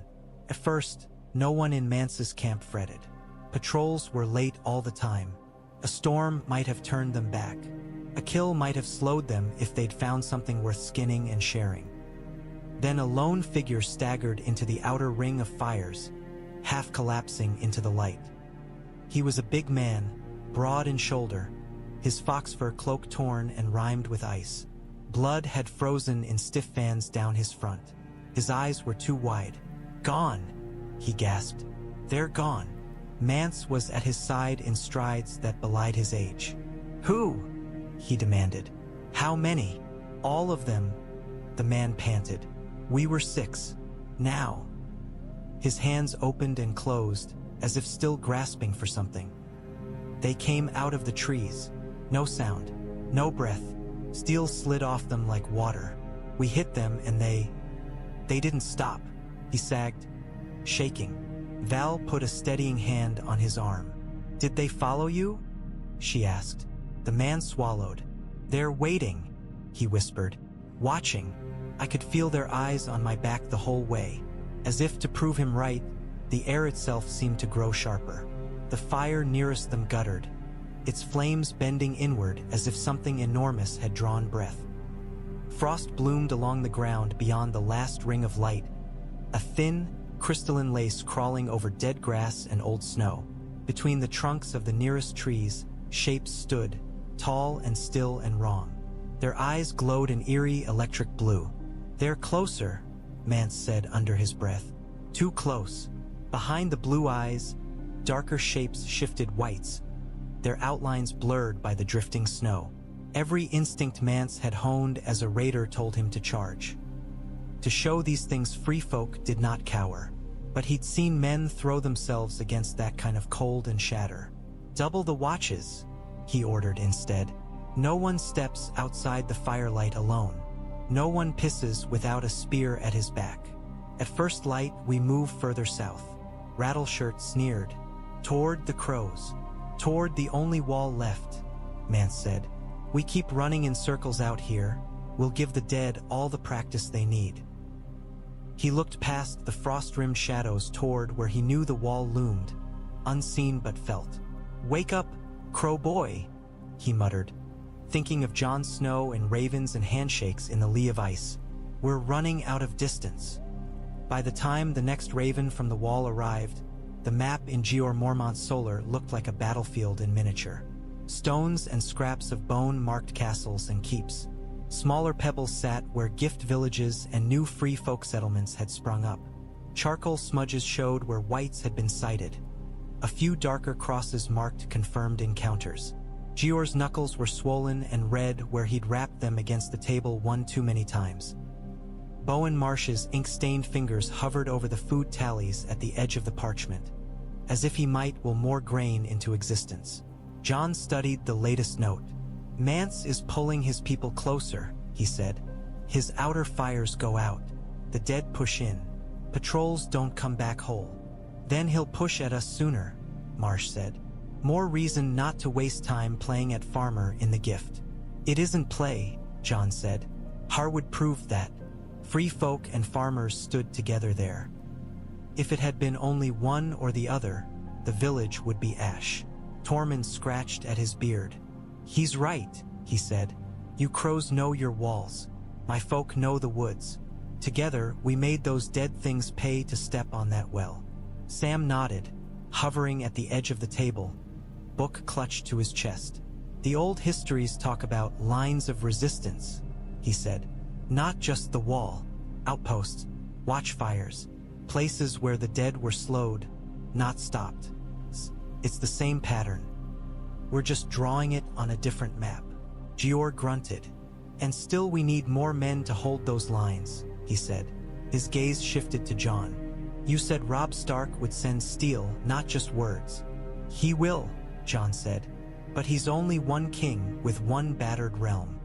He can't march Winterfell itself up here. Then we squeeze every drop of use out of what we have, Jeor said. He stabbed a finger at the space between the wall and the nearest free folk camp. Mixed patrols here. Crows, free folk, northern lads. Let them learn each other's ways while they hunt. They bring back news, dead, and fewer bad surprises. And someone has to go south and remind the wolf that our need hasn't lessened, Bowen Marsh said sourly. We send ravens, they drown in snow. We send letters, they get lost in frays and flayed men. Jeor's eyes went to Jon again. You crossed that ground once already, he said. You know the neck. You know how to speak to your king brother about dead things without seeing him laugh in your face. You'll go. Jon felt the old pull again, tugging in two directions at once, north to the wall, south to Winterfell. You're sending me away, he said. I'm sending you where your mouth will do more good than your sword, Jeor replied. For once, take a small party. Your wolf. Bring back more than words if you can. Tormund snorted. I'll stay, he said. Someone's got to make sure your crows don't eat each other while the wolf's away. And someone's got to be loud enough to wake the dead before they get too close, Ed added dourly. Jon laid a hand on Ghost's head. Back to Winterfell, he thought. Back to Robb. Back to tell them the stories are walking. Aloud he said, I'll go. The second time Jon rode through Winterfell's gates in as many months, he did so in black again. The King's Road south from Castle Black had been marginally kinder in winter's teeth than it had been on his way north. Free folk in Harwood and another village had given his small party fires and thin stew along the way. Northern foresters had shared news and wary hospitality. Winterfell rose out of the white like a half-healed scar. The worst of the damage had been mended. Scaffolds still clung to some walls, but fewer than before. The broken tower's jagged crown had been capped in new stone. Smoke rose from more chimneys now. The smell of baking bread mingled with forge iron and the faint, comforting mineral tang of hot springs. On the ramparts above the gate, Robb stood with Catelyn and Howland Reed. Gray wind paced, tail twitching. When Ghost streaked ahead of Jon's party and slipped under the arch, the gray wolf threw back his head and howled. A greeting and a warning both. Jon dismounted in the yard, his legs briefly unsteady. Ghost pressed against his thigh. Gray Wine trotted down the steps to circle the white wolf, sniffing and huffing until they seemed satisfied the other was real. Twice now you've come when the world is on its head, Robb said as he descended, a crooked smile breaking through the strain. I'm beginning to associate you with bad tidings. I'll bring better ones when I find some, Jon said. For now. He drew Jeor's letter from inside his cloak and handed it over. Robb cracked the seal and read, his expression darkening. 3 blasts, he said softly. Others on the wall. Whites in numbers. A battle fought in a storm and won only just. Harwood held again, Jon added. They've turned that village into a kind of spearhead. They're testing tactics there. Glass, fire, lines of retreat. It's working. For now. And Mance, Catelyn asked. These free folk of yours? They're moving closer to the wall, Jon said. Dead at their heels. Families coming through the gate in dribbles. The gift is filling with people who can hold a spear and know what frostbite feels like. Robb looked away toward the godswood, where the heart tree's tallest branches could be seen above the inner wall. I promised we'd send steel, he said. We sent some. It's not enough. It's more than they had, Jon replied. But you're right. It won't be enough when the main push comes. That's why I came. Jeor thinks this is only the first testing of the line. He wants you to be ready for the second. Then we will be, Robb said. He folded the letter with deliberate care. We've been mending walls. Time to mend our line to the wall as well. The War Council in Winterfell felt different with the smell of the wall still in Jon's hair. The same faces ringed the table. Robb at its head, Catelyn to his right, Howland half in shadow, the great Jon looming, Meege Mormont grim and solid, Manderly's man neat and precise with his notes. The map between them had grown more cluttered. Stark hands had added marks for garrisons and supply caches. Jeor's previous letters had added white sightings. Jon spread Sam's latest edition on top. A rough sketch of the wall's surroundings, annotated in a tight, anxious script. "Here," he said, tapping near Old Barrow. "They set a trap, filled the place with fighters instead of farmers. The dead came, they burned them, shattered 2 others with dragonglass. They lost people, but they held." "Old Barrow burned?" the great Jon asked. "On purpose," Jon said. "Better that than watch it taken screaming. They chose the ground and the manner of its burning." "Sacrificing villages," Catelyn said quietly. "To buy time, to buy nights," Jon said. "One at a time. Jeor thinks we need more places ready to do the same, and more men willing to stand in them." Robb's mouth was a hard line. "We send men," he said. "We've already agreed. 1,000 to the wall and its castles. More as the thaw allows. We train every boy and girl who can hold a spear, from here to White Harbor. We make sure no village stands alone if the dead come knocking." "And Bolton?" Meege asked. "He'll smell weakness if you strip too much strength from south of the neck." "Bolton smells what he wants," Howland said. "What he'll see is a Stark riding north with banners at his back, not south with tail between his legs. If he moves against your mother, he'll show his hand in front of half the north." "If he moves," Robb said. "He does it knowing there are still wolves left to bite him. I'll leave enough teeth." His gaze went to Jon. "Jeor wants you for hunter bands, for lines ahead of the wall. You're sure that's where you can do the most good?" Jon thought of Harwood's well, of Old Barrow burning, of ghosts' hackles rising in the dark. "Yes," he said. "Others are clever, but they're not used to men who don't break at the first sight of them. We won't win this war with walls alone. We need hunters, scouts, people who can hit and fade and hit again." "Then that's the shape of it," Robb said. "Winterfell, the Twins, and White Harbor hold the North's heart.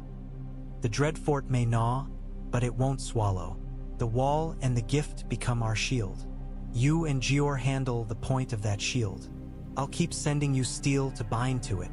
Catelyn watched the 2 young men, her son and the man she had not raised but who carried her husband's face, and felt the strange, quiet horror of realizing that this, not the Game of Thrones in King's Landing, was what would decide whether any of their victories mattered. "Fight your war," she said softly. "We'll keep the hearths burning as long as we can."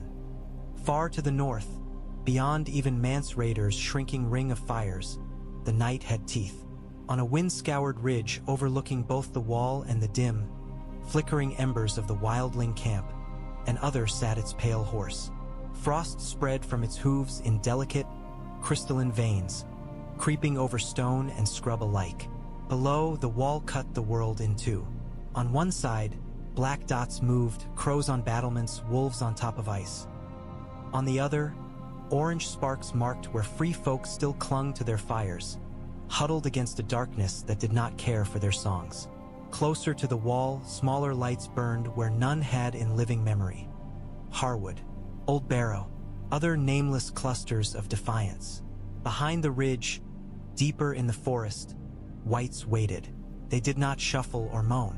They simply stood, snow piling on shoulders and skulls, eyes dim until called.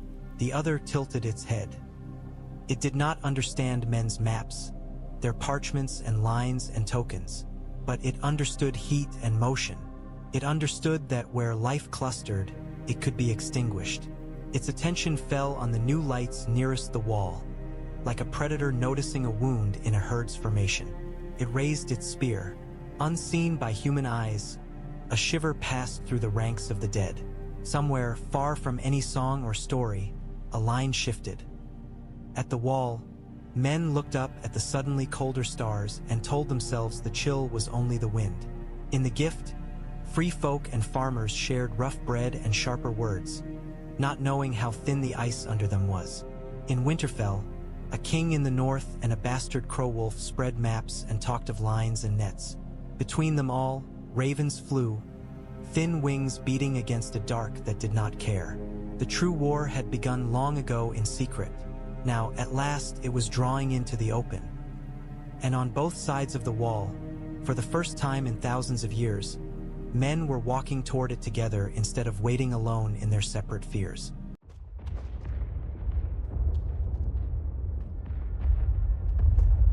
The ravens came in crooked, blown off their path by wind and fear. Jon heard them before he saw them. The frantic beating of wings, the harsh croaks that weren't their usual complaining chatter but the raw sound of panic. A black knot burst out of the night beyond the wall, swept over the top like a gust of soot, and scattered. One slammed into a merlin with a sickening thud, tumbling onto the walkway in a flurry of feathers and clawed feet. Ghost was there in an instant, teeth snapping shut just shy of fragile bone, pinning the bird gently under a white paw. "Easy," Jon said, dropping to one knee. The raven's wing hung at an ugly angle, one joint twisted, its beak clacked, eyes wild, but beneath the terror there was purpose. A tiny tube of leather was strapped to its leg with a strip of gut. "Oh good," Dolorous Ed muttered, squinting into the snow. "More bad news tied to half-frozen birds. Just what I prayed for." Jon soothed the raven as best he could, murmuring nonsense while his fingers worked the strap loose. The leather was stiff with cold. His hands were clumsier than he liked to admit. At last the tube came free. He unstoppered it with his teeth and shook out the tightly rolled scrap inside. The ink had run in places, blotted by melted snow or a bloody thumb. The hand was clumsy and cramped to fit the sliver of parchment. "Harwood, dead in the snow. Blue eyes in the trees. We held till dawn. Send more men or more graves." Beneath that, a name, Jory Bym, sworn brother. Jon's stomach clenched. "Harwood," he said aloud. "The Gift Village. First group we settled." "Aye," Ed said dully. "Nice place, if you like hen theft and shouting." Ghost's ears pricked at the tension in Jon's voice. The dire wolf shifted, releasing the raven, which huddled close to Jon's knee as if he were afire. "How many did we leave there?" Jon asked. He knew the answer. He wanted to hear it anyway. 200 free folk," Ed said. "Maybe 20 farmers. 5 brothers. Half a dozen northern lads who thought a spear was just a broom that stabbed back." Jon closed his eyes briefly, calling up the image. The gray-haired woman at the well, the boys trading toys over a sagging fence, the sound of a hen's outraged cluck as it was chased back into a coop. Lives, not just ink on a map. "Send word to the Lord Commander," he said. "Wake him if you have to," Ed snorted. "If that raven didn't do it, you will." He glanced down at the bird, which had begun to preen its unbroken feathers with single-minded focus. "You're certain you don't want to just throw that away and pretend it got eaten by a hawk? I could use one more quiet night before the end of the world." Jon folded the scrap carefully and slipped it into his glove. The cold bit harder now. "There aren't going to be many quiet nights left," he said.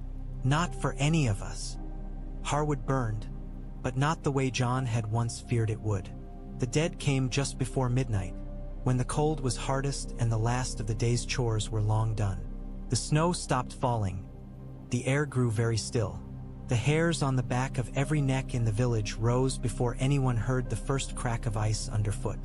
"That'll be them," the gray-haired wildling woman muttered, tightening her fist on her spear. "They like the dark." Frost began to creep up the trunks of the trees at the edge of the clearing, an unnatural, delicate lace. Between them, shapes appeared, half-seen, half-guessed. Men and women who had died in the forest days or weeks or months ago. Some still wore tatters of free folk hides. Others had been rangers once, the black of their cloaks now gray with rime. Their eyes burned blue. "Archers," Jory Bym shouted, standing by the well with a torch in one hand and his bow in the other. His beard was rimed with ice. His breath smoked as he shouted. "Aim for legs and heads, torches to the fore. Don't let them close on you in the dark." A free folk boy no older than 12 opened his mouth to cry out and was sharply cuffed on the ear by his mother. "You shout, you make it easier for them to find you," she hissed. "Breathe quiet. Move quick." The first white broke from the trees in a jolting run, feet barely seeming to touch the snow. Byam loosed. The arrow took it in the chest, buried to the fletching. Kept coming. "Fire!" Byam bellowed. Spears ready. A northern lad jabbed with a pitchfork, eyes wide. The tines went through the white's shoulder, biting deep, but still it clawed forward. The free folk woman stepped in, torch thrust hard into its face. The thing shrieked soundlessly as flame licked at withered flesh. It stumbled, fell, and did not rise. "This is what I told them," Byam thought grimly. "Fire or glass. Steel only slows them." More came. They poured from the trealine in shambling waves, bodies all wrong, joints bending at unnatural angles. Some crawled when legs failed, dragging themselves forward with clawed hands. The villagers fell back in ordered stumbles, giving ground where they had to, holding where they could. A door burst open behind them. A frightened farmer lurched out, axe in hand. "What's happening?" "What?" An old wildling with a frost-rimed beard slapped the axe aside. "Get back in," he snarled. "You swing that at the wrong thing, we all die faster. Take a torch if you must. Keep it between you and them. You listen to Jeor and you listen to me, or you'll be walking with them by dawn." Fear had smoothed some of the lines between crow and free folk. Not all, but enough. As the whites reached the low stone walls ringing the well and cottages, fire flared brighter. Torches jabbed. Oil-soaked rags wrapped around crude spears were thrust into rotting flesh. The air filled with the stink of burned hair and something worse that made eyes water and throats seize. A white took a woman from behind, skeletal fingers closing on her shoulder. She screamed. Its teeth snapped at her neck. A farmer with whom she'd traded insults over hens only days before drove his torch into its ribs, pressing in until blue light leaked from its empty sockets and went out. "You owe me 3 eggs, he panted. She laughed breathlessly, half hysterical. "I'll pay you in feathers if we live through this." Byam's arm ached. His quiver was half empty. The dead kept coming, but the old gray-haired woman at the front still stood, her spear braced, eyes narrowed. Behind her, the black-cloaked brothers and the northern boys and girls who'd learned to hold pitchforks like weapons all held too. They did not break. When the first light of dawn seeped in thin and uncertain, the whites that still lurked at the edge of the trees turned away, drawn by some imperceptible call. The frost along the trunks melted. The unnatural chill eased. Byam sagged against the well, torch stub smoking in his hand. "Send to Castle Black," the wildling woman said. "Tell your crow lord the dead know where we sleep now. He'll want to know how we burned them." Byam nodded, already fumbling for parchment and tube. His fingers were clumsy, but his mind was oddly clear. "We held," he thought. "Gods help us, we held." "The dead have found our villages," Jeor Mormont said. He didn't raise his voice. He didn't need to. The words were heavy enough to sink through oak and stone on their own. Jon smoothed the scrap of parchment from Harwood on the table. The ink blurred where Byam's shaking hand had pressed too hard. His throat felt raw from reading the lines aloud. "We held till dawn," he repeated. "Fire and spears. Whites burned. Losses," he swallowed. 6 dead. More hurt, but they stood. Bowen Marsh pinched the bridge of his nose, looking as tired as Jon had ever seen him. "They won't always," he said. "We can't put brothers in every village. We can barely keep men on every tower. Which is why we need those free folk there," Tormund said. He jabbed a finger at the map, at the tiny scrawl marking Harwood. "They know how to fight in the dark, how to listen to the wind. You crows think a wall makes you safe. We know better. Some of those free folk died," Marsh snapped.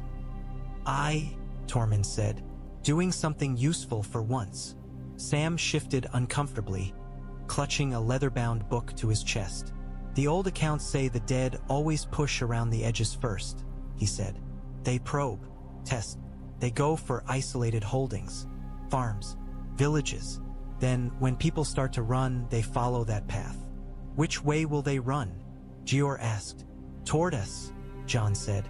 Toward Winterfell. Anywhere that feels like a wall. And behind them come the dead, Sam finished. Unless we stop them early, or give them somewhere safe enough to stay put. Jeor's gaze moved from the map to Jon's face. You think Harwood proves your argument, he said. I think it proves we can't do this without them, Jon said. Free folk, northerners, crows, fighting together. If Harwood had been only farmers, it would have fallen. If it had been only wildlings, they might have held but run at dawn and left nothing but ashes behind. Together, they're sending ravens. Marsh made a scornful sound. One village, he said.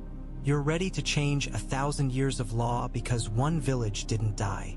I'm ready to change anything that's killing us faster than the dead are, Jon said, more sharply than he intended. He forced his tone down. The others don't care about old laws. They'll walk through them like smoke. Jeor grunted. Enough, he said. Marsh, you'll keep doing whatever sums you do to pretend we have more food than we do. Tormund, you'll send word to Mance. Families only, for now. No bands of fighters slipping through without my say-so. His eyes fixed on Jon. And you, Jon Snow, will ride. Jon blinked. Ride where? Winterfell, Jeor said. Robb Stark sends promises and grain when he remembers. I need a man I trust to look him in the eye and tell him what walks in his fields now. You speak for the Watch, for your king, for these folk you've dragged down out of the snow. Go remind him that his war is changing. Jon felt the old tug again. South to Winterfell, north to the Wall, east and west to every place where men were trying not to die. You're sending me away, he said slowly. Again. I'm sending you because you're the only man I have who knows how to speak wolf and crow both, Jeor said. You've not been much use at keeping your vows clean, boy, but you've been damned good at making your mistakes matter. Sam's mouth opened, then closed. He looked torn between protesting and cheering. When? Jon asked. Soon as the snows ease enough that you won't freeze to death at the first mile, Jeor said. Take a small party, ghost if you like. Leave Tormund here, so I've something loud to shout at while you're gone. Tormund snorted. I'll keep your crows from eating each other, he said. Or at least make them enjoy it. Jon's hand dropped to Ghost's fur. Back to Winterfell, he thought. Again, and then further south, perhaps. To places where they still think this is a story. Aloud, he said, I'll go. The second time Jon rode through Winterfell's gates in this new world, it felt both more familiar and more momentous. The repairs had gone faster than he'd dared hope. Masonry still bore black scars, but scaffolds hugged fewer walls. The broken tower stood like a healed wound, jagged but steady. Smoke rose from more chimneys now. The yard rang with the sound of blades and laughter in equal measure. Robb stood on the rampart above the gate, cloak snapping, gray wind pacing restlessly at his side. Caitlin was there too, her hair bound tight, cloak pinned with both direwolf and trout. Howland Reed leaned on the parapet, his gaze distant, as if he could see through the snow to the neck and his own bogs. Ghost bounded ahead of Jon's party, white fur a streak against the gray-brown of the road. The moment he passed under the arch, he slowed, sniffing, as if reacquainting himself with every stone. Robb's expression shifted the instant he saw Jon. For a heartbeat, the weight of crown and war fell away, and his face lit with something like the boyish joy of old. Then he schooled his features into something more kingly and descended the steps to meet his brother in the yard. You keep turning up when the world gets stranger, Robb said, gripping Jon's forearm in a rough clasp. I'm starting to think you enjoy it. Not particularly, Jon said, but here we are. Caitlin came forward more slowly. Her gaze flicked over the black cloaks behind Jon, the hardened faces of rangers, the rougher furs of the free folk escorting them. Lord Commander Mormont sends his greetings, Jon said to her, and his complaints, in equal measure. That sounds like a Mormont, she said, the corner of her mouth twitching. Then she sobered. And the wall? The dead? Jon's smile vanished. He handed Robb the sealed letter from Jeor, then another unsealed from Sam. The dead push on the gift now, he said. Harwood held. Others might not. Free folk are settling in the empty villages. Some lords will curse you for it. Mormont says he'd rather listen to curses from the living than silence from the dead. Robb broke the first seal with his thumb, eyes scanning quickly. His jaw tightened. How bad? He asked, without looking up. Bad enough that Mance Raider is sending families through our gate, Jon said. Worse is coming behind them. Others are watching their fires from the trees. Whites testing their rings. It isn't a story anymore, Robb. It's here. Around them, the yard's ambient noise dimmed as men sensed something heavy in the air. Ghost sat beside Jon's horse. Gray wind leaned against Robb's leg. The two direwolves regarded one another for a long moment, then turned, as one, to stare north. The wall will stand, Robb said quietly. With our help. It has to, Jon replied. There isn't anything else between what's up there and what's down here. The war room felt tighter than the night before, as if the walls themselves had drawn closer to listen. Robb had called the lords back, their sleep cut short. Men came in half-dressed, hair tousled, eyes bleary. They sobered quickly when they saw the black-sealed letter on the table. The way Robb's jaw was set. The others have touched the wall, Robb said without preamble. Not just whites, walkers themselves. The Watch has held the first push. They won't hold the next without us. The Grachan's brows crashed together. They've held for 8,000 years without us marching to their rescue, he rumbled. Why now? Because 8,000 years ago, the North wasn't picking itself apart in lion wars and fry feasts, Jon said. He stood opposite Robb, ghost pressed against his thigh. The direwolf's hackles were raised, though no immediate threat presented itself. Because the walkers weren't pushing farmers out of their beds this close to your own walls. Because the dead weren't learning how to climb the ice again. Meej Mormont nodded, arms folded. I've had cousins on that wall since before I was born, she said. They send word when they can. This isn't a patrol gone wrong. This is the start of something bigger. The Manderley envoy cleared his throat. White Harbor is already provisioning ships for Eastwatch, he said. My lord says as the Watch holds the wall, we'll hold the sea.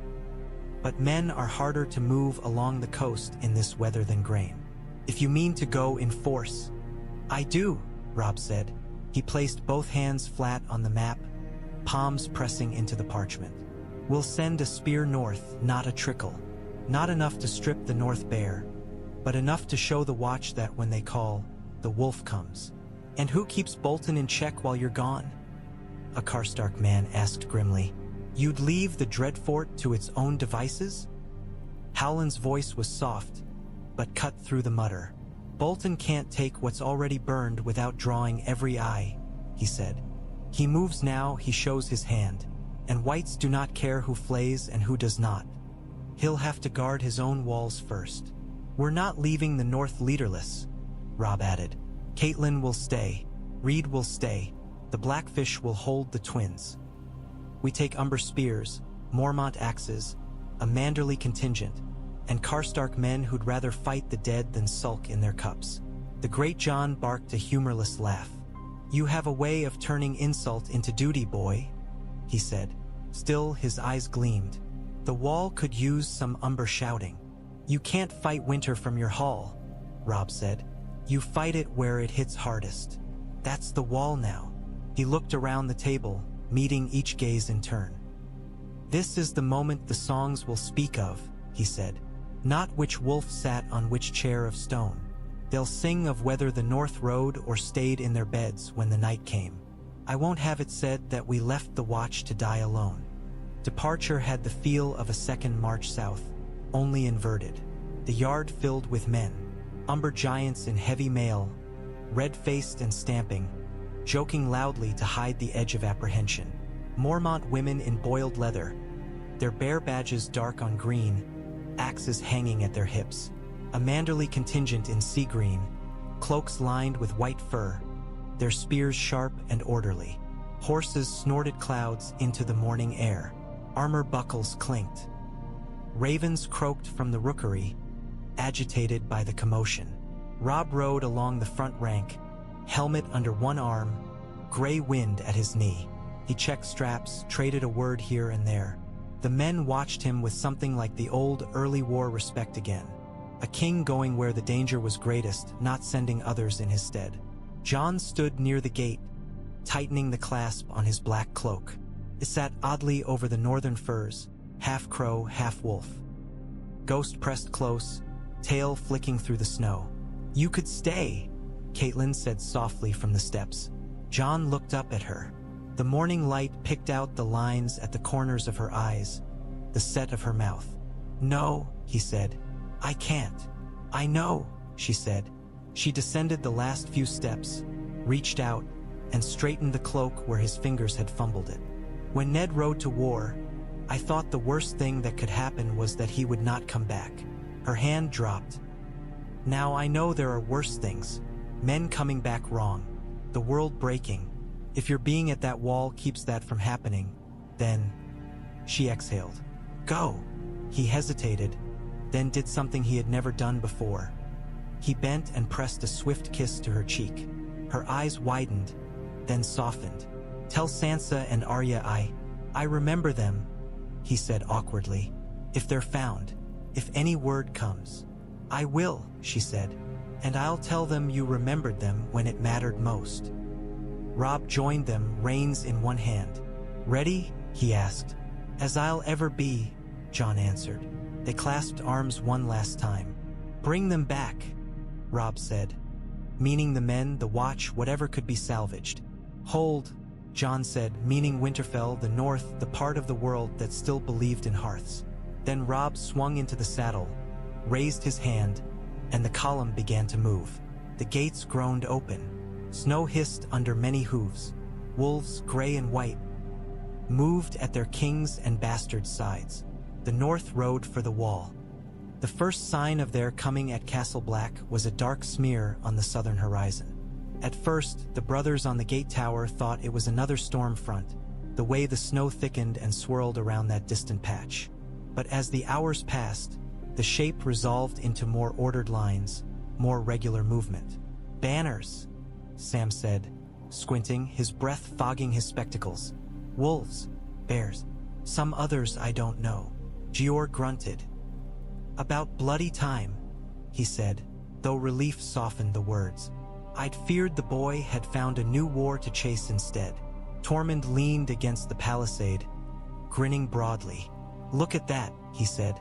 "Crows and wolves and all their cousins, marching up to share the cold.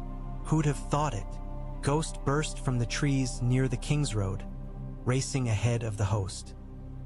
He crossed the last 100 yards to the gate in a blur, slid to a halt before Jeor, and shook himself vigorously, showering them all with snow. "Nice to see someone still got energy," Dolorous Ed muttered beside Sam. Behind Ghost came the riders, Robb at their head, crown under a snow-rimed hood, gray wind at his stirrup. Around him rode Mormont women, Umber men, Manderly spears. Behind them tramped ranks of foot. Fewer than Jeor might have wished, more than he had dared to hope. The gate creaked open. For a heartbeat, the yard felt like a meeting of two worlds. Black cloaks, patched and smoke-stained, faced northern colors fresh from their keeps. Free folk watched from the edges, hands on spears, eyes flickering between old enemies and new.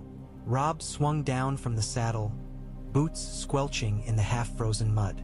"Lord Commander," he said, striding forward, hand outstretched. "We came as fast as we could." Jeor looked at the offered hand for a moment, then took it in a grip as firm as any oath. "Faster than I expected," he said. "Slower than I'd like. That's the story of our lives now." Robb's gaze flicked around the yard, taking in the free folk, the battered walls, the new faces among the black. "You've been busy," he said to Jon, who had come out to stand at Jeor's other side. "Some of it was my idea," Jon said. "Some of it just happened when the dead started walking." Grey Wind and Ghost sniffed at one another briefly, then turned in tandem to study the looming wall. For a moment, everything felt poised: men, wolves, wall, winter. Then Tormund hooped and strode forward, clapping Robb on the shoulder hard enough to make his armor ring. "Boy King," he bellowed, "you finally decided to see the good side of the wall." Robb actually smiled. "And you decided to try living on the right side of it," he said. "World's gone mad." "Aye," Tormund agreed. "About time." The hall at Castle Black had never held so many colors. Black remained the dominant shade, a background of well-worn cloaks and faded leathers. But now patches of green and gray and red and blue broke it up. Bare badges and roaring giants, tridents and half-remembered sigils of smaller houses. Interspersed among them were the rough hides and bone trinkets of the free folk, leather and fur and the occasional bit of improbable bright cloth. It should have looked like a riot. Instead, it looked like a gathering storm. "There's not enough meat in the north to feed this many mouths," Bowen Marsh muttered, eyeing the crowded benches.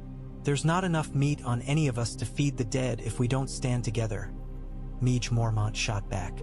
Robb sat at the head of the main board, Jeor to his left, Jon between them like a living hinge. Before them lay a stretched parchment, weighted at the corners by knives and mugs. The wall and its castles, the gift, Winterfell, the Dreadfort, the neck, the sea. Sam pointed with a chewed quill. "Here, here, and here," he said, tapping near Harwood, another village and a lone holdfast. "We've had confirmed white attacks. They probe, then pull back. Here." His quill moved to the stretch of forest directly north of the wall. "And here, scouts report larger gatherings. More fires going out in Mance's camp too. He's pulling in." Mance himself wasn't there. Jeor had refused to have him under the same roof as his brothers. But his hand was in the marks on the map all the same, carried by Tormund's relayed words and Crannogman whispers. "We can't sally out in force every time they show," Jeor said. "We'd bleed ourselves white on skirmishes and have nothing left when the main push comes. And if we sit behind stone while villages fall, we hand the dead more blades to turn against us," Robb countered. "We need something between." "Lines," Howland said. He stood a little back, as ever, but his finger traced the map with the assurance of a man who knew not just what was inked but what lay beneath. "We hold the wall as the last line, not the first. Ahead of it, scattered lines of men, mixed bands, harriers. Free folk are good at this. So are Crannogmen. So are your rangers." "Not so good with orders," Marsh observed. "Then give them fewer," Howland replied mildly. "Tell them what must be done, not how." Jeor grunted approval. "Small, fast groups," he said, "that hit and fade, that burn any corpse they find, dead once or twice over, that never stand long enough for the others to fix on them. And behind them," Robb said, "the main host, the wall with the watch and half my strength. Winterfell with the rest. A net, not a wall. A net with a lot of holes," Ed muttered. "Better than drowning without one," Jon said. He looked between Jeor and Robb, feeling the weight of their regard. "I'll go with the small bands," he said. "As many as I can. Teach them what works against the dead, what doesn't. If I stay on the wall, I'll only be another sword. Out there, I can be your eyes." Jeor opened his mouth to object, closed it again. "You're the only fool I have who's fought both free folk and whites and lived," he said. "Fine, but you'll come back often enough to shout at both me and your king." Robb's lips twitched. "If he dies doing it," he said quietly. "He dies doing what Father trained us to do, stand where others falter." Jon thought of Ned Stark in the godswood, sword across his knees, speaking of duty and hard choices. He nodded. "Then we know our places," he said. "Now we find out if they're enough." The first of the hunter bands assembled in the yard like strange reflections of one another. Free folk in rough furs, faces painted or bare. Northern rangers in patched leathers, sigils hidden under plain cloaks. Black brothers with bows and spears, their cloaks indistinguishable from the snow-grimed garb of their companions until you saw the raven on their chests. Jon walked down the line, Ghost padding silently at his heel. He checked spear points. Dragonglass lashed onto wood with gut and rawhide. He tested bowstrings, inspecting for fraying. He looked men in the eye. "You remember," he said. "Fire on the dead, glass on the others. Don't waste good obsidian on something you can burn. Don't chase, hit and fade. If it feels wrong, listen to that. The dead don't get tired. You do." A young free folk woman with a fox pelt around her shoulders nodded.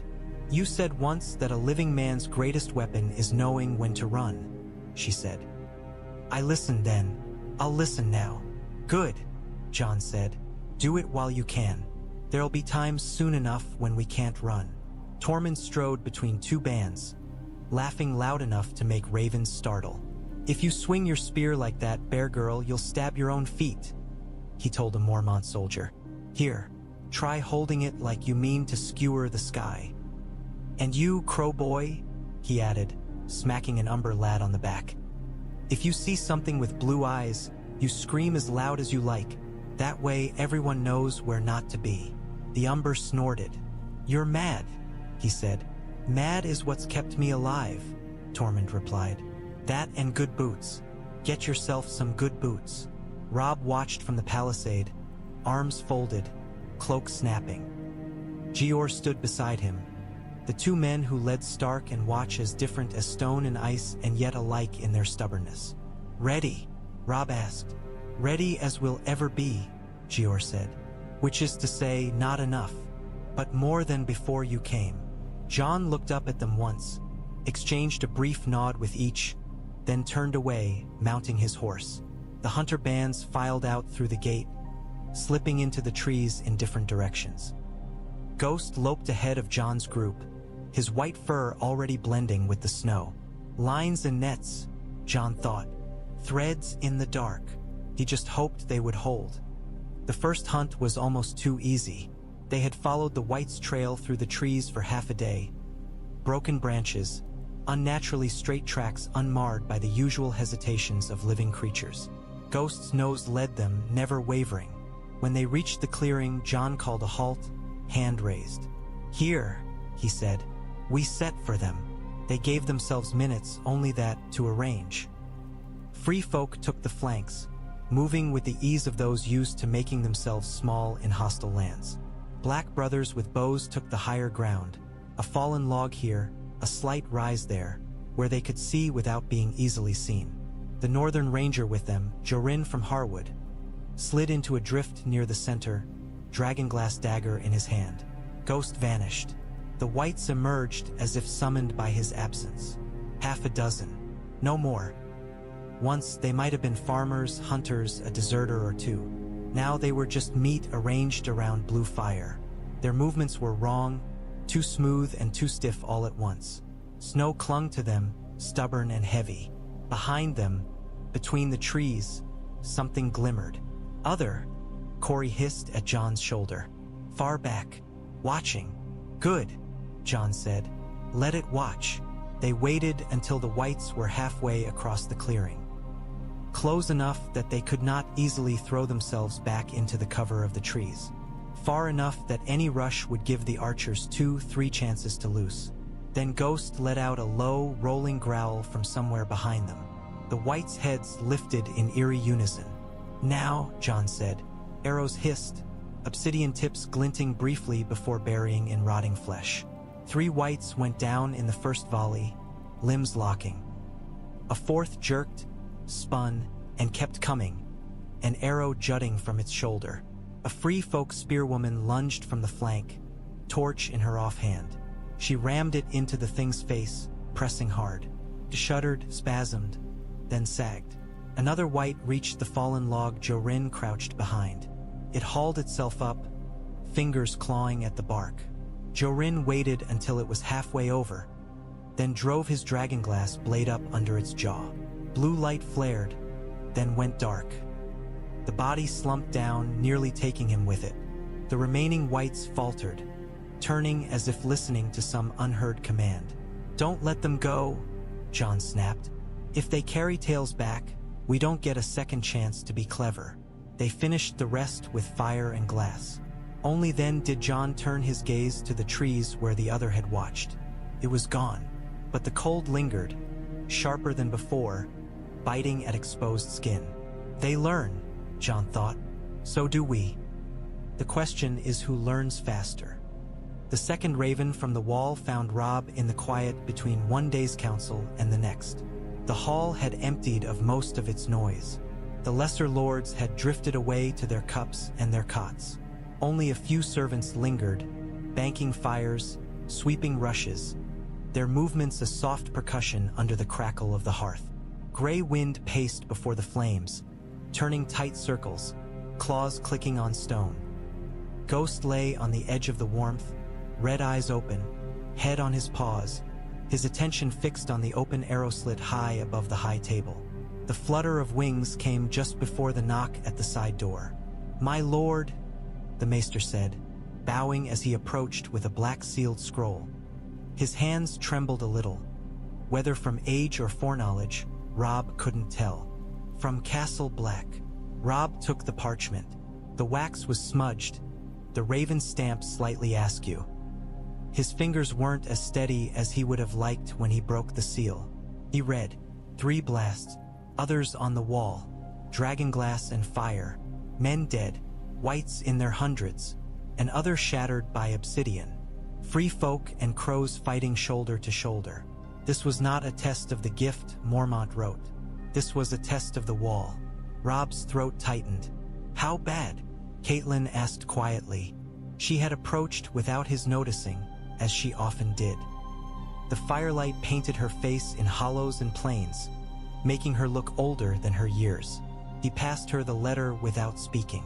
Her eyes moved, lips pressing together. "How many?" she asked. "He doesn't say," Robb said. Enough that he thought to write quickly, not count. Enough that they heard 3 blasts and lived. "That alone is a thing out of legend," Howland Reed murmured. 3 blasts were a warning in the oldest tales. Few alive have heard them with their own ears and not joined the dead for it. Robb ran a hand through his hair, fingers tangling briefly. "He says Jon's plan is working," he said. "Free folk at Harwood, at the other villages, held their lines. The first attack on the wall itself might have broken us harder if our men were strangers to one another. But it didn't," Caitlin said. "They held. For now," Robb said. He looked toward the doors, toward the north, toward the wall he could not see. "We can't wait for ravens to tell us the next time. We have to go." The war room felt tighter than the night before, as if the walls themselves had drawn closer to listen. Robb had called the lords back, their sleep cut short. Men came in half-dressed, hair tousled, eyes bleary. They sobered quickly when they saw the black-sealed letter on the table. The way Robb's jaw was set. "The others have touched the wall," Robb said without preamble. "Not just whites, walkers themselves. The watch has held the first push. They won't hold the next without us." The Grachan's brows crashed together. "They've held for 8,000 years without us marching to their rescue," he rumbled. "Why now?" "Because 8,000 years ago, the North wasn't picking itself apart in lion wars and fry feasts," Jon said. He stood opposite Robb, ghost pressed against his thigh. The direwolf's hackles were raised, though no immediate threat presented itself. "Because the walkers weren't pushing farmers out of their beds this close to your own walls. Because the dead weren't learning how to climb the ice again." Meej Mormont nodded, arms folded. "I've had cousins on that wall since before I was born," she said. "They send word when they can. This isn't a patrol gone wrong. This is the start of something bigger." The Manderly envoy cleared his throat. "White Harbor is already provisioning ships for Eastwatch," he said. "My lord says as the watch holds the wall, we'll hold the sea. But men are harder to move along the coast in this weather than grain. If you mean to go in force." "I do," Robb said. He placed both hands flat on the map, palms pressing into the parchment. "We'll send a spear north, not a trickle. Not enough to strip the north bare, but enough to show the watch that when they call, the wolf comes." And who keeps Bolton in check while you're gone? A Karstark man asked grimly. You'd leave the Dreadfort to its own devices? Howland's voice was soft, but cut through the mutter. Bolton can't take what's already burned without drawing every eye, he said. He moves now, he shows his hand, and whites do not care who flays and who does not. He'll have to guard his own walls first. We're not leaving the North leaderless, Robb added. Catelyn will stay, Reed will stay, the Blackfish will hold the twins. We take Umber spears, Mormont axes, a Manderley contingent, and Karstark men who'd rather fight the dead than sulk in their cups. The great Jon barked a humorless laugh. You have a way of turning insult into duty, boy, he said. Still, his eyes gleamed. The wall could use some Umber shouting. You can't fight winter from your hall, Robb said. You fight it where it hits hardest. That's the wall now. He looked around the table, meeting each gaze in turn. This is the moment the songs will speak of, he said. Not which wolf sat on which chair of stone. They'll sing of whether the North rode or stayed in their beds when the night came. I won't have it said that we left the watch to die alone. Departure had the feel of a second march south, only inverted. The yard filled with men. Umber giants in heavy mail, red-faced and stamping, joking loudly to hide the edge of apprehension. Mormont women in boiled leather, their bare badges dark on green, axes hanging at their hips. A Manderley contingent in sea green, cloaks lined with white fur, their spears sharp and orderly. Horses snorted clouds into the morning air. Armor buckles clinked. Ravens croaked from the rookery, agitated by the commotion. Robb rode along the front rank, helmet under one arm, gray wind at his knee. He checked straps, traded a word here and there. The men watched him with something like the old early war respect again. A king going where the danger was greatest, not sending others in his stead. Jon stood near the gate, tightening the clasp on his black cloak. It sat oddly over the northern firs, half crow, half wolf. Ghost pressed close, tail flicking through the snow. You could stay, Catelyn said softly from the steps. Jon looked up at her. The morning light picked out the lines at the corners of her eyes, the set of her mouth. No, he said. I can't. I know, she said.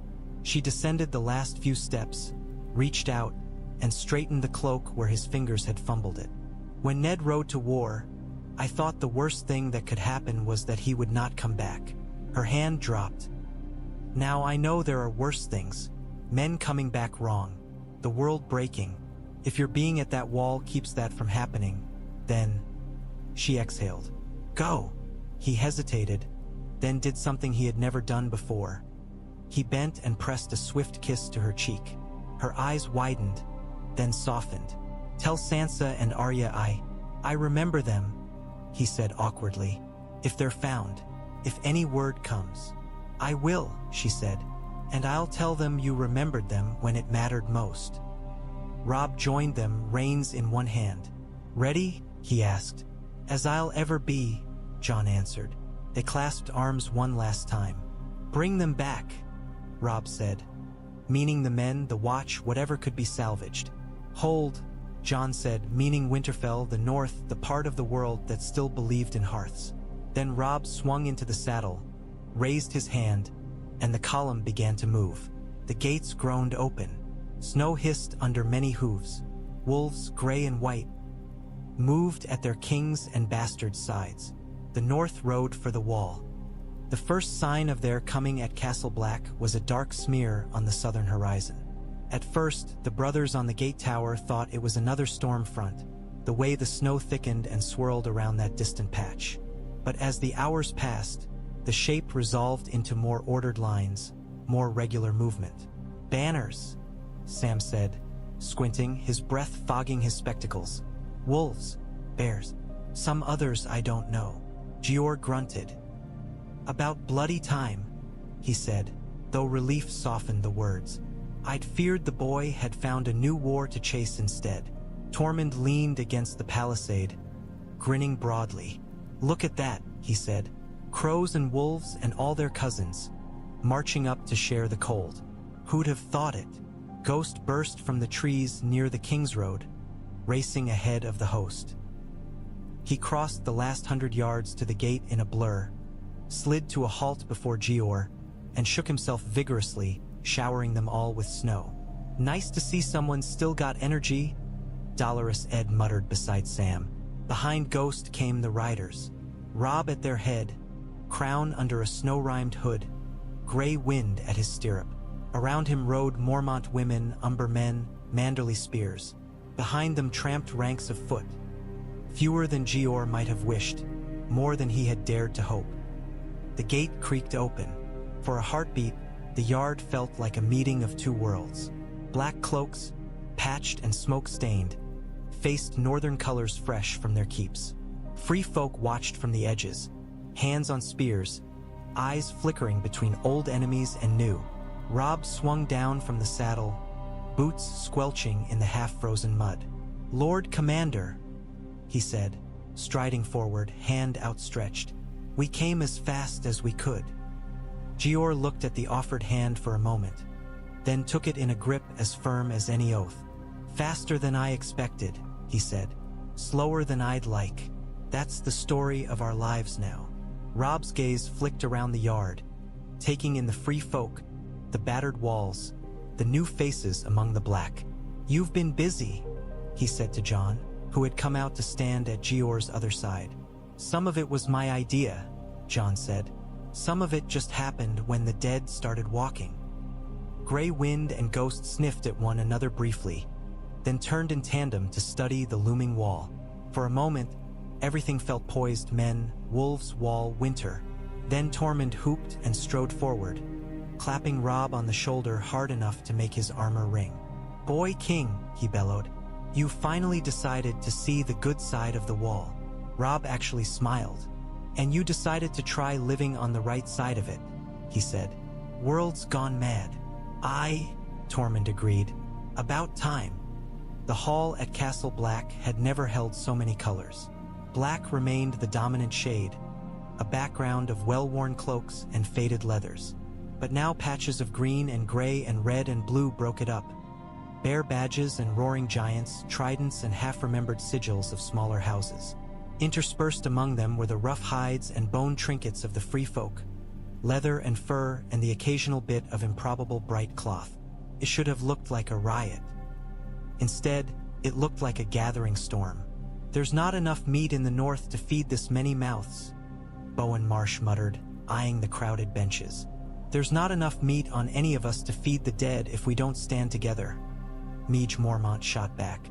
Robb sat at the head of the main board, Jeor to his left, Jon between them like a living hinge. Before them lay a stretched parchment, weighted at the corners by knives and mugs. The wall and its castles, the gift, Winterfell, the Dreadfort, the neck, the sea.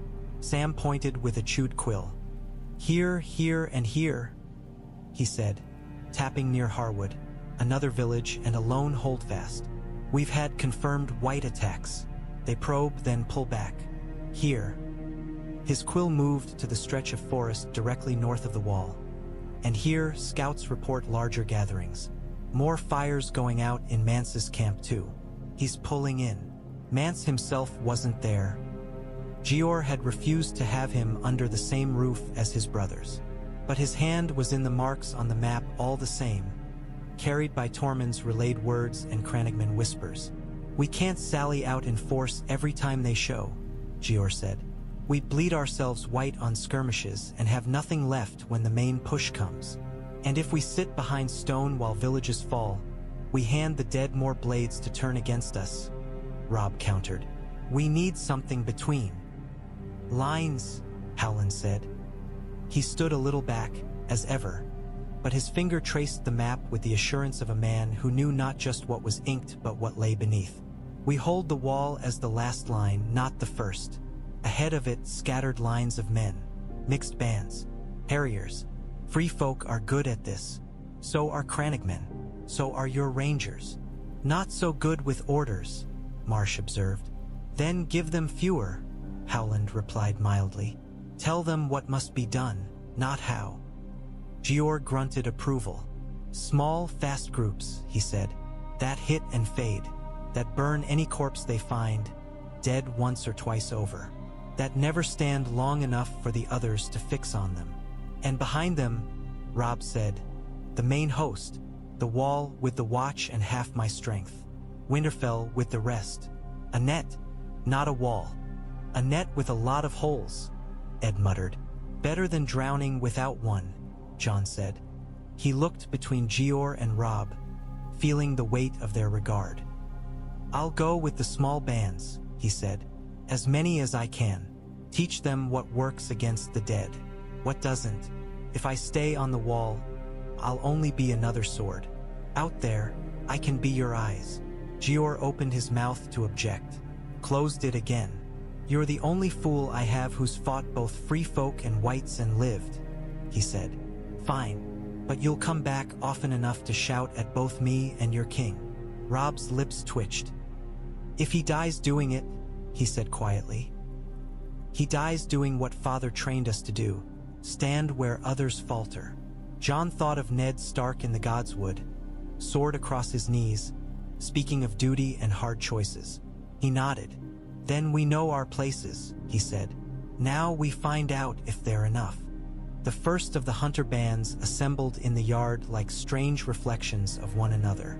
Free folk in rough furs, faces painted or bare. Northern rangers in patched leathers, sigils hidden under plain cloaks. Black brothers with bows and spears, their cloaks indistinguishable from the snow-grimed garb of their companions until you saw the raven on their chests. Jon walked down the line, Ghost padding silently at his heel. He checked spear points. Dragonglass lashed onto wood with gut and rawhide. He tested bowstrings, inspecting for fraying. He looked men in the eye. You remember, he said. Fire on the dead, glass on the others. Don't waste good obsidian on something you can burn. Don't chase, hit and fade. If it feels wrong, listen to that. The dead don't get tired. You do. A young free folk woman with a fox pelt around her shoulders nodded. You said once that a living man's greatest weapon is knowing when to run, she said. I listened then. I'll listen now. Good, Jon said. Do it while you can. There'll be times soon enough when we can't run. Tormund strode between two bands, laughing loud enough to make ravens startle. If you swing your spear like that, bear girl, you'll stab your own feet, he told a Mormont soldier. Here, try holding it like you mean to skewer the sky. And you, crow boy, he added, smacking an Umber lad on the back. If you see something with blue eyes, you scream as loud as you like. That way everyone knows where not to be. The Umber snorted. You're mad, he said. Mad is what's kept me alive, Tormund replied. That and good boots. Get yourself some good boots. Robb watched from the palisade, arms folded, cloak snapping.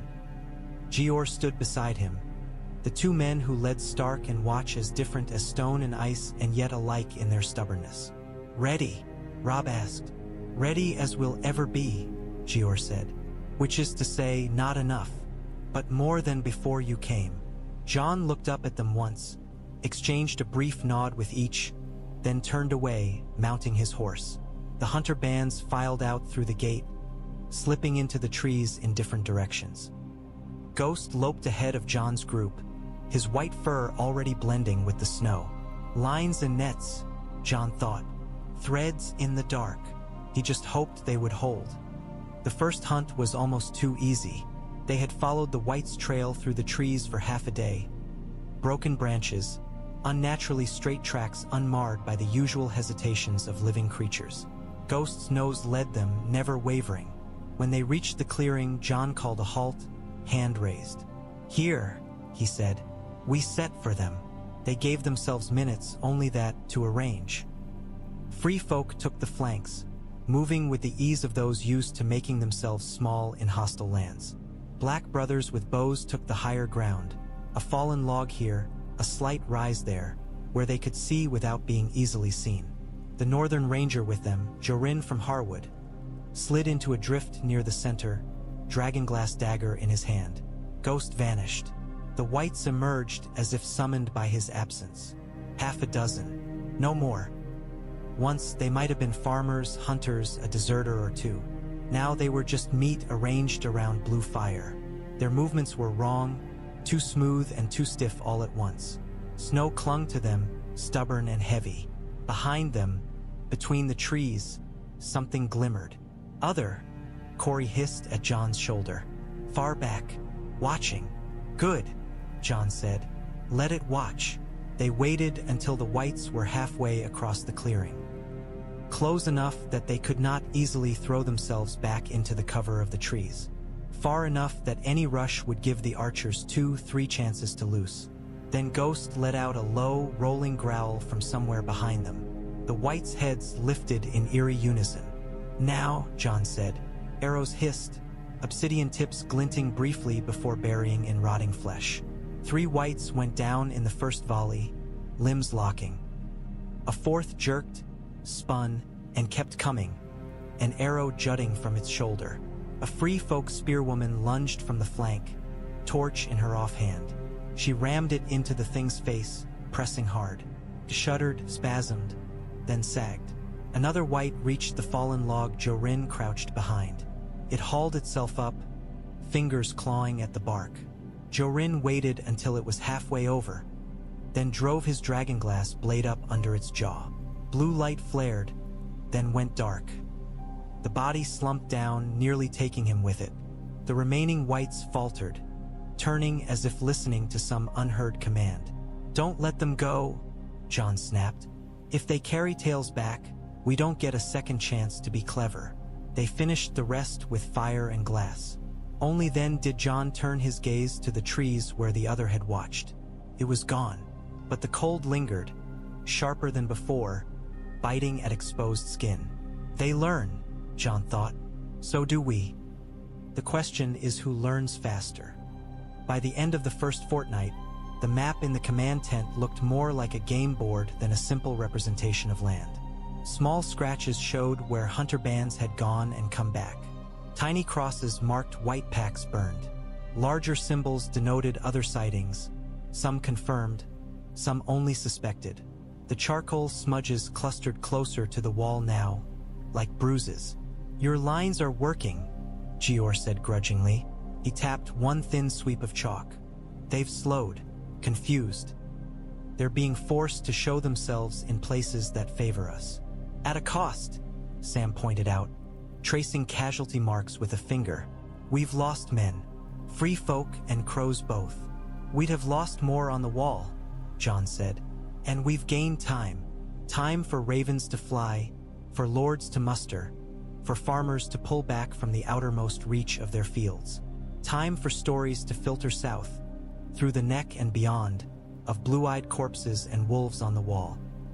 Robb leaned back, rubbing the bridge of his nose. I've had letters from men who laughed at tales of the others last year, he said. Now they write of shadows over their fields, of cattle found frozen standing, of breath misting inside their halls.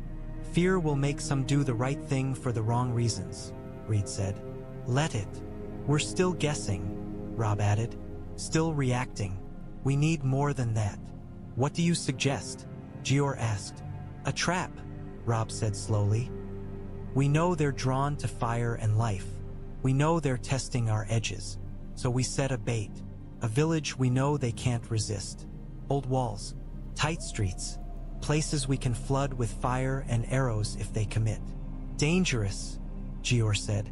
We'd be offering lives up as meat. We're already doing that, Jon said quietly. Every outlying farm, every unwatched road.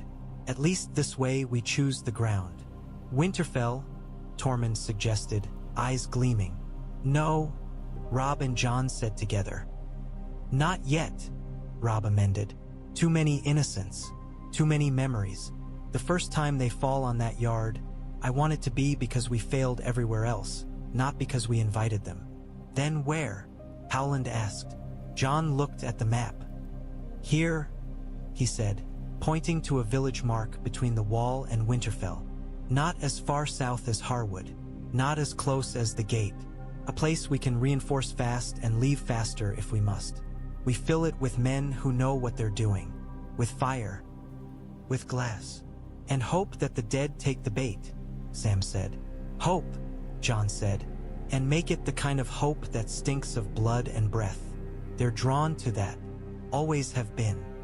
They chose a place called Old Barrow, though the barrow itself had long been plowed over and forgotten.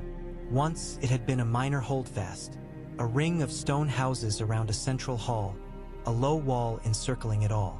Now only a few structures remained sound enough to use. The rest were ruins, their broken lines making shadows where men could hide. They filled it with fighters. No farmers this time, no children. Crows, free folk, northern soldiers. Men and women who had seen the dead and lived. They stacked kindling along the inner walls. They soaked spare cloth in oil. They buried jars of pitch where they could be set off quickly. From the air, if the dead saw that way, it would look like any other struggling village trying to hold off winter with too many torches. On the ground, it was a maze of kill zones and fallback points. Jon walked the perimeter with Ghost, Snow whispering under their boots. He checked vantage points, angles of fire, the line of sight from walls to gates. He spoke to captains Karstark, then Mormont Watch, making sure each knew where to fall back if the line broke, where the signal flags would be, what three-horn blasts would mean. "If the wall sounds 3, he said, "it means this is only the first wave. Don't die here because pride says you should. Die here only if running would kill more later." "Not exactly inspiring," one man grumbled. "Inspiration is for songs," Jon said. "This is for survivors." Ghost's nose lifted. The direwolf's body went still. Jon felt the hair rise on his arms, a heartbeat before the temperature dropped. The snow that had been falling gently stiffened, each flake turning into a hard, glittering shard. The wind died. "They're coming," Jon said. They came like a tide that had finally decided which shoreline to claim. From the north, out of the trees, their shapes resolved. Whites in their scores, then hundreds, perhaps more. Some still wore the remnants of free folk hides, others the ragged shreds of black cloaks. Here and there Jon saw familiar cuts of northern cloth, sigils half visible under frost. Their eyes burned blue. Behind them, further back, something moved with greater grace. The glimmer of ice armor. The cold concentrated, pressing against Jon's lungs. "Hold," he said softly. The word ran down the line. "Hold until they're in the teeth." The dead reached the outer ring of torches and hesitated, just for a heartbeat. Firelight flickered over flesh that was no longer flesh. Snow hissed as it touched their limbs. Then they surged. They hit the low outer wall in a roar of silent impact. Bodies piled, hands clawed. Some climbed over others, using limbs and skulls as footholds. The first wave reached the top, spilling into the street like spilled ink. "Now," Jon said. Flames leapt. Pitch pots were smashed, torches thrust into the spreading slick. Fire ran along the base of the wall in a hungry ribbon, climbing quickly where oil caught on cloth and rotten wood. Whites staggered as heat licked at them. Those in the front ranks burned, their shrieks soundless but felt in the way the air twisted around them. Arrows fell from above, obsidian heads biting. Whites locked. Others behind them tripped and stumbled over their suddenly inert comrades. "Glass on the white ones," Jon shouted. "Fire on everything else." From the back of the horde, and others strode forward, its contempt for the flames almost palpable. It lifted an ice spear, eyes like chips of deepest winter. Ghost launched from the shadows. The direwolf hit a cluster of whites, jaws snapping, breaking bones. He did not go for the other, that was not his role here. He was disruption, terror, teeth in the dark, buying moments for men to aim. A spearwoman on the wall, Mormont, by the look of the bear on her shoulder, drew back her arm. The dragonglass point of her weapon flickered in the firelight. "Now!" she breathed, and threw. The spear flew true, though the other saw it coming. It twisted, the obsidian grazing its side rather than striking square. The crack that blossomed up its arm was still enough. I split, armor shattered. For a heartbeat the world seemed to hold its breath as the other's form fractured, light scattering. Then it broke apart in a spray of shards. Around it, wights collapsed. Not all, the dead were cleverer now, woven into more nets than one, but enough to turn the surge at that angle into a stumble. All lines?